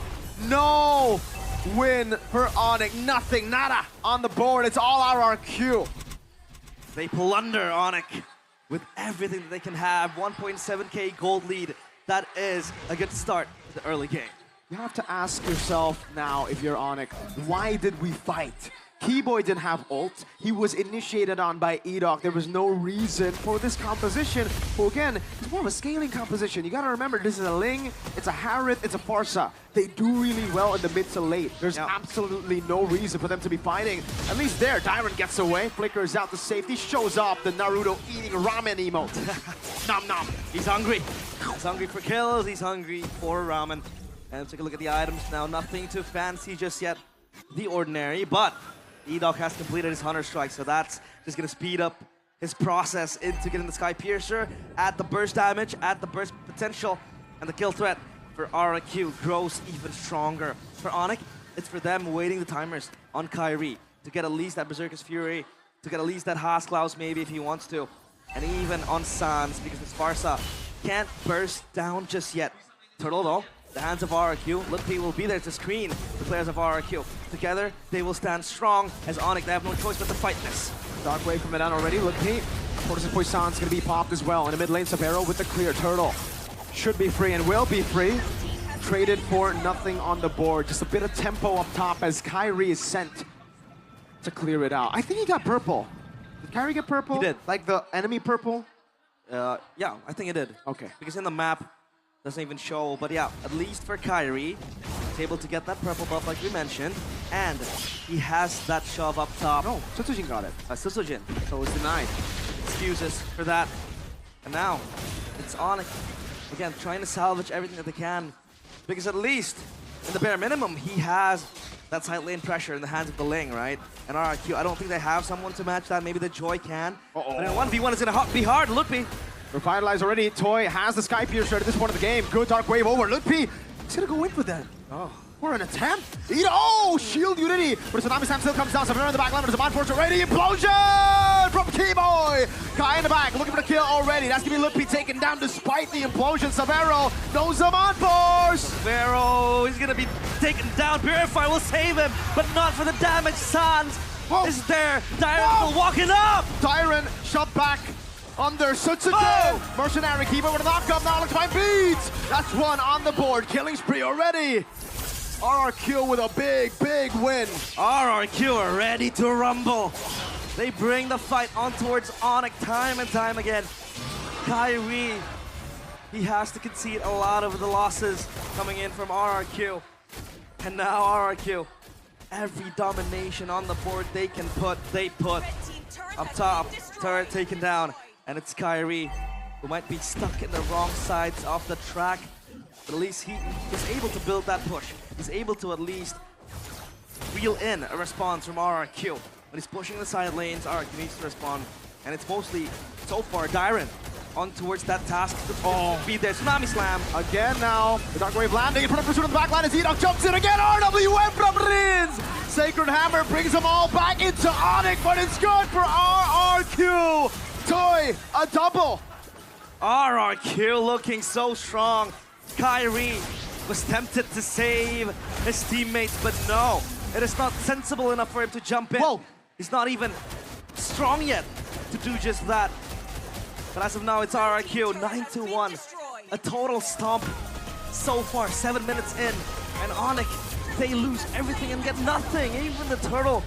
All three claim. And they might look for the Tsunami Slam in. That's Onic holding the top side turret. Look at KAIRI though down bottom. He's gonna take that orange buff and pull the wave in towards the turret. Sujin is there to respond. And now Onic, all they need to do is hold for dear life. At least their damage is starting to hurt, right? It's a 6,000 gold lead for RRQ. Onic are, yes, behind. But in a way, they can still bank on the cope that is scaling. Keyboy! Wow, what a read on the jump! Outplays him, has the flicker, but he does not have any more resources to go in. They gotta respect the damage of Dyron. They're gonna re-engage, it seems like. KAIRI, does he get the purple? No, he doesn't, He despite doesn't. the retry. It's Sujin who secures it for himself. And Onic, they needed that kill. Because anything is good. It's better than nothing because Edoc was caught overextending. The implosion was popped as well. And KAIRI was able to get his Haasklaus. 2 items on the Ling. We gotta watch out for that. And the Holy Crystal now kicks in as well as a response to that buy. So the Ling now, is it battle ready? I don't think so, not yet. I think one more item. Technically it is battle ready. It just really depends on the targeting. Oh! Ladies and gentlemen, we got a legend, not in the building, at home. I believe he's in the GH gaming house of RRQ, but a legend. To our left is R7, restreaming from this place. At home is Lemon, awaiting his favorite. for Kevin's the least favorite. prosperity of the kingdom. Tsunami Slam, free kill for Toy. Unstoppable, another Sky Piercer stack. Look at that damage from Toy. The bomb force coming down now into the back line again. Top of the blaze, utilize Keyboy. Part of the implosion, but it's not enough. Severo Purify out. Sujin electrifying beats already. Somehow, 2 for 1. Fighting for his life was Severo KAIRI. He has low energy, he has to recall. Edoc does not sense this. So that's KAIRI going home, but having to be taken down. So Lord now, the hands of RRQ, 5k gold lead, dwindling slowly, but they can't really distance themselves. As of now, Onic are the ones to chase down RRQ's lead. It's gonna just pull up pretty fast. As of the late game, I think RRQ also has that insurance. I mean, the Granger is stacking up 5 kills to his name. Sujin yet with a kill, but he's there with the first damage. Tyron jumps in. Support sounds to the back line again. Tsunami Slam with a... Oh, Keyboy! A massive pull. The air strike right there, but it's not going to be enough to take anyone down as Rins kites away with Toy. What a crazy set, but Kai was late. Severo was late. KAIRI watches in dismay as once again, he does not have a piece of the pie. He hasn't been joining the fight. All he has been doing is just playing down bottom on the far lanes because that's what he can do. Because one set from RRQ just dismantles the entire lineup of Onic. Look at the Tsunami Slams. Look at the Phobius just jumping around. And for the Ling, this is one tough game. He's deathless so far. And now item check. Sujin with extra defense. And that's a Pharaoh. Not yet with the Holy Crystal. It's 10 minutes going to 11. So many massive sets that have amounted to nothing for Keyboy. Oh my lord, Toy with the poke, just Rhapsodies and Death Sonatas. Bottom lane cleared out and the wave utilized by RRQ up top, but they're slow pushing it. They want to try to manage at least 2 waves. They have to. As of now, it's RRQ looking to barge into the kingdom of the Sky Kings. The Lord is preparing itself. Edoc! Oh, good implosion to catch him again. Edoc gonna be taken down. Tsunami Stack still finding it, but it's gonna be the kill over. Flippy diving into the back line, but it's gonna be the Purify out as Toy gets a kill. Severo with the Demand Force already. Now on Dyron again. Sujin backing away. Severo with another. Chrono Dash. Kai jumps in. Bites the shutdown. An assassination from Kai. They might have just saved him the game. KAIRI, he gets that kill to Rins, and that was Severo. Courtesy of him. The burst damage is there. The Zaman Force popped as well. Dyron in the back. Sujin with electrifying beats, but Severo's playing in the Zaman Force. Turret taken. Sans Wings by wings, looking for a play. Does not have the Feather Airstrike. Kai coming in. Feather Airstrike now finally up. Darren tries to read it with a Dark Wave, but Kai knows there's something fishy going around. He wants to chance it. You know deep down that killer instinct in the blood of KAIRI was boiling. But he has to play it safe for the team. And now that goal lead is just going even further. Replay though, presented by the smartphone Samsung Galaxy S25 series. A good set from Keyboy. A defensive implosion, I'd say, because Edok was going in for that tsunami slam that could just potentially put down Onic even further. But Severo, again, re-aggressing with the Zaman Force. He knows that he could kill, or rather take down Rince as well. KAIRI to the rescue. He was quite late. He had to recall from down bottom. Thankfully enough, they were able to sweep down Rince as well. This is the same cope that, you know, Onic Philippines were using up against TLPH in a lot of the games in the Grand Finals where they had a Ling and a Harrod. They would always be able to bank on late game. Late game is going to be the main focus for Onic. Again and again, the Ling will become a menace when the late game does arrive. But will that late game be there for Onic, right? They have to hold as of now. Keyboy might look for a moment. Tyron walks up. Keyboy, what a kind of tough spot. Tyron walks up again. Oh, getting so much damage. Keyboy with a concealed Dark Wave from Tyron! Finds him. Ludwig fallen. Toy getting another. Again and again, Keyboy cannot save himself. Bar's team as well. So RRQ, that was Tyron with the cancel of the conceal. When you have a player like Tyron and Edok, I think Gatot Kacha and Hilo should just be permanently banned out. RRQ are really, really capitalizing here with the Phobias on Tyron, with the Kalea on Edok. It hasn't looked this good since Season 9 for RRQ. You gotta put the driver in the right car, right? You can't make them ride a motorcycle. Exactly. You need them to ride a good car. Don't force a fish to climb a tree. Let him Exactly. swim. Words to go by and words to live by, and that's RRQ. Finding that formula. You don't need to have to put Edok on a box yet, or Tyron on a passive hero. And that's what Onic have been trying to do too. They've been trying to play with their comfort, Kai on the Assassin. But as we get towards the later stage of the series, I feel like this box should have been just placed in the jungle instead. No. Yeah. Rinz. Oh, RWA! From Rinz! A snipe from Toy! Tsunami Slam! From downtown, and that's Keyboy gone as well. Toy with the gun down. There's a man force bomb as well. They go for the back. KAIRI! Up against everybody. He finds the shutdown, but he does not have a pinch poise. Sun Jin will shut Kai down. And RRQ are a step closer for regaining, for reclaiming the throne that was once theirs. Bang, bang, bang from Toy. Raise your banners! As RRQ one step closer to immortality. The Sky Kings in disbelief, showing their mortal side. Slowly, the celestial being crumbles piece by piece. And RRQ Hoshi giving hope and a potential rebirth to the ever so strong kingdom. As a young man from the Philippines, a good friend of mine would say, in a position like this, I'm so kingdom, yo. Look at the banners being raised by RRQ, the fandoms, the kingdom in the building, the crowd erupting after every single play.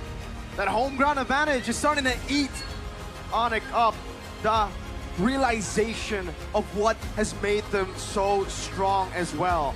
Tyron, Edok, I hope you never get Gatot Hylos ever again. And that's for the better of the kingdom. It finally clicked. It finally comes full circle that RRQ are using their winning conditioners, are using the right lanes, the right picks to capitalize on Onic. The Sky Kings, they might get too greedy with that Ling pick on KAIRI. Sure thing, it is his comfort, but RRQ, they go with what works with them. They have gotten too greedy. We called it out here, at least before, you know, we got into the game. I shook my head when I saw the Ling. Yes, it's a comfort pick, but you got to play through your strengths right now, and they've given all the strengths to RRQ without taking what's theirs. Look, on carries. Well, Eterna How is Goni holding up over there at the panel desk? I got some tissue for him.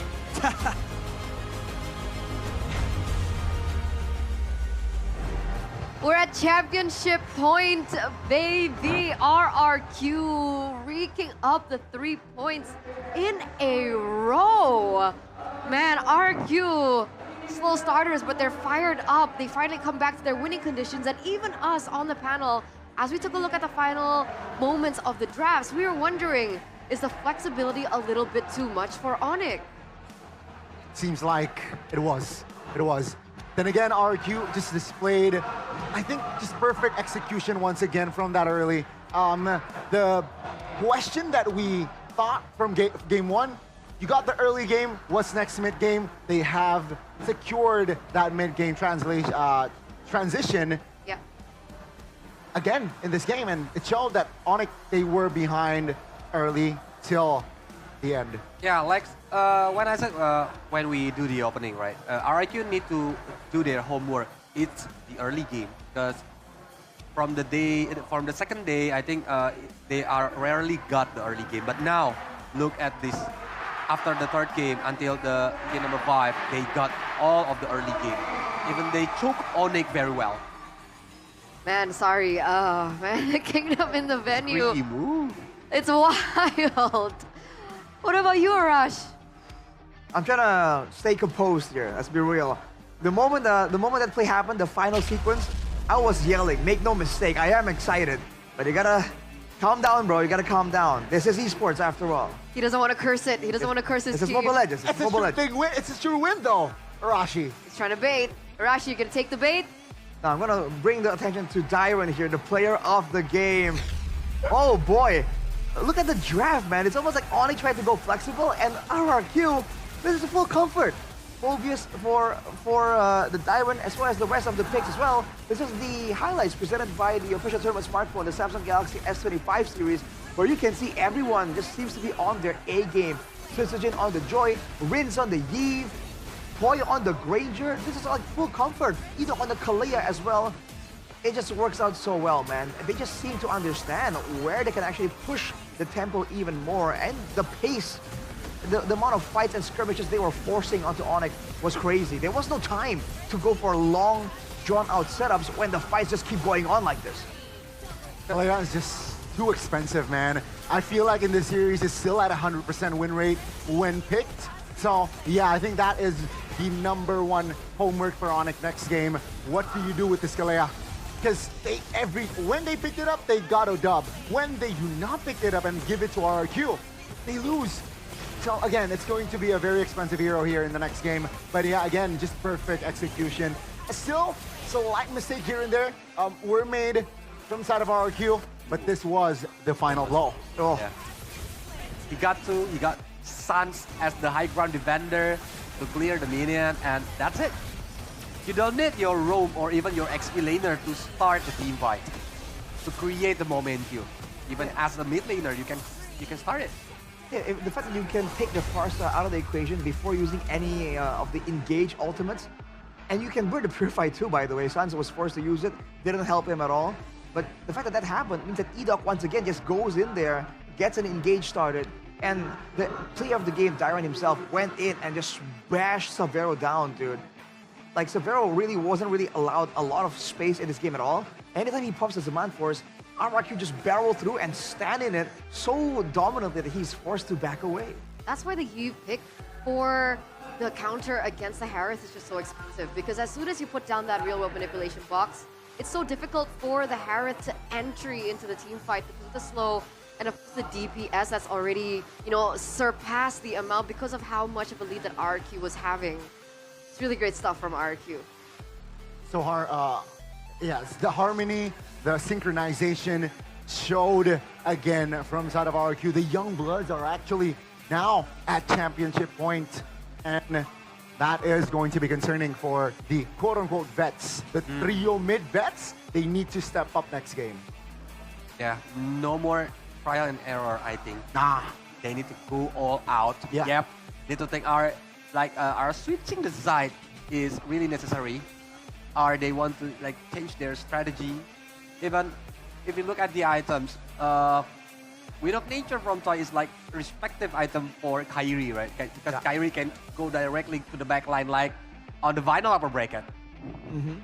And still, even though things are just going well for them, they should make sure to keep all their bases covered. They know, they understand, like we talked about this as well, Colliers. The fact that there's a Tigreal, they understand the potential for the Tigreal to turn things around. But because they know how the hero operates, they also shut down any attempt from Keyboy. I mean, we saw maybe 2 or 3 plays made by Keyboy, and none of them were a big multiple-person ultimate. For the most part, it's just a catch. And it's so crazy because literally only one person from RRQ brought Purify. Yeah. And it didn't matter. Absolutely no opportunity for Keyboy to make those plays on heroes that he's usually known to make on, right? Yeah. These momentum-based heroes, the Tigreal, just didn't have a loophole at all in this game. RRQ does not allow that play, quote-unquote, play to happen. Props to them again, but I do want to shout that minute 8, Susujin, second item, Holy Crystal. That's already significant damage that Susujin can bring to the table. And that's already like, yeah, I'm sure Onic, they knew that, okay, Susujin, we need to stay away from Susujin. That's why RRQ mid-game spike again, so crucial, minute 8. Yep. That's why Suns is facing a very hard time. Yeah. Because a lot of heroes can do dive to Suns itself. Yeah. And that's why it can trigger his Purify easily, even without using the remote manipulation, the Tsunami Slam, or even the others. Yeah. I really think I'm inclined to agree with Connie a bit more right here, that it seems like the way they're really able to get so much success and enable everyone is by overwhelming the reaction time of even a team like Onic. Because you saw that Susujin usually is a bit too passive, he can't find the windows, and sometimes he overextends. Too over-aggressive. But look at this game right here. When Onic are forced to deal with the Yeeve damage, with the poke from the Granger, with the Phobias that's just diving in, smashing everyone, and Edok always waiting on the wings, looking for a chance to go in, you can see that Susujin had a lot of better moments here when he's able to get in after all of the resources already used up. And it's like more, it just makes it a lot easier for him to execute on his more calculated style instead of his instinctual style. That's why there's a point to be made for player of the game for a lot of these different players. Oh, and yeah. I think finally, if you guys aren't aware, how we choose the player of the game is usually by vote. So whoever is working both from the Indo desk and the Indo caster desk and the English desk, we all vote, but the votes have been so mixed. It's quite insane. But we're gonna go and check in with Bude Clara Mongstar once again before we head into the next game.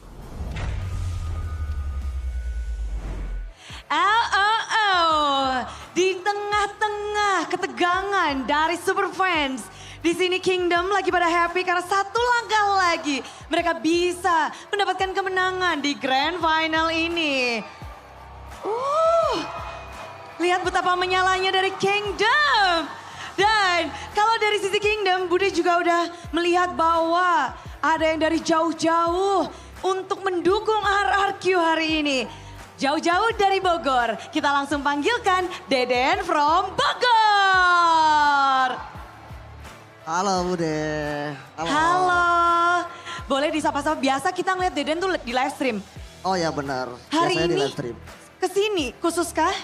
Ya pengen nonton grand final aja sih. Terus sendirian, Lemon nggak diajak? Next time kali ya, aku ajak ya. Next time. Harus ya, janji ya. Ditungguin nih. Tapi dengan kamu melihat RRQ di season 15 ini di Grand Final, tempat di mana cukup bersejarah harusnya dari kamu. Bersejarah banget tempatnya di sini. Untuk aku ya. Season 13. Season 13, iya benar. Tapi gagal di play-in. Gagal, mungkin ada beberapa yang ingat tentang Loi di sini kejadiannya. Ya, benar. Loi Deden from Bogor. Betul. Oke, nanti kita play kali ya. Tapi Deden, kalau season ini kayaknya beda banget ya. Karena udah sampai Grand Final. Gimana sih kamu ngelihat tim RRQ di season 15 ini? Season 15 ini penuh anak-anak muda lah. Regenerasi baru, player-player baru, kayak gitu. Kalau ngomongin tentang regenerasi dan player baru, kita harus ngomongin tentang Rins. Yang mana dia menempati posisimu terdahulu. Dan sekarang udah 2 season dia berada di RRQ. Ngelihat perkembangan Rins, dari Deden sendiri, dari Clay, gimana ngelihatnya? Perkembangannya ya seperti anak muda, gameplay yang agresif terus masih panas, masih haus akan juara gitu. Kayak gitu sih. Haus akan juara, Iya, haus akan spiritnya dan gameplaynya tentu darah muda tuh agak berbeda berarti. Iya, young blood. Young blood. Iya. Tapi lawan mereka sekarang veteran. Dari tim Onic, kita tahu dari Royal Bestie ini nggak hanya dari musim ini, udah bermusim-musim bahkan dari zamanmu. Ya. Gimana sih ngelihat dari season ke season sampai pada akhirnya season 15, bedanya Royal Bestie zaman dulu dan sekarang? Sekarang apa ya, nggak ada bedanya sebenarnya, sama aja, cuma muka-muka playernya aja yang beda. Muka-muka playernya. Iya. Bener sih Clay, nggak salah tapi nggak bener juga. Tapi oke lah Clay. Dan kalau ngelihat dua tim ini nih yang akan menuju ke MSC. Wow. Wow. Wow. Prediksimu bener nggak dua tim ini? Kalau dilihat, iya bener sih prediknya. Dari awal? Nggak dari regular awal, season? sementara dari akhir regular season sih. Pas Onic udah bangkit-bangkit. Pas Yep, tolongin Yep. Nah, itu langsung kelihatan tuh. Kalau itu baru di situ Baru kelihatan. Ya. Kalau dari RRQ kelihatannya dari kapan tuh? Oleh RRQ kan dilihat dari week 1 sampai week 9 ya. Konsisten, jadi harusnya udah kelihatan sih kalau RRQ cocok dan pantas di sini. Dari awal sudah terlihat. Iya, betul. Dan kedua tim ini, tim Indonesia akan beradu nih di internasional. Apa nih, kamu kan juga pernah membawa nama Indonesia juga ke ajang internasional. Apa nih kamu harapan-harapan terhadap dua tim yang akan mewakili Indonesia? Pesan-pesan mungkin, dan juga momen MSC terakhirmu juga dikenang itu. Grand final loh. Iya tuh orang sana noh yang bikin kalah noh. Aduh. Ada orangnya. Iya, ada. Oke, pelajaran apa tuh yang mungkin bisa di-share sekarang? Oh, pelajaran sih inget aja ya, kita dulu player-player lamanya inget tower itu penting guys. Itu kayak gitu. Itu aja. Ya. Singkat, padat, jelas. Ya, yang penting tower sih. Oke. Tower yang bikin menang. Tower yang bikin menang. Ya. Harus diingat, satu hal yang membuat menang. Tower, turret, harus didapatkan. Betul. Betul. Dan kita akan melanjutkan game di sini. Ada yang mau kamu sampaikan mungkin? Clay udah datang jauh-jauh ke sini dari Bogor. Ada yang mau kamu sampaikan mungkin? Mungkin dulu gue di sini punya kenangan buruk, semoga gue nonton sekarang punya kenangan baik lah. Amin. Semua Kingdom tentu langsung bersorak amin. Thank you banget udah di sini. Semoga bisa terwujud. Tapi ada yang nggak seneng nih di ujung sana, di sebelah sana. Langsung berdoa, jangan. Coba dong, mana nih semangatnya dari Sonic. Sonic masih semangat, mereka masih ingin memberikan dukungan karena mereka masih punya harapan. Begitu pula dengan RRQ untuk mengubah histori dari musim-musim sebelumnya. Jadi kita akan langsung lanjutkan saja ke game berikutnya. Inilah dia match point untuk RRQ. Bagaimana game selanjutnya, silakan panelis.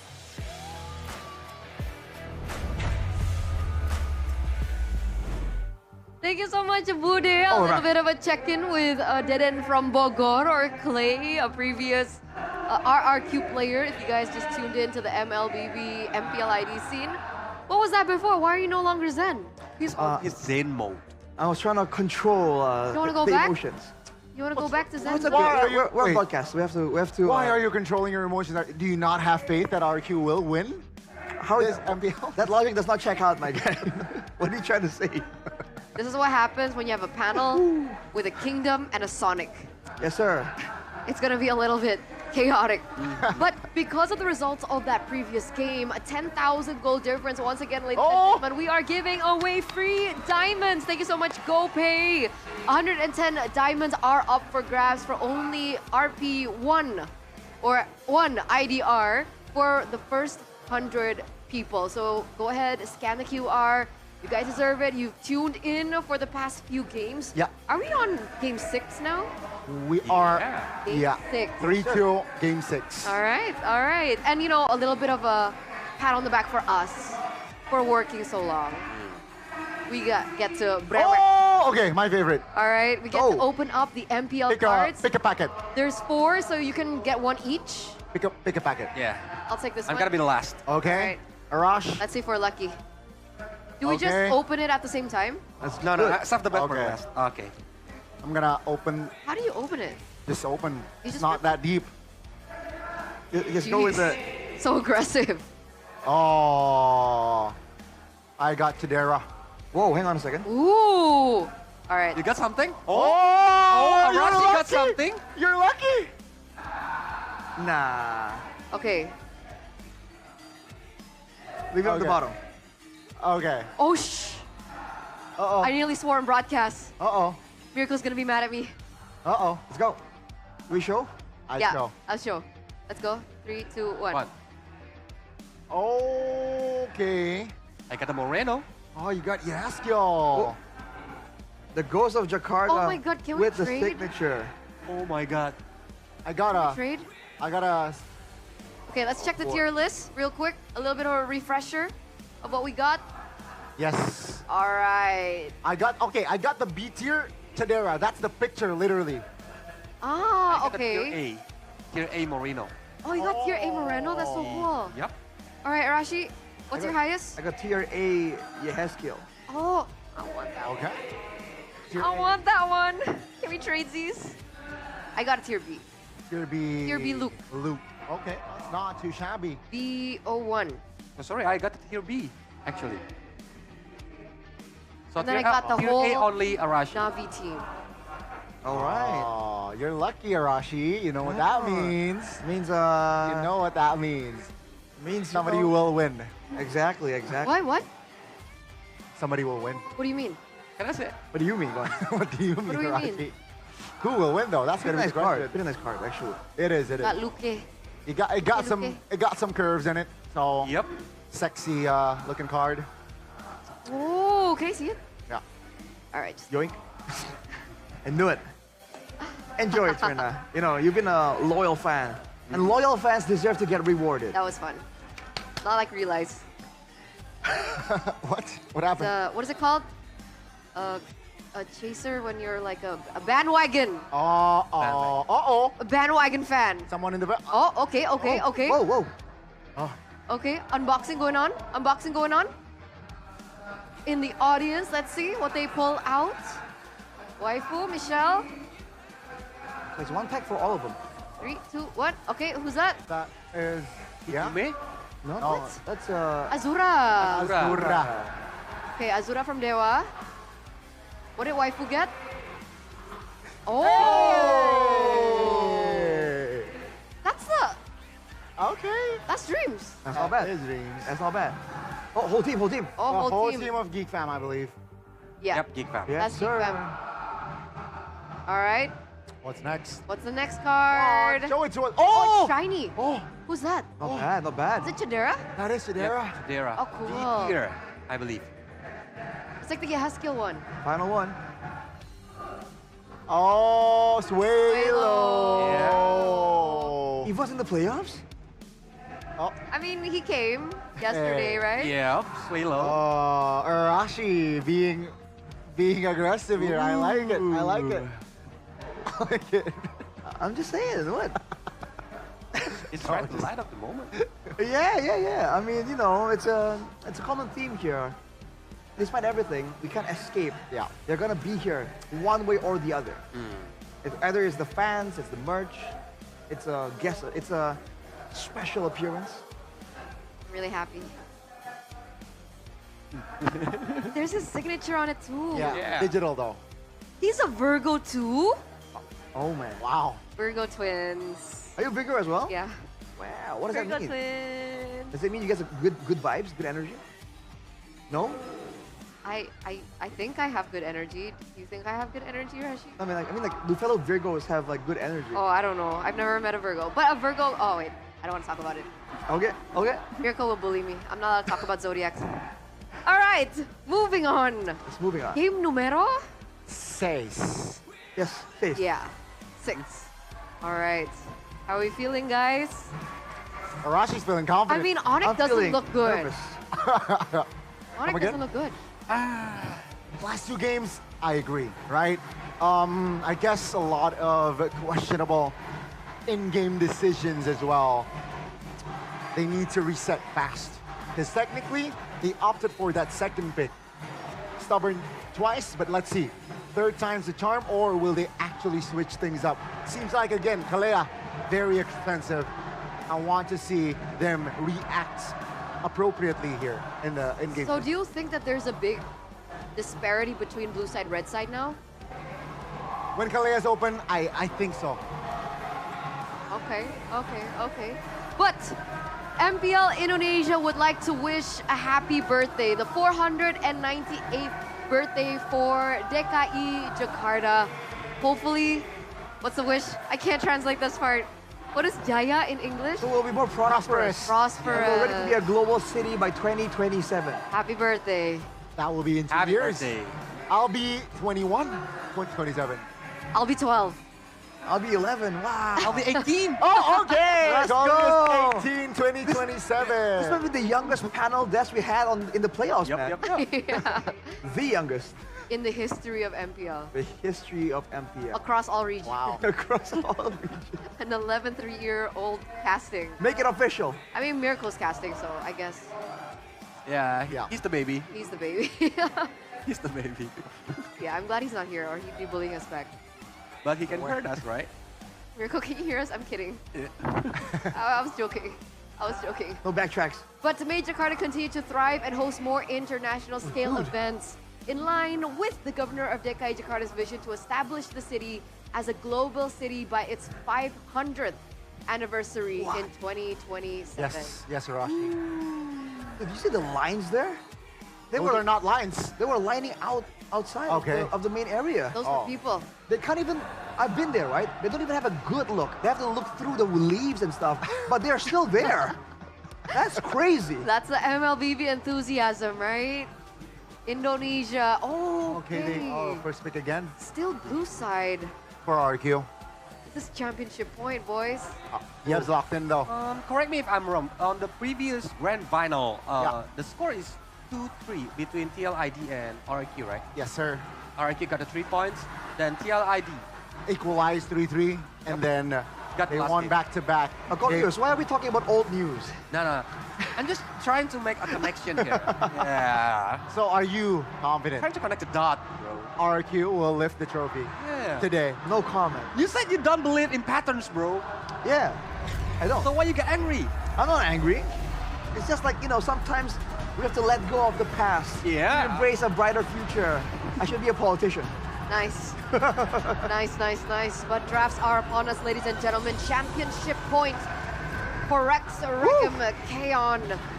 They win the drafts here. It's a sure win to lift that championship title after failing to secure it last season. Already making it to the grand finals. But these are the drafts presented to you by the official tournament smartphone Samsung Galaxy S25 series. Fanny Badang Luoyi banned out by RRQ. The Sky Kings go for the chip, the Kalea, and the Joy. So a lot of shakeups here in the drafts. Farsa is open. Maybe What else Farsa are we gonna be the looking at? priority here. For RRQ? If they go Farsa, it's going to be Gatot Kacha and Baxia. We didn't see Baxia, Kimi. Maybe. Oh, maybe. Yeah, so might be a Baxia here, I think. So yeah, I think Baxia here is the right approach. So they go Farsa, Gatot Kacha. Farsa, Gatot. I don't know if the Gatot deserves that high of a spot here, Donnie, honestly. It hasn't really been as impactful. The Farsa, of course, it seems like RRQ has kind of solved that issue, but Onic are confident. They have to switch things up here. They really went with the drastic approach of banning away the Kalea. And now for them, do they want to, again, actually get into a proper, like, fighter fight? Because previously we saw it always devolves into more of a assassin battle whenever Onic has to decide. So I think RRQ might be feeling more confident in the fighter department in the jungle. All right. I don't think it should be... Okay, there you go. That's the difference maker here. Joe picked up. Now, is this a lock-in for Keyboy? Or can it be flexed for Lutfi? Knowing Onic, I think this is definitely flexible. In theory, I think it's more for Keyboy. if the Cho is there, that could be a great solution in order to find where the members of RRQ are, avoid the pick-offs coming in from Edok. And also, P-Boy with the playmaking tools, always good. But RRQ, they double down. You want to secure a playmaking tool, so do we, man. Yeah. Implosion, locked in and ready. I think that's a very good approach from RRQ, right? Okay, you open your roamer potential. I'm going to open mine. It's direct, it's straightforward, it's so RRQ. And it seems like with the, just direct approach, RRQ has been getting the wins. This looks like a deny pick onto the Hayabusa as well. And I think it closing the potential of Baxia as the roamer. So technically, we can say that Baxia is the jungler, but 1-1 is a very wise pick here. It can dodge the implosion using the Needles of Flowers. Yeah, and also no Irithel potential. You picked up the Granger. Yeah, you cannot pick 2 marksmen. So 1-1, very safe here. I think Onic, they can apply pressure in the mid. Rins, just, eliminated here, I feel like, in the second phase. Yes, considering the impact of the Yeve in the previous game, I believe second highest damage dealt. I think it's, hang on. I was thinking the Yeve for sure, but Ling comes out first right here. Smart. Onic, not convinced as Baxia is going to go to the jungle, which is a very interesting approach. I think that's smart, right? That's very smart. Because they know Ling can just go to the backline easily. Yeah. Can aim for the 1-1 or the partial. They did that to Toy, 2 days ago. So yeah. CC ban coming in for RRQ. I think they like having that sustain. Again, they like having Dairon in a carry position, and he can't do that if he's against a CC. So I think that's where the CC picks, the CC ban have always been showing up here for RRQ. They just want to make sure that Dairon himself will be able to do something. But Onic now, if they are concerned about that same thing, the Phobius is still in the picture. The Phobius that was the player of the game last game. But Arashi, can I ask that? Do you think that they are too fast to picking the tiebreak right now? Well, I think normally for a lot of people it would be too fast. But in this way, funny enough, they kind of have a bit of a mind game going on with the Baxia. As you can see, the Yisung Shin got banned again. So Onic still are not sure where exactly the Baxia is going to go. And still, they have a chance to secure a winning matchup for Dairon. So I think this is it's something that's only RRQ can really pull off reliably. Well said. Seems like they will commit to another jungler ban, right? So they do not touch Rin's potential hero. That's going to be the Masha last to be banned out in this series, or in this game. Onic, what do they go for here? Again, I think they will use Kai as their last pick. I think they should, until they know where the Baxia is going. Yeah. They need to find out the proper matchup for KAIRI. So a hero for Lutpi or Keyboy? Lutpi, I don't mind the Phobius. Oh, okay, Glue. Okay, you're right, Glue is... I think if Onic wants to play with the utility jungler, they already have enough damage dealer. 1-1 and Partia. So if they want to play with Fredrin, maybe? Well, again, right now, Onic are just so clumped up together here. Everyone thinks short range except for the Farsa. And with the Glue and the Cho, there isn't really a big engage tool. They're both single target for the most part. And the Benedetta comes through again, along with the Valentina. So Feather Airstrike available. It's going to be a fighter jungle for RRQ. It's going to be so difficult for Suns with the Benedetta in the picture now for Dairon. So what is the final choice? Remember, this is championship points. Oh, God, does Kai play a Kai? Yeah, he played it before. What do you do? Do you go export? Do you go alpha? I'm confused right now because, like, do they want to get more damage to secure the single targets that they're going to be able to get with the Way of the Dragon, with the Glue? There you go. They want damage. They want more damage in order to be a real threat. Alpha against the Baxia. So it's a pretty known matchup, but I think it's going to be a bit difficult. Yeah, early game is the key for this. Okay, let's see if Onic can actually pull through, because once again, a championship point. I think all has been said from the panelists. We're going to throw it over to the casters, potentially the final game in the Grand Finals. Thank you, panelists. We are on the precipice of seeing the kingdom rejoice once more. One last potential game for them to reclaim that throne. It is going to be a tough game for Onic. But the Sky Kings, they are not known for giving up. Feast your eyes in the trophy they'll be fighting for. Ladies and gentlemen, for perhaps the final time today, a 4-2 waving, especially amongst the kingdom in the Jakarta International Velodrome. Welcome to the Land of Dawn for battle! Game number 6 in the cards. And now it's Onic on the back foot. Early brawl with this composition. The Benedetta going back to Dyron again. It is his special, and it made waves in that game against the Hayabusa in the hands of KAIRI. KAIRI having to go for that alpha, but Terrify is Keyboy. It's a flicker back. He's gonna be safe for now. Sutsujin with the box, exerting early pressure. We talked about the possibility of a Phoveus to win out the early game, and they went for the Benedetta. And I think that potential dueling power is also there in the Benedetta and the Samurai. Definitely. Onic have gone for a risky choice here, realize. I think in the past as well, when you go alpha, you don't want to see Tigreal on the other side. Yeah. This is a desperate call for Onic. One that I don't think the Sonics expected from Onic today. RRQ are leading. They have the confidence in them. You see again them going for the formula. Dyron on a carry, Edok on a playmaker, Savero in the bottom lane, getting gunned down by Toy. Snaps the Inspire. But a healing there! Oh my lord! Spear of Alpha to the back. Suzuki gonna be caught in a tough spot now. Pops in the Poisons. Keyboy, Jikundo. Backup is there. But Onic, they can't quite get the kill just yet. And Sutsujin with the healing. Obviously as a Baxia. Now Toy will reset the lane. As of now though, up in mid, they might look for something. Edok again with his trademark pick. The soldier of the kingdom. With one big moment, he can end it all. With one big moment, he might reclaim that throne for the kingdom. Now it's Onic going in, Keyboy playing with fire. Thankfully, he likes to get burned. You gotta take the risks in a position like this. Feathered airstrike already from Rins. Sans playing it safe, dodging away from all of it. Won't get level 4. Sutsujin on Turtle. KAIRI might look for an angle, Keyboy as well. Now with the Spear of Alpha. Edok in the back line, KAIRI gonna be caught. Spear of Alpha defensively as Keyboy runs away. Dyron mounted, eye for an eye, getting him out again as the Turtle is still being held down by Edok. Yep, holding it still in place. Another airstrike pop. Where's the red trees? Not in yet. Sans! Very low, Purify out. Kai with the red tree, Sacred Armor! Not even given the chance. Edok again with the Tigreal.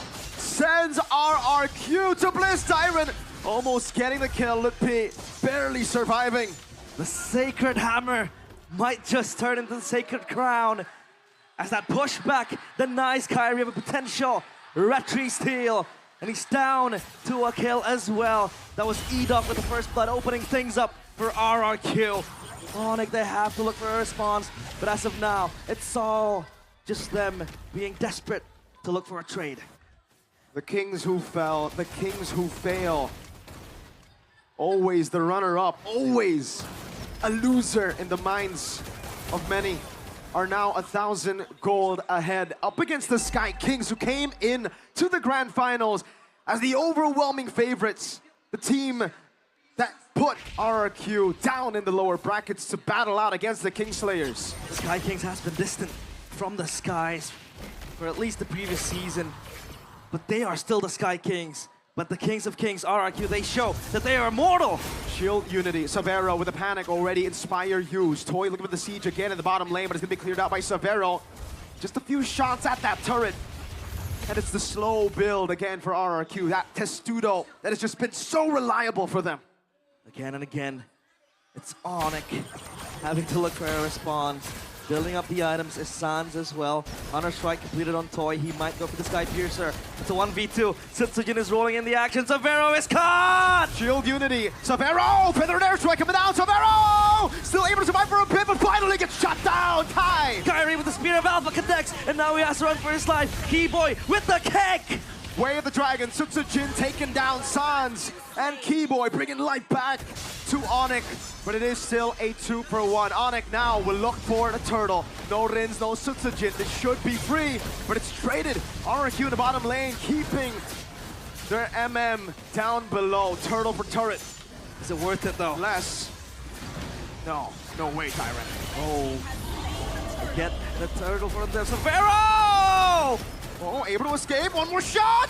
Severo gets away. Riz looking for the play again. Keyboy backs him up and somehow Riz. Severo survives. Way of the Dragon. Keyboy! Oh, Riz! Jakarta International Velodrome goes crazy. Rins surviving. Rins! Rins! The kingdom erupts. What you can do, I can do better. And Rins slaps Keyboy, kicks him back to the skies.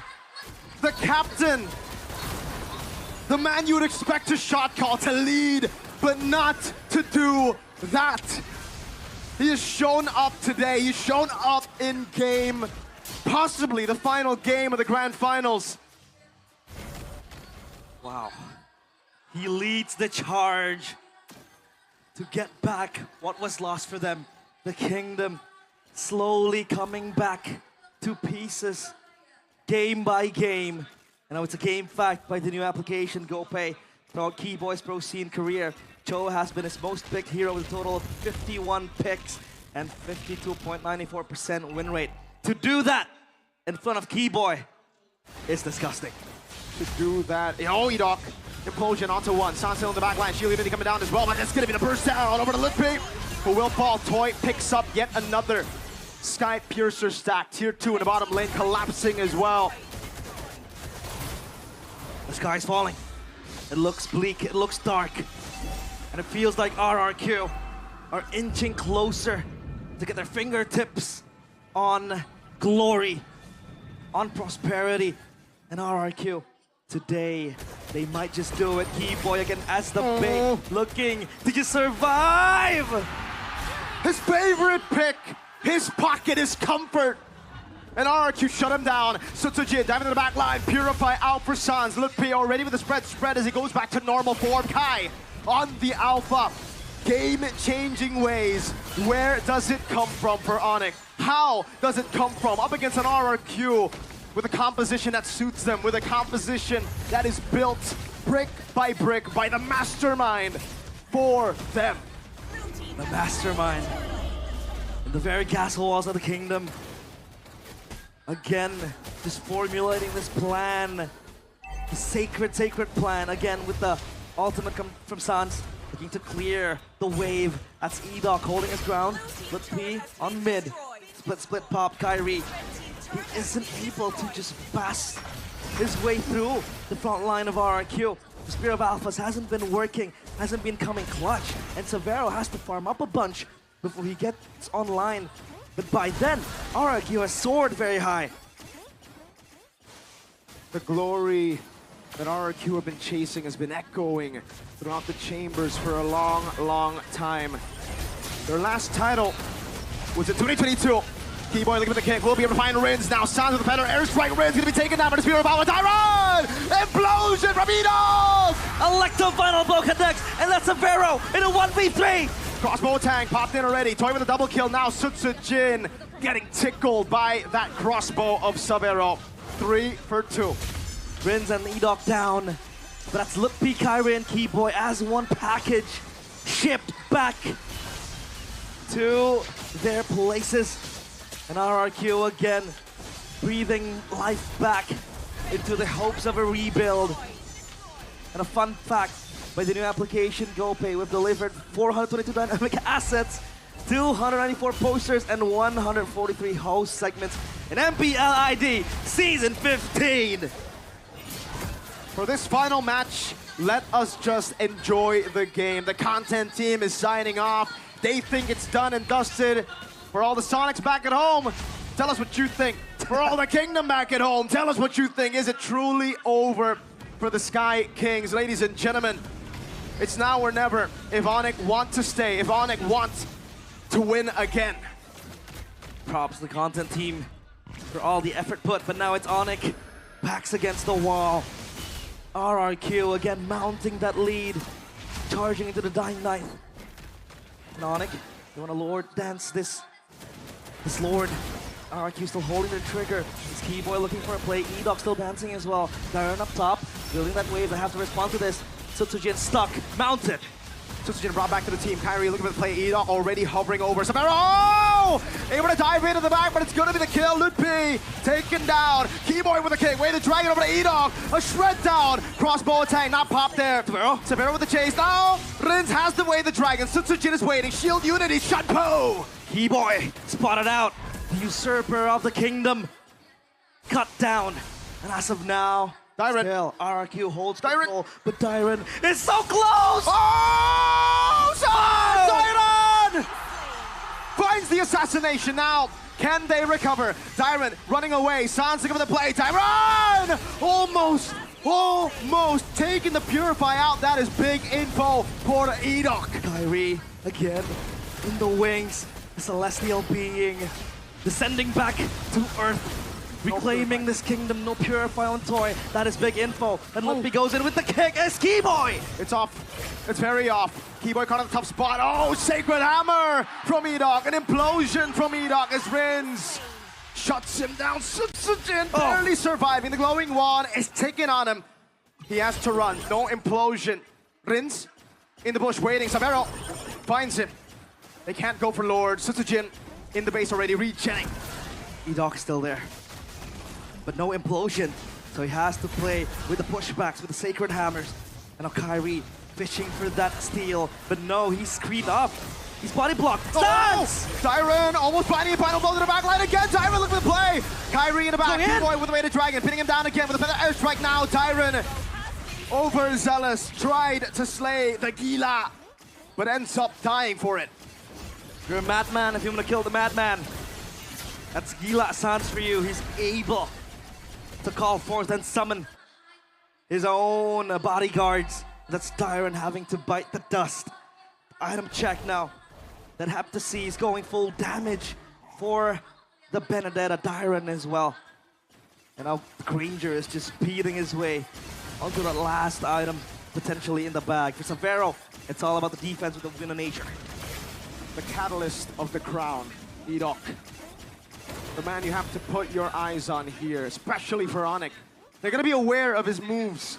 One big implosion will seal the deal, will seal Onic's fate, and will carve RRQ's name into the books. Onic getting sieged down in the mid lane. The mid turret is evidence of Onic, of the Sky Kings, holding on for dear life. But as of now, a wave of army marches onto them, saying this is our kingdom, holding on. Onic again, Keyboy with the concealed play, looking for a Hail Mary, but Rins is able to distance himself. He spots that out. The Lord cleared, and RRQ, they want to reset. 5,000 gold ahead for RRQ. The timer is ticking down for Onic. For RRQ, Wind of Nature, there you go. An answer to the problem that is Severo, that is Kai. The two damage dealers.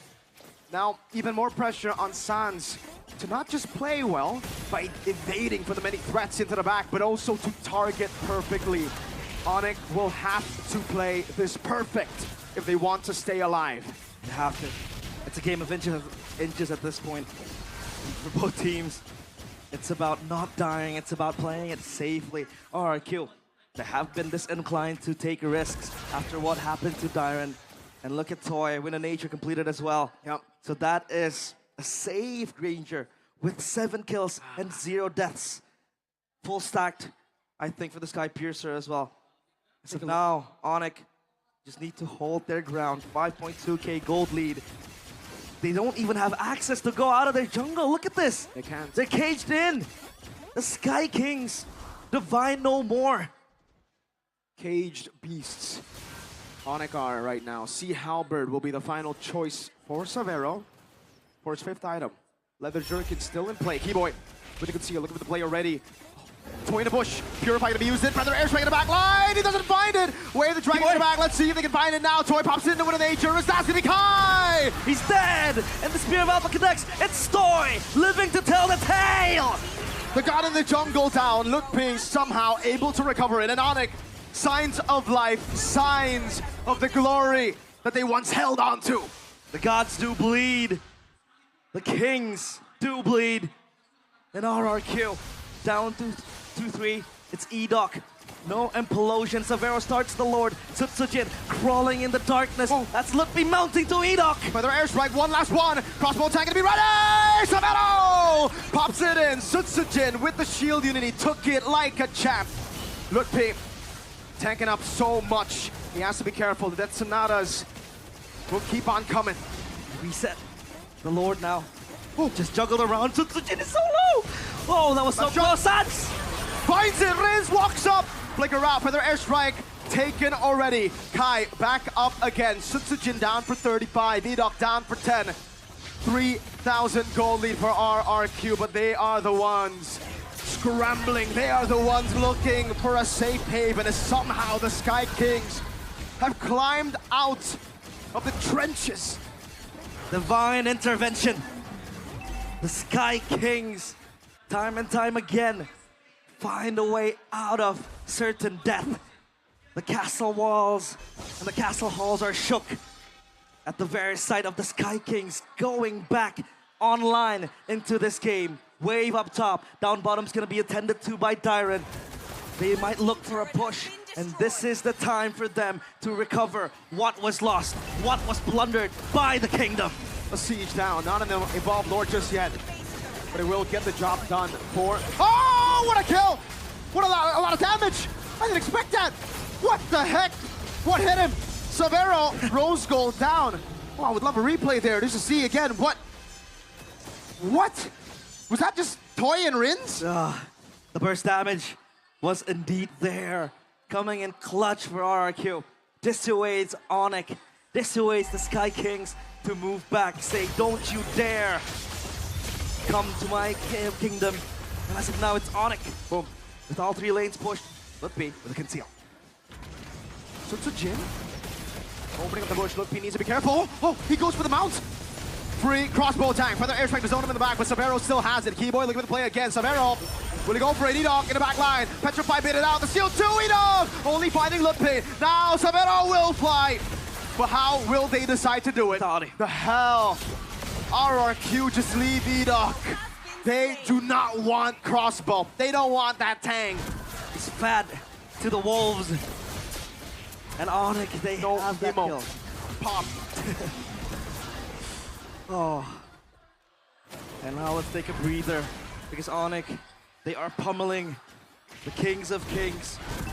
With all the strikes they have, all the artillery in their pocket. That's Keyboy, pushed back by Toy. But no, they push back because they know they have no minions. Even that that bottom turret is still taken yet. And now they clear it, so it's all down to just 2 inhibitors. How perfect could it be?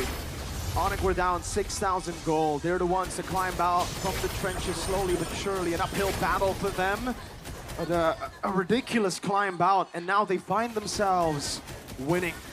That, ladies and gentlemen, the turret that Onic just took is a base turret in the far lane. They will have that macro control. They will have 2 for RRQ, Sand, Dyron, to constantly be holding that wave. And that's a big setting tool. But how long can he hold that? And his teammates are constantly smited down by the Sky Kings. Divine judgment, divine punishment, even for the treasons that have been committed by the kingdoms. And now it's the Lord on their side. Sutsujin rolling in, looking for a potential steal. Toy spots on Lutfi in the bush, so Lutfi has to move. Reposition is the name of the game. Dyron is just gonna respond to that split push up top. So RRQ, they're down to 4 men in the siege. 4v5, Dyron rolling up top. Lutfi looking for the position again. Into the back line he goes. Toy, compromise. Edoc with the conceal. They mount on Sutsujin. Edoc looking for the conceal again. He has the conceal, but he's going to be cancelled out by Severo with the first kill. Sutsujin taking low. Kai jumps into the Spirit Bomb, pops it in the crowd. Edoc waiting for the moment, finds 2, but Severo's still free. In the back line, Dyron falling. Lutfi, mortality, flickers out to safety. Keyboy! They turn, and the engager comes, becoming engaged. It's Severo with the crossbow. Tang! Toy, you have not died for a single time, and now they capitalize. It's Severo with a triple. Severo looking for the maniac, and he gets it! The Sky Kings will not go down without a fight. They will battle to their deaths for the championship we're going to a Game 7. That was the Sky Prince, Severo, with the Maniac to save Onic. The Kingdom, their gates slowly opening as the Sky Kings descend and smite them from above. 6-6. It all comes down to game number 7. 3-2-3. Championship point on the table. This best of 7 has turned to a best of 1. Absolute, I want to say a bad word, cinema. Holy, is this a grand final? Wow, I love it. The Kingdom love it, the Sonics love it. All the fan bases who have gathered here today to watch these two teams are happy with it. We are going to see a Game 7, ladies and gentlemen, in the Jakarta International Velodrome. Once again, this is their domain. This is the Sky Kings' domain. This is where they got that 4-peat in this very place. And now, that might happen again, winning Mpl Id in their own backyard. Holy moly. That Maniac from Severo was the nail to the coffin of the castle walls crumbling down. The Kingdom have one more chance to save their kingdom. Ladies and gentlemen, it's been a pleasure and it will be an honor to bring you Game 7. But first, we must relax. We must get ready and the panel will help us dissect that game. Panel, holy, holy.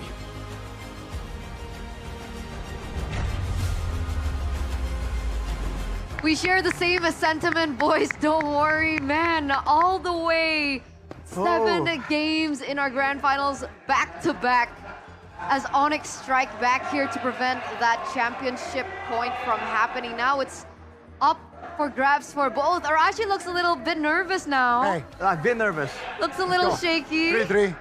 May the best team win. Yep, may the best team win. Yes, sir. Oh, man. Yeah.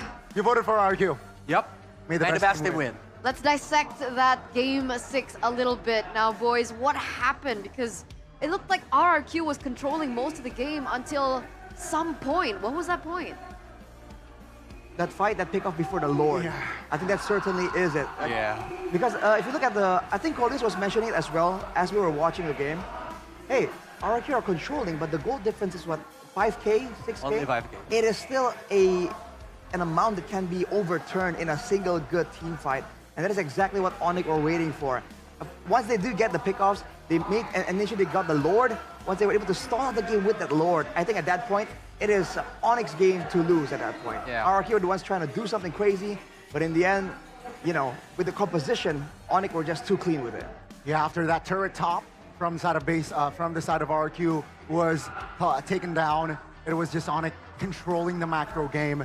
And this was one of the pivotal moment, I feel like, where you gotta pick, where it's a 2-for-2, but it's favoring Onic, and of course this was the final touch from Onic.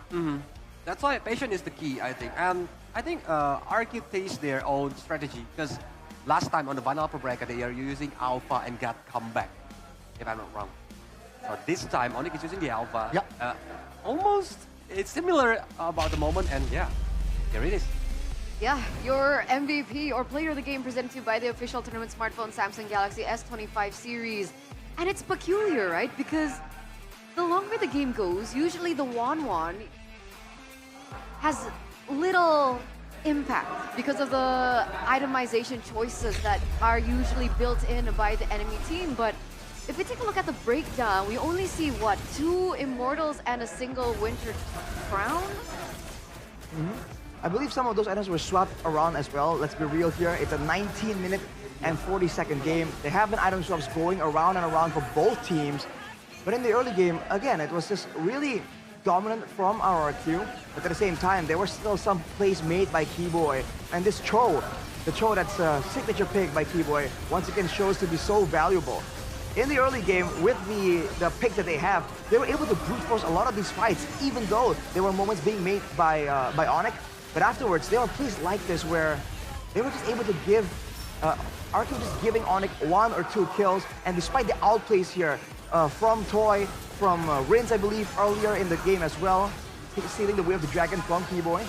Eventually in the late game, they can't get away with it as easily as they have been, and the Farsa damage comes in strong. We're gonna take a look later on at the damage numbers, and I believe Sans was doing an insane amount right here, especially when teams are just dancing around, waiting for the right moment.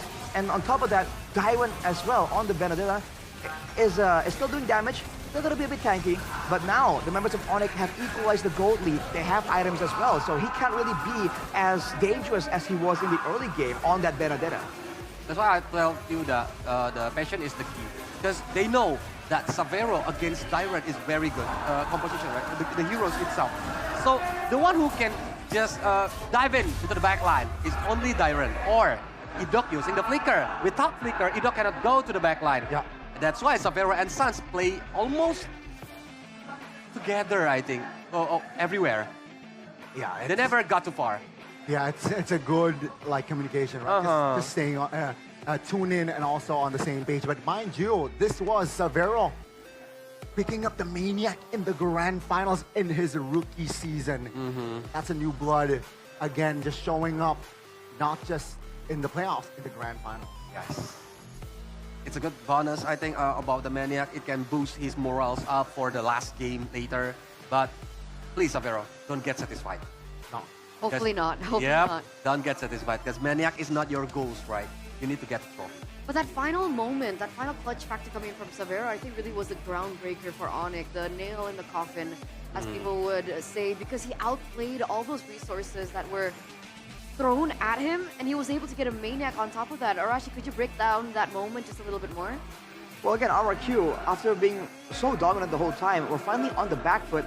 And if you look at the composition from Onic, they actually have a surprising amount of chase. That's how they're able to survive in the early game. Again, distance management, get the 1-1 away from danger, get Keyboy, you know, with 3 movement tools away from danger, Sans as well. And then that's why Lutpi was just paying the price, getting taken out again and again. In the late game, once they have the damage, along with the mobility, that means that once RRQ lose the frontline battle, once they crumble, once they lose Dairon and Sutsujin, it's immediately time to run away, and Onic has the chase. So you can see Savero moving forward and yet still dodging from everything. And at that point, none of the outplay tools was left. I think they really went all out, knowing that if Onic get that Lord, their early game composition won't be able to really turn things around any longer. Just the finesse from Savero, it was displayed in this game. Sure, taken down twice early, he was able to recover. But shout out Sans. Yep. 0 deaths on a Farsa against a Benedetta, against Valentina, right? Combined it with the Tigreal, he was able to space himself very, very well. So this brings up the question again, the topic Mirko really likes talking about. Is it better to have some utility in the mid lane, which can allow you to make crazy plays to have so much dominance, or is it better to have some damage? Because that was the big difference there. In the final fight, when they were just moving around, you can see that despite the full inventory slots, the members of RRQ just had to falter back because of the damage difference. He talks about the damage difference earlier on. It looked like Savero had more damage still as compared to Sans. But obviously, it's a drastic amount compared against Rins, who was on the Valentina. So it pays both to your argument earlier on about the utility versus damage. Because technically, in that last bout, unfortunately, Rins wasn't able to utilize most of the damage from the Feather Airstrike because it was triggered off early, I believe. So then Sans had a little bit more value in that team fight at the end of it. And I think RRQ already know that. They are racing against time. Because Dairon on the late game against Savero using 1-1. It's like it is kryptonite. That's why it's very hard to... Dairon can give much damage to the Onic backline. But yeah, Savero did his job. It's very conditional because I would argue an opposite argument depending on the itemization choices, which is why I brought up 1-1 in the late game usually falls off because of the choices of the Winter Crowns or the Immortals. But in this particular game, we're going to take a look at it once again here. There weren't a lot of Immortals and Crowns up, actually, towards the end of the game. Was it because of the swaps? What's going on? I mean, you can see 2 Immortals there for Dyron, for instance. And for Edoc, he did have an Immortal. But at that point, I think it's... there were some swaps, but I think they were really tunneled on just making sure that they do force the issue. And on that note, I really felt like they really maybe should have went more for a force of a fight under the base initially, because they were really winning. They were winning a lot, but I guess because they weren't winning by an insane amount, like 10k gold, they weren't confident enough to go for the immediate end, and they went for the base towers instead. That's how Onic were able to survive just a bit longer, stall out the game. But true, at the end of that fight, without those items to really cancel out the 1-1, Severo just had a lot more impact to just go in the back line, and he's a lot safer compared to Toy as well. Now, there's another thing I really wanted to discuss was drafts, right? Because after the drafts ended, I'm hearing a lot of opinions coming down on Onic's draft, particularly the Cho in the early portion of the drafts, plus the Alpha to close things out. A lot of people thought that this was a bad pick on Onic. But what do you guys think at the end of that game? Initially, I thought, yeah, it was a little bit early to show Cho, right? Because Cho isn't really, quote-unquote, the meta right now. So why pick Cho in the first phase? It seems like they just want to have a security in that. Again, what we talked about, trio mid. They picked up the Farsa, they picked up the Cho for, potentially, right, at that point, for Keyboy and as well as Sans. At least secure 2 hero for the third. And then they close things out with that last pick, Alpha. So like or not like Alpha? I don't like. Initially, I don't like both picks. Okay. Actually, it's hard. If you like using the Alpha, if you want to win the early game, you need to snowball. But at the end, they got the comeback moment. All right, so it worked out for them in the end? Because it's they know how similar things with RRQ, right? They know how to utilize the heroes. Okay, we'll discuss that a little bit after this, because we want to remind you, maybe for the final time, boys and girls, Gamer Snack like champs with Sucro. You guys tasted it? Polios, what's your favorite? W original, the yellow one. You like the original one? Okay, give me the Kribo then. Hey. Fight me. The Kribo is... I like the Kribo one. It's really good though. Can I have some? Yes. I'm on team original myself, but I gotta say, the Kribo flavor is respectable. Oh yeah, just put it, oh yeah, okay. There you go. There you go. Hey, what other job allows you to eat on the job? Food taster? All right, point made. Hey, go on. ASMR. Yeah, I'm not talking. This is so good, by the way, boys. Need more energy, bro. With a match like that. Maybe I might even get some more food, something quick. It's so something good. that's quick and nourishing. Oh yeah. Do you have any ideas? Hokben. Yeah, sure.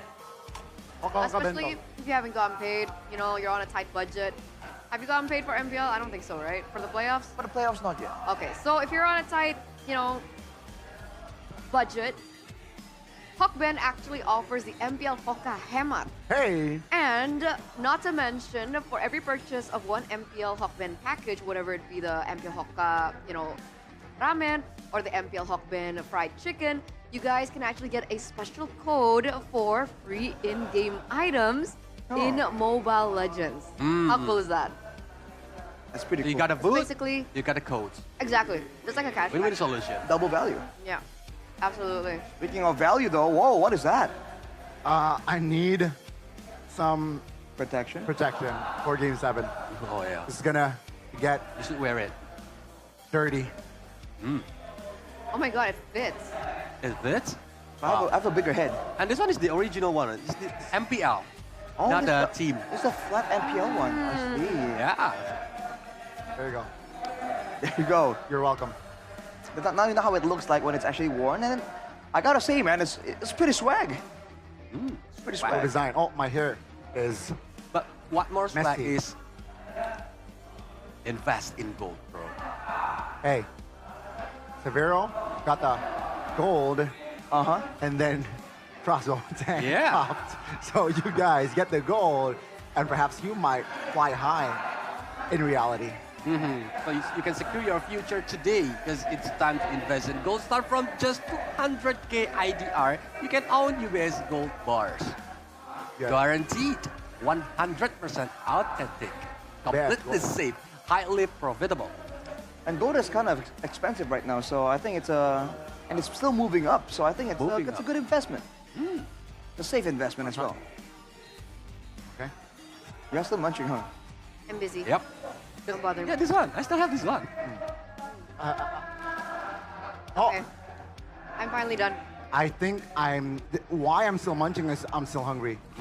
All right, all right. All right. Do you have any like solutions, recommendations? Have you tried that booth outside? The At the festival? Kaila food. Kila food. Kila food. Have you? No. Dude, they have like local flavors there. I mean, it's so good, man. Oh. Yeah, like they have baksos and all that. The sublak. Exactly. If you go Right? to the festival, you're missing out if you don't try it out. Okay. And if you guys, scan the Last day as QR well. code, you guys can also get a discount of up to 50%. So it's already really affordable, it's easy, it's convenient as Yes. well. Not to mention that 50% discount because holy crap, it's so good. It is. It is so good, flavorful, and it's simple. Simple, quality over quantity. Oh, and for the next one, we're gonna stay quiet because we actually have Kolios here in the building. You know, you sold it to us yesterday. I'm gonna make you sell it to me today because I didn't get to witness it in person. Where's the royal stuff? There it is. There it is. Gonna pick it up for Kolios. Oh, yeah. Thank Okay, you so- very much. Okay. Eterna. All right. Have you been feel like slow hand lately? Yeah. Have your thumbs been wet when playing the games? Yeah, I'm always wet. So you should use this, the royal dust. Ah. If you saw the player when they are playing the games on the stage, they are using the royal dust. So it's very easy to amplify this.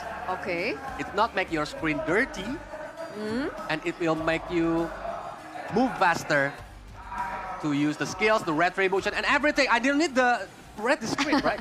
No. Yeah. You made the script. Yeah. So and we have the sarung jempol, what do they call it? The thumb glove. sleeve. Yeah, Thumb sleeve. the thumb sleeve one. If you want like the thumb sleeve one, just have it because we are collaborating with MPL right now. So grab it fast and guess the price. Guess the price. I bet it's expensive, like 1 mil. Yeah. 1 mil for a powder? 1 mil for all in. Okay, 600k IDR. No, it's below 50k. Only 40k. Are you serious? Yep. We still have the flash sale now, so grab it now fast. That's value. Grab it fast, guys. W. I actually have a pack at home. Yeah. I still use it, yeah. I have the thumb sleeves as well. I still use it. I love it. But of course, ladies and gentlemen, when you're playing like crazy, you're already fast-handing things in the ranked games, you're gonna get hungry. After eating all your Kila food, you guys want something else. You guys can go for the Mercon Merah Putih because, ladies and gentlemen, it lasts for up to 12 months. It's perfect for stocking up at home, and it only takes 3 minutes to heat up. So it's so convenient. You don't have to waste too much time. I'm pretty sure 3 minutes in a ranked game. Yeah. That's pretty long, but Because my rank is immortal right now. Usually I'm looking for the the match up is like 4 or 5 minutes. there you go. Perfect timing. Yeah, perfect time. Perfect time between matchups. This is actually news for me. Lasts up to 12 months. Yep. That is pretty crazy. Hey, it's tactical. Yeah. It is tactical. It's great for emergency purposes. 12 months is a long time. Rashi would know. Yes, sir. When you're stuck with no food for a while and you're looking for everything and everything you find is expired, when you find Merah Putih, man, you're like, ooh, Mercon Merah Putih, you're like, finally. But I have more good news because, ladies and gentlemen, we've been nominated by Esports Awards for 3 Decade Awards. And of course, we need your help to rally in the community to vote for MLBB. This year, they're not just recognizing esports stakeholders from the past year, but the past decade. And it looks like we've been nominated for 3 awards. Wow. It's Moonton Games for Esports Publisher of the Decade, Mobile Legends Bang Bang for Esports Game of the Decade, and M5 World Championship for Esports Live Event of the Decade. So scan the QR. Vote now. The votes are open from June 13th to August 11th. So please don't miss out. Continue to support MLBB as a general scale. And, you know, let's gather as the MLBB community.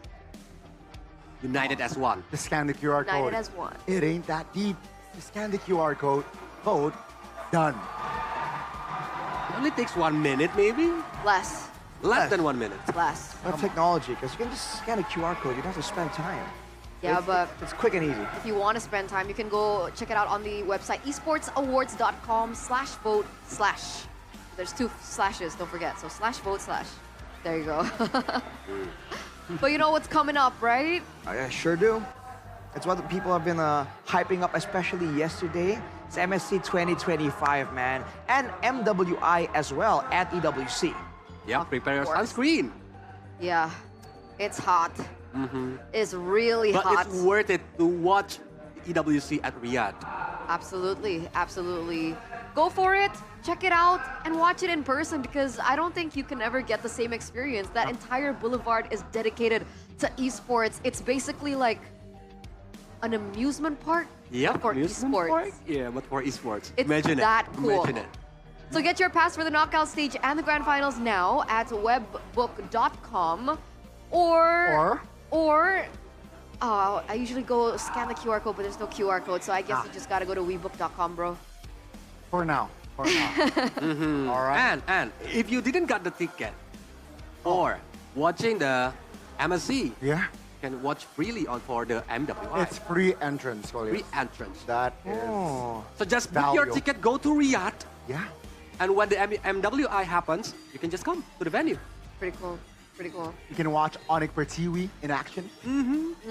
Vitality. Vitality. Exactly. I'm pretty sure Omega Empress should be back as well Wow. to defend their title. Pretty stacked, actually. So it'll be interesting. Not really sure how it's gonna sway. It's very interesting, the ladies scene right now.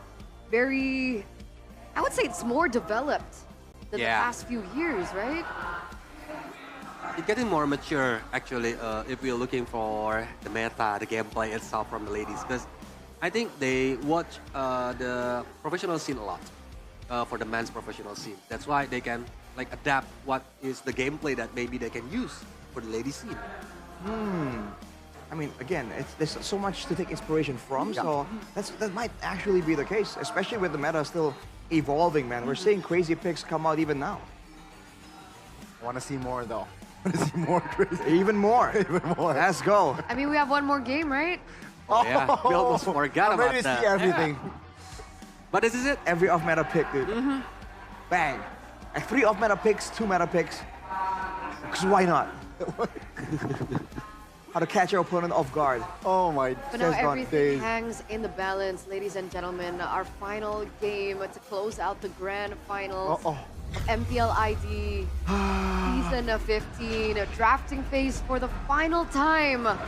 Presented to you by the official tournament smartphone Samsung Galaxy S25 series. And it all comes down to this. Yeah. We'll see who will be getting red side and blue side in just a minute. That trophy is on the line, and there it is. RRQ on blue side once again. Oh, Fanny, Luo Yi, Badang banned out. Kalea, Joy, Chip banned out. RRQ first pick Baxia. That's the same bands from last game? Yep. If it's not, I think so. Wow. Final game right here, and it might be somewhat of a rehash. The big problem for RRQ in the previous game was the Cho that allowed them to buy so much time, allowed them to make the plays happen as well, delay it even more. We'll see if that comes through again for Onic, or if they want a different solution. No. Barca Cho. Or maybe they did consider about 1-1, right? Because last time the 1-1 is the key factor for the Onic to win the game number 6. If they want to anticipate the 1-1, they go Irithel here, but then that's also just showing their cards early. No. Oh, that's the Eve. Yeah. Also another answer. Let's anticipate the 1-1 pick. Right, so what was the pick there though before the Eve? Tigreal. All right. So I guess, was it you, Eterna? You were asking if it's actually a bit too early to pick up the Tigreal? Me. Oh, it's Colios. Yeah, so I guess you are right. Maybe it's a bit too early, especially if they lost out. But now, equal damage potential from the mid lane. Once burst, once more DPS. All the other picks though, I wonder if it might just be all the same. I don't think the 1-1 will come here, right? Yeah. I think they go Irithel here, no? Irithel. Carry it. Okay. Ooh, okay. That's a better solution for the box. Will they go Natan last pick? That'll be crazy. Possible, but it's another magic damage, so they need to consider about it. Because they can't go Harith here because of the real world manipulation. I think it's too big of a box. Yeah, they already faced it before. Exactly. And there's a CC there as well, by the way. So there's physical damage already available for Onic if they want to explore that option. Man, I'm getting really nervous. Second drafting phase, second banning phase actually. Yeah, while waiting, because I want to talk about something like the 1-point syndrome for RRQ. Uh-oh. Yeah, are they gonna feel it again? For this, let's see. The last dance? Peculiar. It's peculiar, do you not think? They have the CC already, but they still ban the Lucas? I think it's just respect at this point, right? Sutsujin popped off when he's on the Lucas. And yeah, I think respect again showed from the side of RRQ this time. The Alpha man, they do not want to deal with the true damage this time around. I like that idea, man. The Alpha is definitely a part of the reason why the front line of RRQ were they've taken out a lot faster there. That's true damage, and on top of that, that's sustain as well. So it's more of a best of both worlds, just the kind of pick that Onic would like to use to get an advantage. Yisun Shin still not allowed. It's been respected so much by Onic, probably for a good reason. Final pick here for RRQ. What do they want to exclude? Oh. What are we thinking here? Another jungle ban? I think if they didn't want to face the utility jungler, maybe they can ban Fredrin, but... Or Hayabusa. Hayabusa. Hayabusa for, Link. So Kolya's got the closest guess. The closest guess. Physical damage assassin. Yeah, that was our sports minister, by the way, earlier on, Mr. Dito. But yeah, first pick, second phase. They have range, they have sustainability. Do they want to flex KAIRI again? I think that's the blueprint of Coach Yeb here, especially in the grand finals. When they're on the red side, it's always KAIRI last pick, and I don't think Game 7 he wants to change So that. gold lane then? Irithel? I think Irithel is the safest pick. Ooh, Claude. Or Claude. All right, so I think they both understand that, especially for Onic, they understand that they can kind of like stall out the game. They believe they have what it takes. They have the Cho after all. If they stall this long enough, the Claude will be a monster in the late game, and it's gonna have so much more damage output. Oh man, Sutsujin on the Hayabusa and the God Thought Kacha as well. Akai? You think? Akai jungler. They flex KAIRI because KAIRI can against play Haya. any kinds of jungler, right? Utility jungler, fighter jungler, or even the assassin jungler. But now, I don't think Akai might be a good option. Lancelot? Another Lancelot? It's not KAIRI-esque. They go X-Borg here? Ooh, that's interesting. True damage for the Baksha. Survivability to weather out the early game damage. That might just be the play, Turner. Oh my truth. Suyo! Interesting. Okay, they want to have the fast rotations. And let's see. They want KAIRI to be able to farm, man. On the Alpha, on the Suyo, these are two of the heroes that farmed the fastest last season. They want to make sure KAIRI can keep up with levels and have a chance at that late game turnaround. Don't forget the objective. Yes, sir. Let's hope it works out, boys and girls. The final game. We're gonna throw it over to Mirko, as well as Realize for the final time in the grand finals. Boys, destroy it. One last game to decide the champion. One last game to decide which king will be etched to immortality. It is one last game of Onic against RRQ Hoshi. Welcome to the land of dawn, where glory will echo. Welcome to the Jakarta International Velodrome for Game 7 in the Grand Finals. It all comes down to this. All the sweat, the blood, the tears. As Onic, they pick up that Claude. We had our own stern comments about it. But again, Dyra not on a carry. The Bucks, yeah, we have been vocal about this. Keyboy brawling his way into that mid lane. And Edok on a Gatot Kacha. This could not be further away from the previous win cons of RRQ. How they've been able to walk back up, to march back up, to getting match point first, hell. Now we look at the emblems again. Tenacity for the Claude. Bit of defense there for him. Tenacity as well for both the Gatakacha and the Baksha. They really want to just try to out-sustain. Uh-oh, Blade Surge blocking them down. Edok able to sustain a taunt as well. Quad Shadow coming in. Kai will fall. 1 for 1. It's a flicker out. Keyboy falls for Sans to survive. Oh, Severo might go on Toy here. He's low.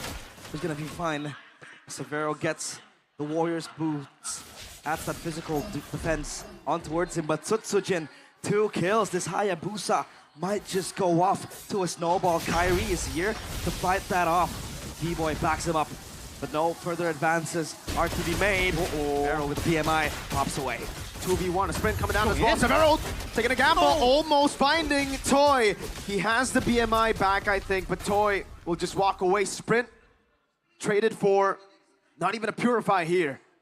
He was contemplating about it. Tsutsujin, Lippy is gonna be okay. Edok so low. But they can't afford to go for it. They can't afford to waste their resource. They know Tsutsujin will be looking to farm here.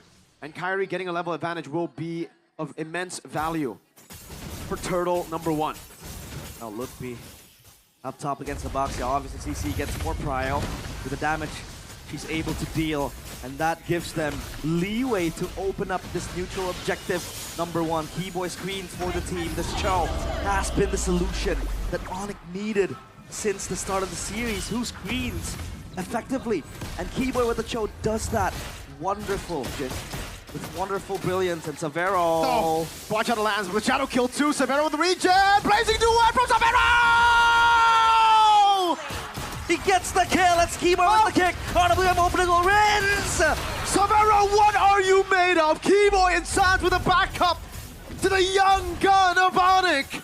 The Sky Prince saved together by the elderly Sky Kings. They come to his aid. And now Onic, they turned and flipped the script around.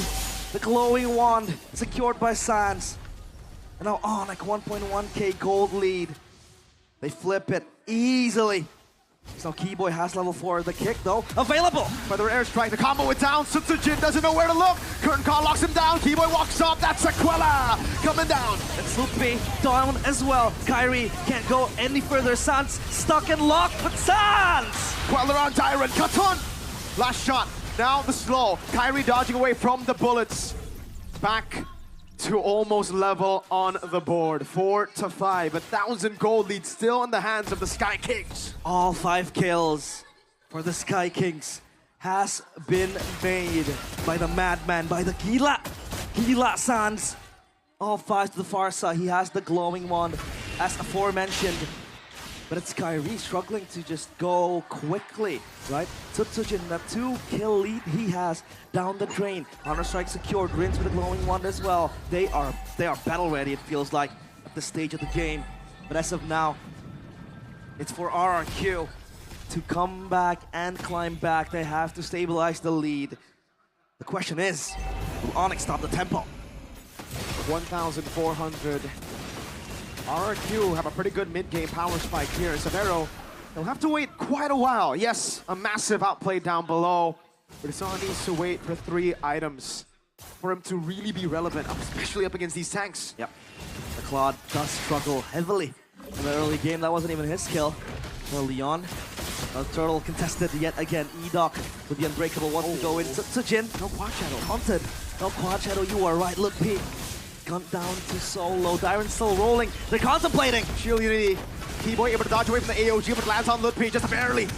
Turtle still half. Severo with Blazing Duet in the back line, finding the damage. Going to be using the Purify. Turtle taken by Tsutsujin. Severo backing away to the BMI. Onic advance. Dyron is slow. Rins as well. Ludwig! finding the double. Now Dyron left for the Sky Kings to take. The Kings have fallen, all four of them. And only the Mercenary stands in their ranks solo, alone on an assassin. The pillars of the kingdom slowly disintegrating, but Sutsujin with the shadow kill, slowly clearing that mid wave. And the kingdom slowly but surely, piece by piece, taken apart by the ever fearful wrath of the Sky Kings. Onic have breached past the first defenses of RRQ. The front of the Testudo, the front of the battle plans for RRQ, it's crumbling. It was an early game snowball that they were looking for with this composition. Now they must go plan B. Rins, Sutsujin must look for trades. They cannot fight Onic in a head-on battle. Savero, Lutpi, KAIRI Sans, they're doing a bit too much damage. Hardens prediction by the new application Go Pay still. The kingdom faithful. And hopefully the faithful shall be rewarded. They don't waver, even while down under.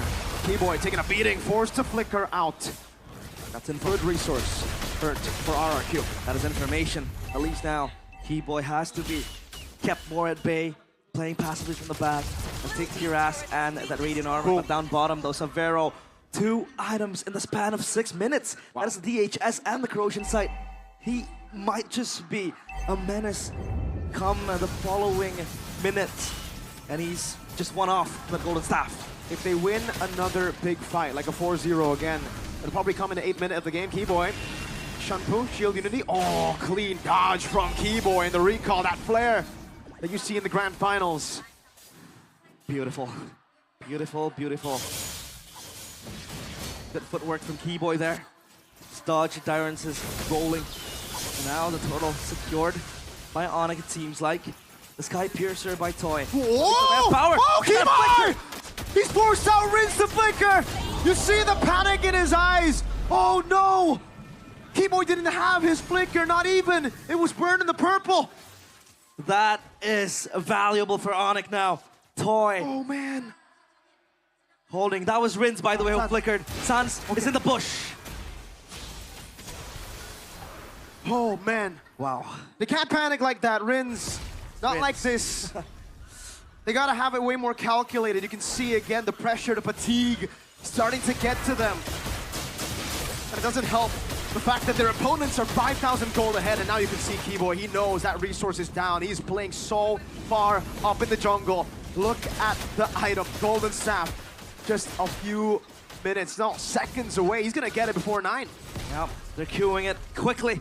The Golden Staff will help the Claude to be even greater in the team fights.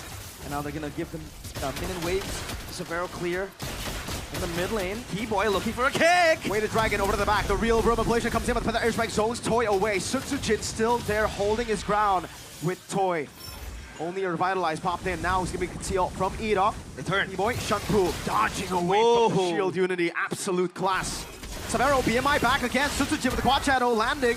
Oh, curtain call! Keyboy. Edok tried to read it. The conceal still ready. He has a flicker. He's a madman. He's looking for the angle, constantly keeping RRQ at their feet, on the edge of their seats.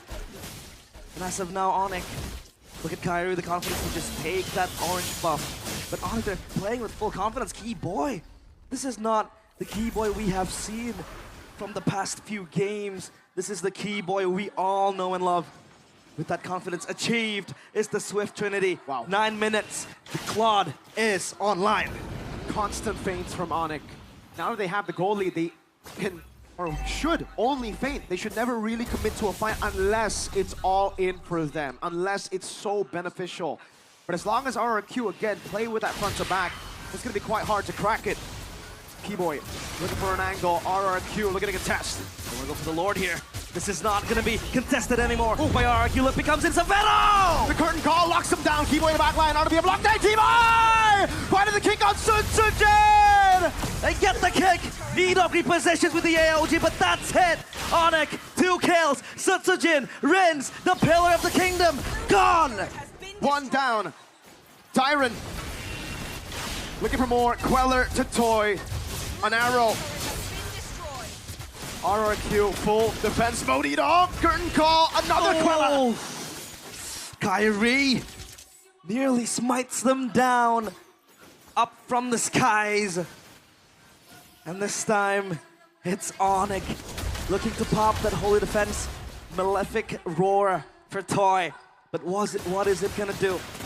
Now up top, that Lord is gonna march down towards the top side turret. Sutsujin wants to clear that wave, but as of now, it's all onto Onic. Can they hold this lead? Can they hold the siege? Oh, Severo, he goes in. Let's see. Oh, good BMI.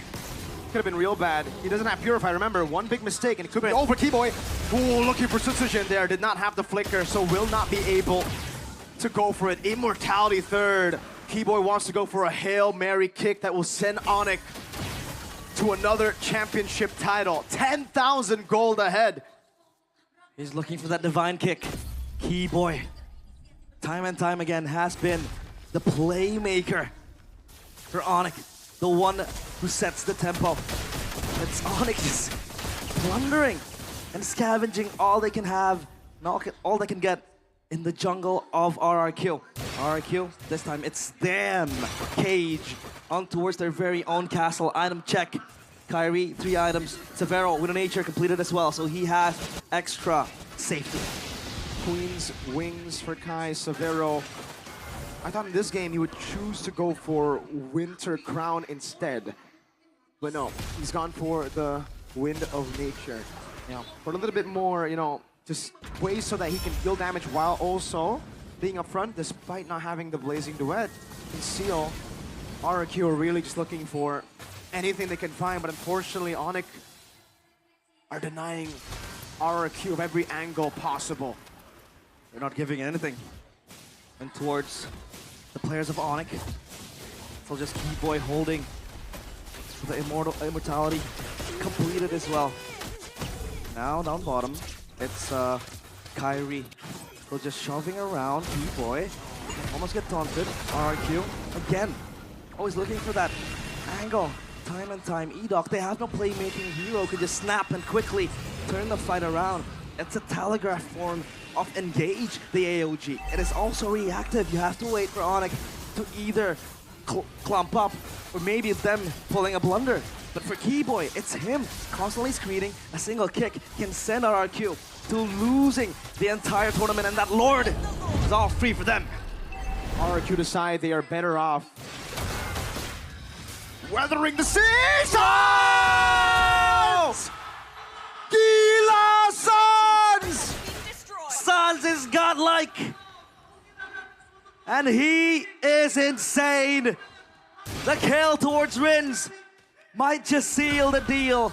But for now, Onic, their eyes are set to end this game. Sieging into the base, into the kingdom.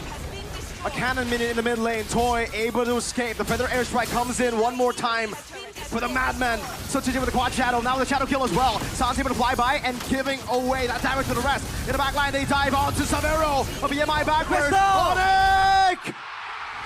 It echoes far and loud throughout the world. The crown returns to its rightful place. High above, where only kings dare fly.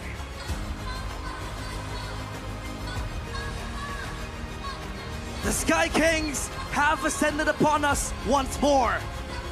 And on the 7th ascension, they lay to rest.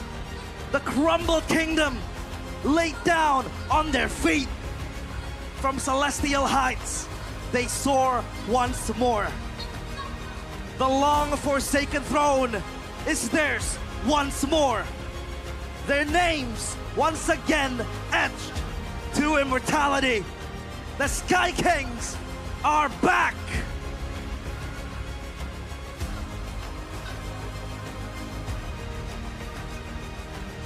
From 9th place to champions. The struggle, the journey, the drama of going all 7 games. The lower bracket blessing that we've been seeing throughout different regions. will not be a blessing for RRQ. Rather, the curse for RRQ at being runners-up will continue. The thrill and the agony. The thrill for Onic, the agony for the RRQ members who yet again must watch as another team lifts the trophy right in front of them. RRQ have been tested. Their crown shatters once more. And that throne seems even further. The return of the father. It's Raja Yeba. Raja Yeba will etch his name in history for a long, long time. That name will stick with us in ID forever. GG, well played. RRQ Hoshi, they've given us something to expect. To the Indonesians, something to hope for in the internationals. Despite their loss here, they've shown us great MLBB, a promise that will be fulfilled one day. But for today, it will be Onic. The Sky Kings again smiting the kingdom. It has been a turbulent time for them. Give it up, ladies and gentlemen, for the Kings of Kings, Rex, Regum, Kaon, as they take their final bow. It has been a tough fight. That road to rebuilding the kingdom once again. 5 seasons of failure. 5 seasons of heartbreak. It seems like the glory days, the prosperity, is a name of the past. But for the Sky Kings, that glory is in their eyes. The whole team marches forward up on stage to celebrate their journey, the result of hard work. Blood, sweat, and tears for this lineup who went through everything to get here, to get to this point. All the doubts, but now they are immortal. They will be immortalized. And now, ladies and gentlemen, the moment you've been waiting for back at home, the moment you've been hoping for. The throne is not given. It is taken. Your MPL ID Season 15 champions, Onic! The Sky Kings ascending once more. The righteous holders of the MPL ID Season 15 trophy. As they corral on towards immortality. Time and time again, success follows them. It seems like they left, but they are back.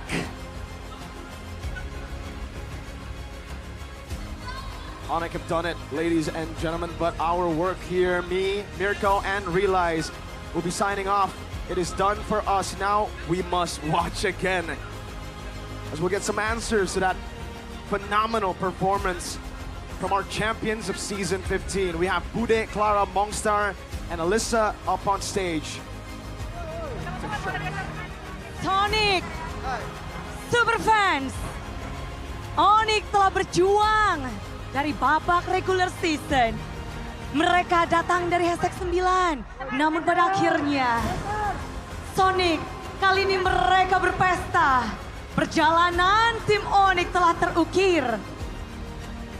Mereka memberikan yang mereka miliki dari hari pertama, kedua, ketiga, keempat, dan pada akhirnya di hari Grand Final mereka bisa terus berjuang dan mengangkat trofi. Inilah dia Sonic, sambutlah tim Onic. Mereka tidak hanya datang untuk bertanding, tapi juga mencetak nama mereka ke dalam sejarah. Dan inilah mereka, tim Onic, the winner of MPL Indonesia Season 15. Dan kami turut mengundang Bapak Dito Aryo Tejo selaku Menteri Pemuda dan Olahraga Republik Indonesia untuk berkenan memberikan tanda kemenangan, tanda dari Raja Galaksi, tanda bahwa mereka telah menjadi yang terbaik. Bapak Dito Aryo Tejo akan memberikan medali dan juga cincin kepada tim Onic. Satu persatu dari para player, dari coaching staff, dari semua support yang dimiliki oleh tim Onic. Setelah kita tahu Onic sempat terdelay untuk mendapatkan cincin kelima mereka.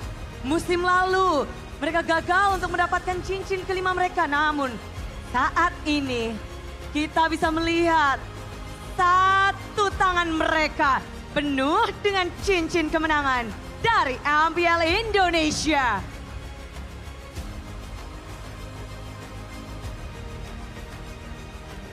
Medali disematkan, cincin di jari-jari sang pemenang juga telah dipakaikan. Semua player berjuang sampai hari ini. Mereka datang dari bawah, mereka berjuang hingga ke atas. Semua jerih payah, strategi, dan juga kepercayaan diri mereka berikan. Coach Yep, jarimu begitu kacing-kacing babling-babling. Perjuangan tim Onic tentunya bukanlah perjuangan yang mudah. Berangkat dari hashtag 9 menuju Riyadh. Semua yang telah bekerja keras dari tim Onic, kita melihat banyak sekali perubahan yang terjadi. Dari minggu yang pertama, sejak MPL dimulai, banyak kejutan yang telah mereka berikan. Bukan hanya dari para player, namun juga dari strategi, gameplay, dan juga kita bisa melihat bahwa hero-hero yang mereka gunakan pun mengulik sekali. Dari menggelitik sampai kita bisa terbelanga karena kebolehan dari tim Onic. Dan kita juga tidak bisa melupakan bahwa semua perjuangan mereka tidak lepas dari coaching staff, manager, dan ditambah pula semua dukungan dari para Sonic.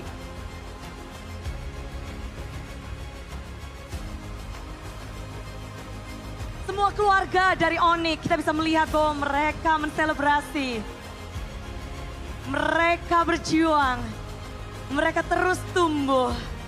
Dan tentu saja kemenangan ini telah disaksikan oleh seluruh super fans, oleh seluruh Sonic. Dan tentunya kita penasaran bagaimana dari Bapak Dito Aryo Tejo melihat kemenangan dari tim Onic. Kita akan mengabadikan momen ini dan benar-benar Bude penasaran bagaimana dengan pandangan dan dukungan juga. Karena mereka adalah sang juara dari MPL Indonesia. Betul sekali, setelah ini kita juga akan mendengarkan dua patah kata yang akan disampaikan nantinya oleh Bapak Dito Aryo Tejo selaku Menteri Pemuda dan Olahraga yang mewakili PBSI. Dan tentu saja Pak Dito, kami ingin mendengar bagaimana tanggapan Bapak terhadap kemenangan ini, terhadap MPL. Kita tahu Bapak selalu hadir untuk menyaksikan momen demi momen dan mereka akan mewakili Indonesia untuk ajang MSC. Ya, yang pasti pertama-tama saya ucapkan selamat untuk tim Onic. 2 kali dalam berturut-turut saya hadir di Velodrome, pemenangnya masih sama. Dan saya juga ucapkan selamat juga tim RRQ dan seluruh peserta. Yang paling penting pesan saya, 2 tim ini akan berangkat ke IWC di Arab Saudi, di Riyadh. Semoga bisa kembali memberikan juara untuk Indonesia. Sekali lagi selamat dan semangat! Terima kasih Pak Dito telah menjadi saksi lahirnya juara di Jakarta International Velodrome. Kami persilakan Bapak untuk kembali ke tempatnya karena telah menyematkan juga medali, cincin dan juga sebagai saksi kemenangan dari tim Onic. Betul sekali Bude, dan selanjutnya kita akan turut mengundang Ibu Aribah Macy selaku MX Product Marketing dari Samsung Electronics Indonesia untuk memberikan hadiah berupa handphone Samsung kepada tim Onic. Kepada Ibu Aribah kami persilahkan. Dan tim Onic akan mendapatkan Samsung S25 Ultra sebagai hadiah dari kemenangan di Mpl Indonesia Season 15. Asik! Kemenangan ini tentu membuat Onic akan semakin membaik. Dengan dukungan dari Samsung Galaxy S25 Ultra, mereka akan semakin semangat berlatih dan push rank terus. Karena harapan besar, kemenangan ini bukanlah akhir melainkan langkah awal untuk kemudian mewakili Indonesia di MSC at IWC nantinya. Betul sekali, perjalanan Onic masih panjang, terutama dalam mewakili Indonesia. Jadi kita akan melihat bersama-sama perjuangan Onic yang akan dilanjutkan nantinya di IWC MSC 2025. Kami akan menabadikan momen ini bersama. Kita akan berfoto bersama, boleh? Onic, Onic. Jangan kelayapan dulu, kita berfoto bersama. Tolong kasih space di tengah. Kita akan mengabadikan momen. Semua berpesta, semua bahagia. Pastinya sang Raja Langit yang kembali mengambil tatanya dengan lokasi yang sama. Kita juga tidak menyangka-nyangka pastinya. Namun inilah juara yang harus kita dukung. Terutama dalam langkahnya mewakili Indonesia dalam WC MSC 2025 yang akan dilaksanakan di Riyadh. Baik, terima kasih Ibu. Boleh kembali ke tempatnya. Dan udah dapat banyak hadiah. Masih ada hadiah kelanjutan, Alisa. Betul sekali Bude, karena selanjutnya kami akan mengundang Ibu Gloria Famiela selaku Wakil Ketua Bidang Kompetisi yang mewakili PBSI untuk memberikan giant check kepada tim Onic.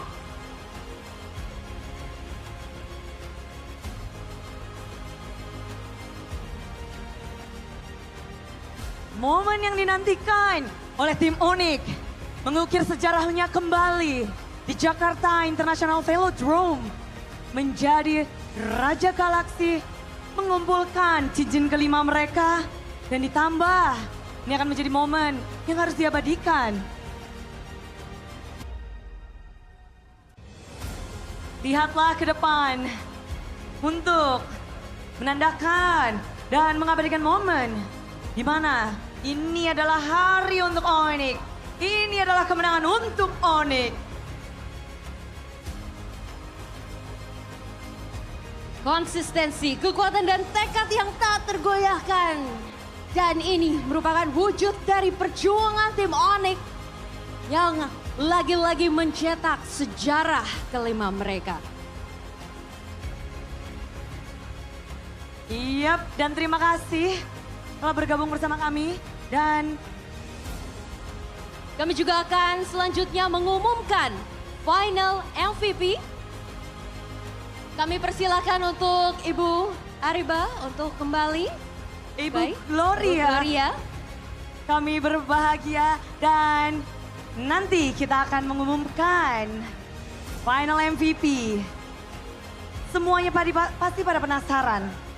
Siapa yang akan menjadi final MVP? Dari Onic udah rame-rame nih. Tahan Bude. Lalu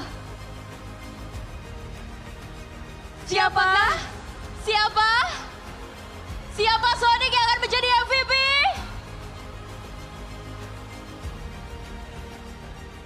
Dan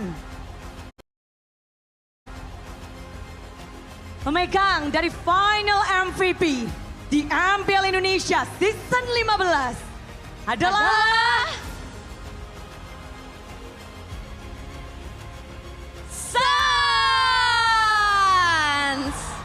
Congratulations, Sans, our final MVP for Mpl Indonesia Season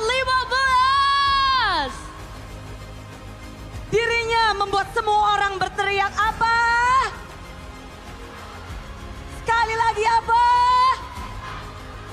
Gila San! Kami turut mengundang. Kita akan mengundang perwakilan dari Samsung Galaxy. Di mana tentu saja Ibu dari Ariba Ibu Messi Ariba. selaku perwakilan dari Samsung untuk bergabung bersama kami di atas panggung. Sebagai MS Program Marketing dari Samsung Electronics Indonesia, Ibu Ariba Messi akan menyerahkan handphone Samsung kepada our final MVP kita. Trofi telah diberikan, final MVP. Inilah dia. Sans, penghargaan tertinggi tentunya telah diberikan dari Ibu Ariba Messi selaku MX Product Marketing dari Samsung Electronics Indonesia. Dan bukan hanya trofi, namun juga Samsung Galaxy. Menjadi Raja Galaxy. Belum cukup, namun ternyata dia juga menjadi final MVP. Betul sekali, and congratulations Sans. Telah menjadi finals MVP Mpl Indonesia Season 15. Juga telah diserahkan hadiah handphone Samsung Piala atas kemenangan dari Sans mendapatkan Samsung Galaxy. Begitu hebatnya Sans, kita lihat permainannya yang membuat semuanya berteriak. Gila Sans, gila Sans, gila Sans. Dengan gameplay yang unik, mekanik yang apik, Sans telah benar-benar menjadi yang terbaik. Sans, kita pengen dengar sepatah dua patah kata dari Sans sebagai final MVP. Tes, nggak ada suaranya kak? Kak, nggak ada. Bentar Tes, Sans, Tahan. hadiahmu belum selesai Sans. Betul sekali, karena ternyata kami akan mengundang terlebih dahulu Bapak Martinus Manurung selaku Head of Esport Business Development dari Multon Indonesia untuk naik ke atas panggung dan memberikan Golden Thumb kepada Sans sebagai our finals MVP. Golden Thumb by UBS Gold. Sans, tanganmu banyak banget hadiahnya Sans. Asik banget Sans. Betul sekali Bude. Titipin dulu ya. Ya. Boleh untuk berfoto. Abadikan momen. Jempol Sans memang luar biasa. Jempol yang bisa dibilang ajaib. Hadiah yang begitu banyak, boleh teman-temannya bantuin. Hadiah dari Sans sebagai final MVP. Begitu banyak. Terima kasih Bapak Martinus Manurung telah berkenan sebagai perwakilan dari UBS untuk memberikan Golden Thumb untuk Sans. Di mana Sans, kita penasaran banget kemenangan ini untuk Sans. Silahkan Sans untuk memberikan sepatah dua patah kata. Tes. Pertama terima kasih yang udah datang. Udah datang untuk menserukan final match ini, dan terima kasih buat Sonic, buat pacar saya, dari RRQ juga makasih yang udah datang, sama orang tua juga yang nonton di Makassar. Ya ini semua dari hasil kerja keras saya sama tim, dan saya juga berterima kasih dengan Coach Adik, Coach Yep, Coach Badinton, Cewek, dan Kak Indah dan lain-lainnya. Tim gue juga membantu untuk dapatin MVP ini, dan ya gue berterima kasih banget sama teammate gue. Thank you yang udah datang guys, let's go! Terima kasih banyak Sans. Happy birthday, Heart. Happy birthday, Po. Baik, selanjutnya. Happy birthday, ini jadi Bude bakal langsung membiarkan Coach Yep. Coach Yep mungkin, do you have something to words? Winner speech for you and your team. You can say something. The winner speech. Show us your 5 fingers. Pertama ya, to God be the glory, dan gua mau thank you to my wife. Soalnya kalau dia nggak support gua, kayaknya gue pusing lagi kayak tahun lalu. Jadi dari MVP di sini, bini gue sih. Dan terima kasih buat semua Sonic, Dan tim ini emang keren banget. Gua tahu gimana cara tim ini kerja, emang passionnya gede banget sih. Dan buat tim Onic, manajemennya, oh sama gue ya, congrats buat kita. Ada yang mau menambahkan? Sepatah dua patah kata silakan. Savero? Savero? Savero. King Savero! Savero.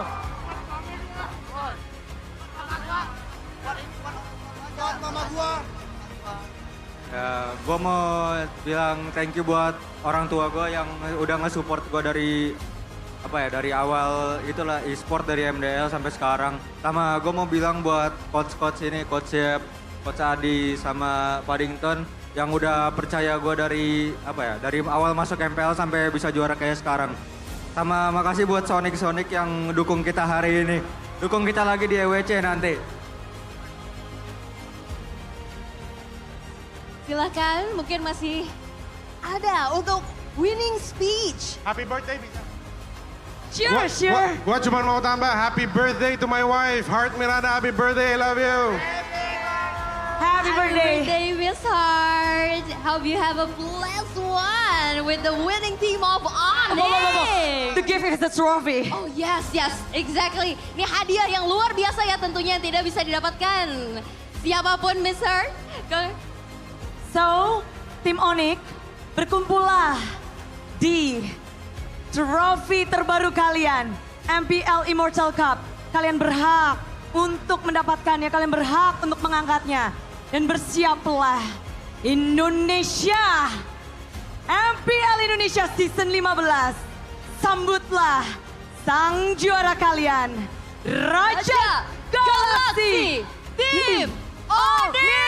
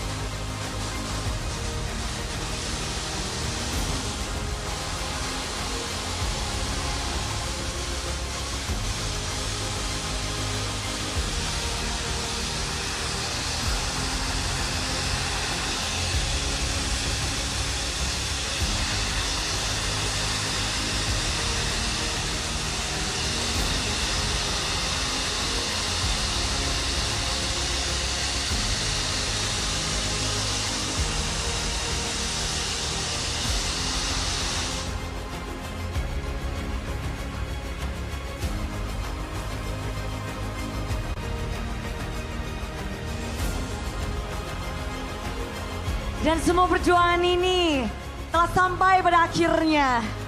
Usaha yang mereka lakukan satu persatu.